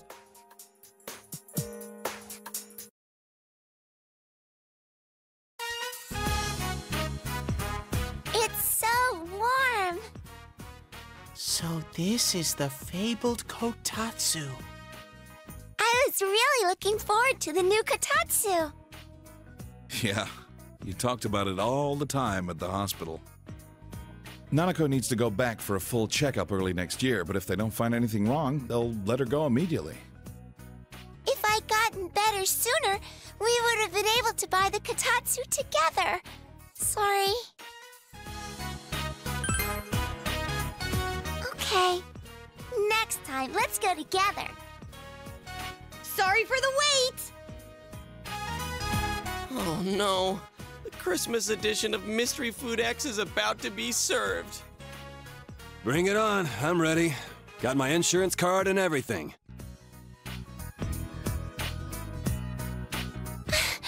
It's a cake! Hey, this is bigger than I imagined. Well, wait, Nanako-chan! I'll be the first one to... No! It's delicious! It tastes really good! That can't be. No. Has she lost all sense of taste?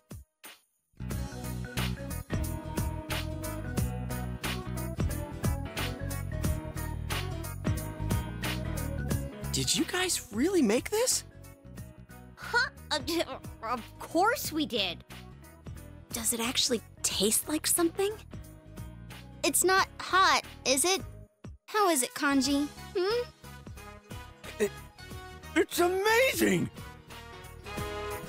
You know what they say about true talent not needing to show off. Turns out we had good taste in cooking after all. Then again, this one was our third attempt. Hey, Yosuke! Chie-chan and the others really are talented chefs. 3 stars for sure. Impossible! This actually tastes good! Wait, I didn't already pass out, did I? This isn't a dream, right?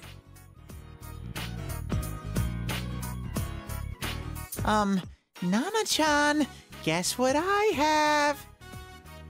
Ta-da! A Christmas present for you! Oh, it looks just like you! I wish I could have made it look better. But I thought it'd keep you company at the hospital, Nana-chan. Oh, and it's made from 100% pure teddy fur. I'm a guy who's all about using all natural materials. Isn't that nice of him, Nanako? Teddy fur. Uh-huh. Thank you, Teddy. I have to thank you all again. Adachi confessed to the 2 murders.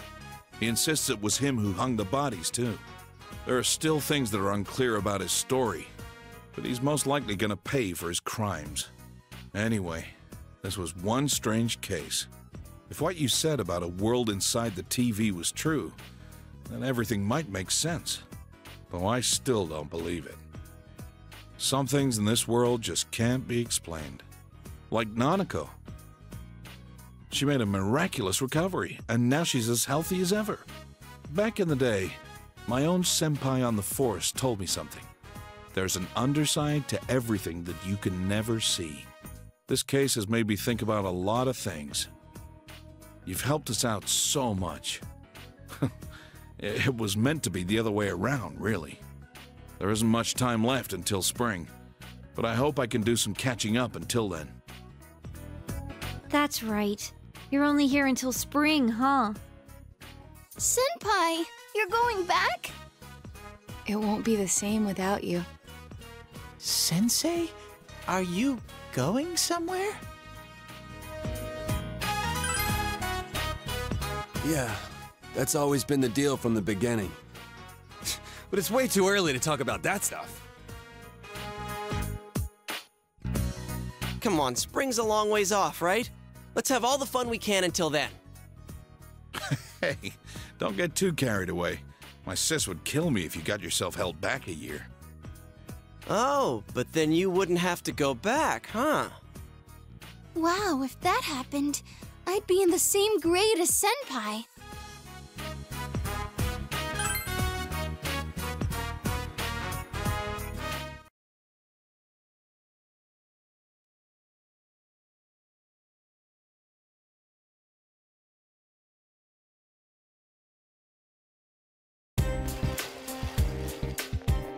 Yo!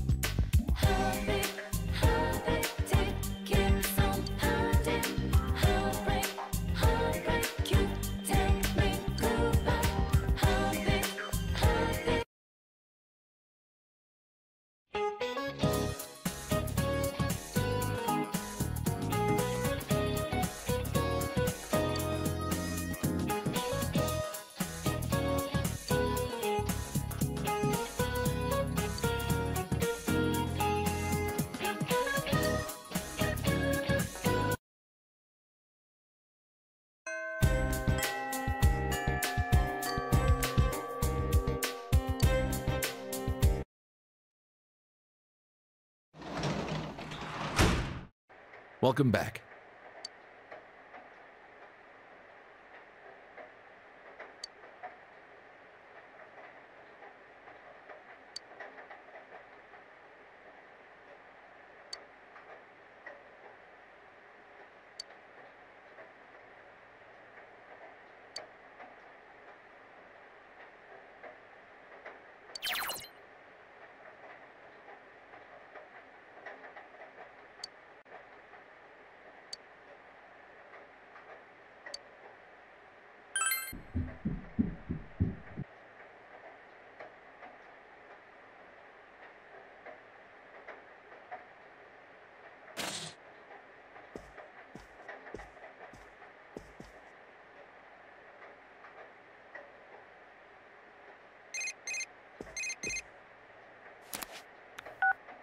I just got off the phone with Chie.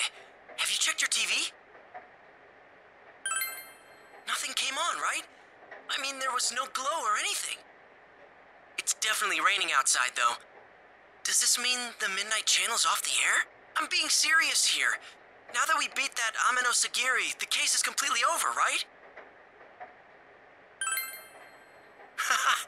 Awesome. Sorry, I didn't mean to hound you for an answer. I just felt nervous. But it's finally sinking in. All of us together. We did it! Man, all these things are coming back to me, like when I put you on the spot and asked you to be our leader. What am I getting all worked up for? The others must all be super happy right now, too. I bet Chie's practically crying her eyes out. All right, I'll call you again later. Seriously, though. Thanks.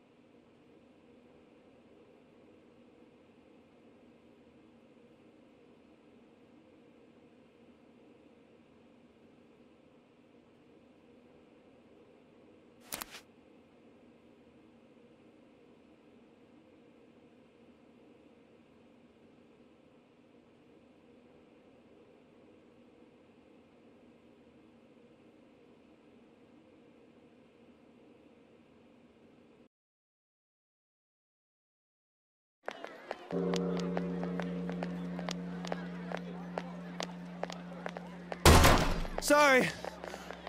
Whew. Sorry to keep you waiting. Wait, huh? Is it just you here, Senpai? Seriously?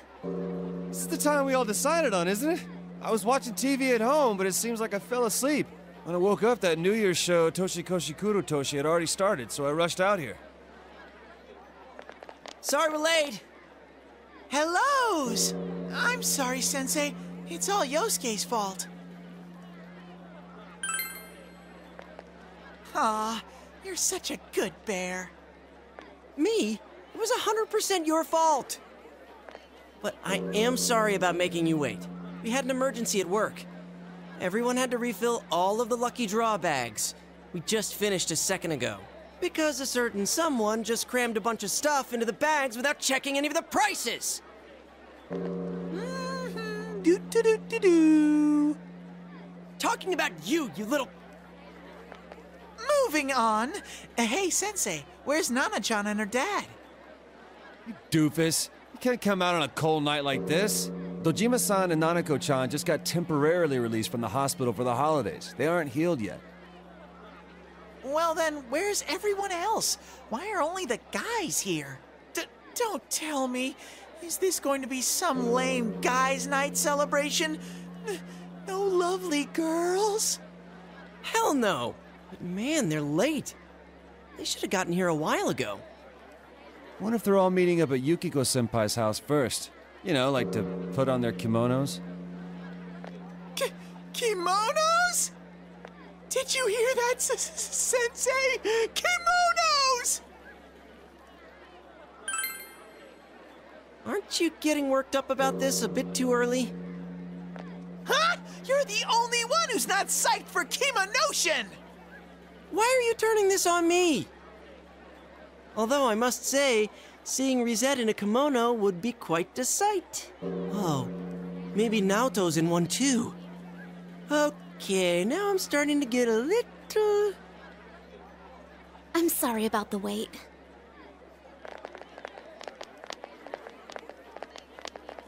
Sorry. We went to buy some heating packs and ended up running late. We're sorry.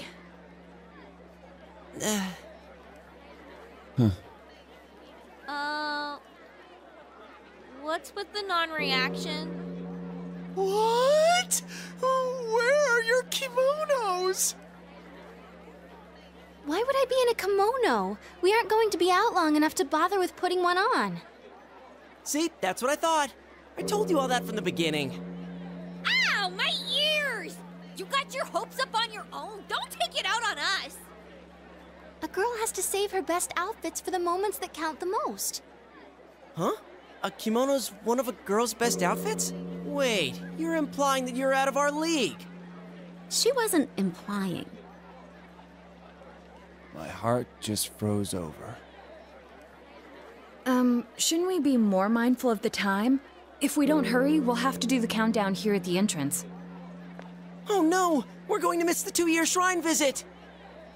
This is my first time being with friends on midnight of New Year's Day. I'd always just spent it with everyone at the inn until last year. Actually,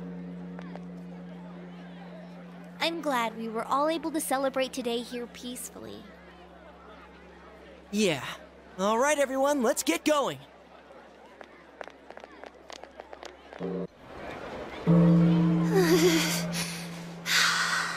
Staying still makes me cold. They're handing out Amazaki over there. Not till New Year's. Hey, how long till next year? Oh, it's almost time. Okay! 5, 4, 3, 2, 1! Happy New Year! I'm glad we're here together. Year's here! Finally, the New Year's here! Let's make this year a great Happy New Year, this both year of you. too, partner. Thank you. It's not your celebration. Nope, none for you, Rise. What? And the same goes for you, Yukiko. Oh, come on, just let it go. Oh, it's snowing! Wow. Oh. I told you it was cold. Do you think the snow will pile up? This is what they call a white New Year's, huh? No one calls it that. It's a new year, but you're still Morangi. What? Morangi. Oh. Hey, what are you nodding for? Morangi! Shut up!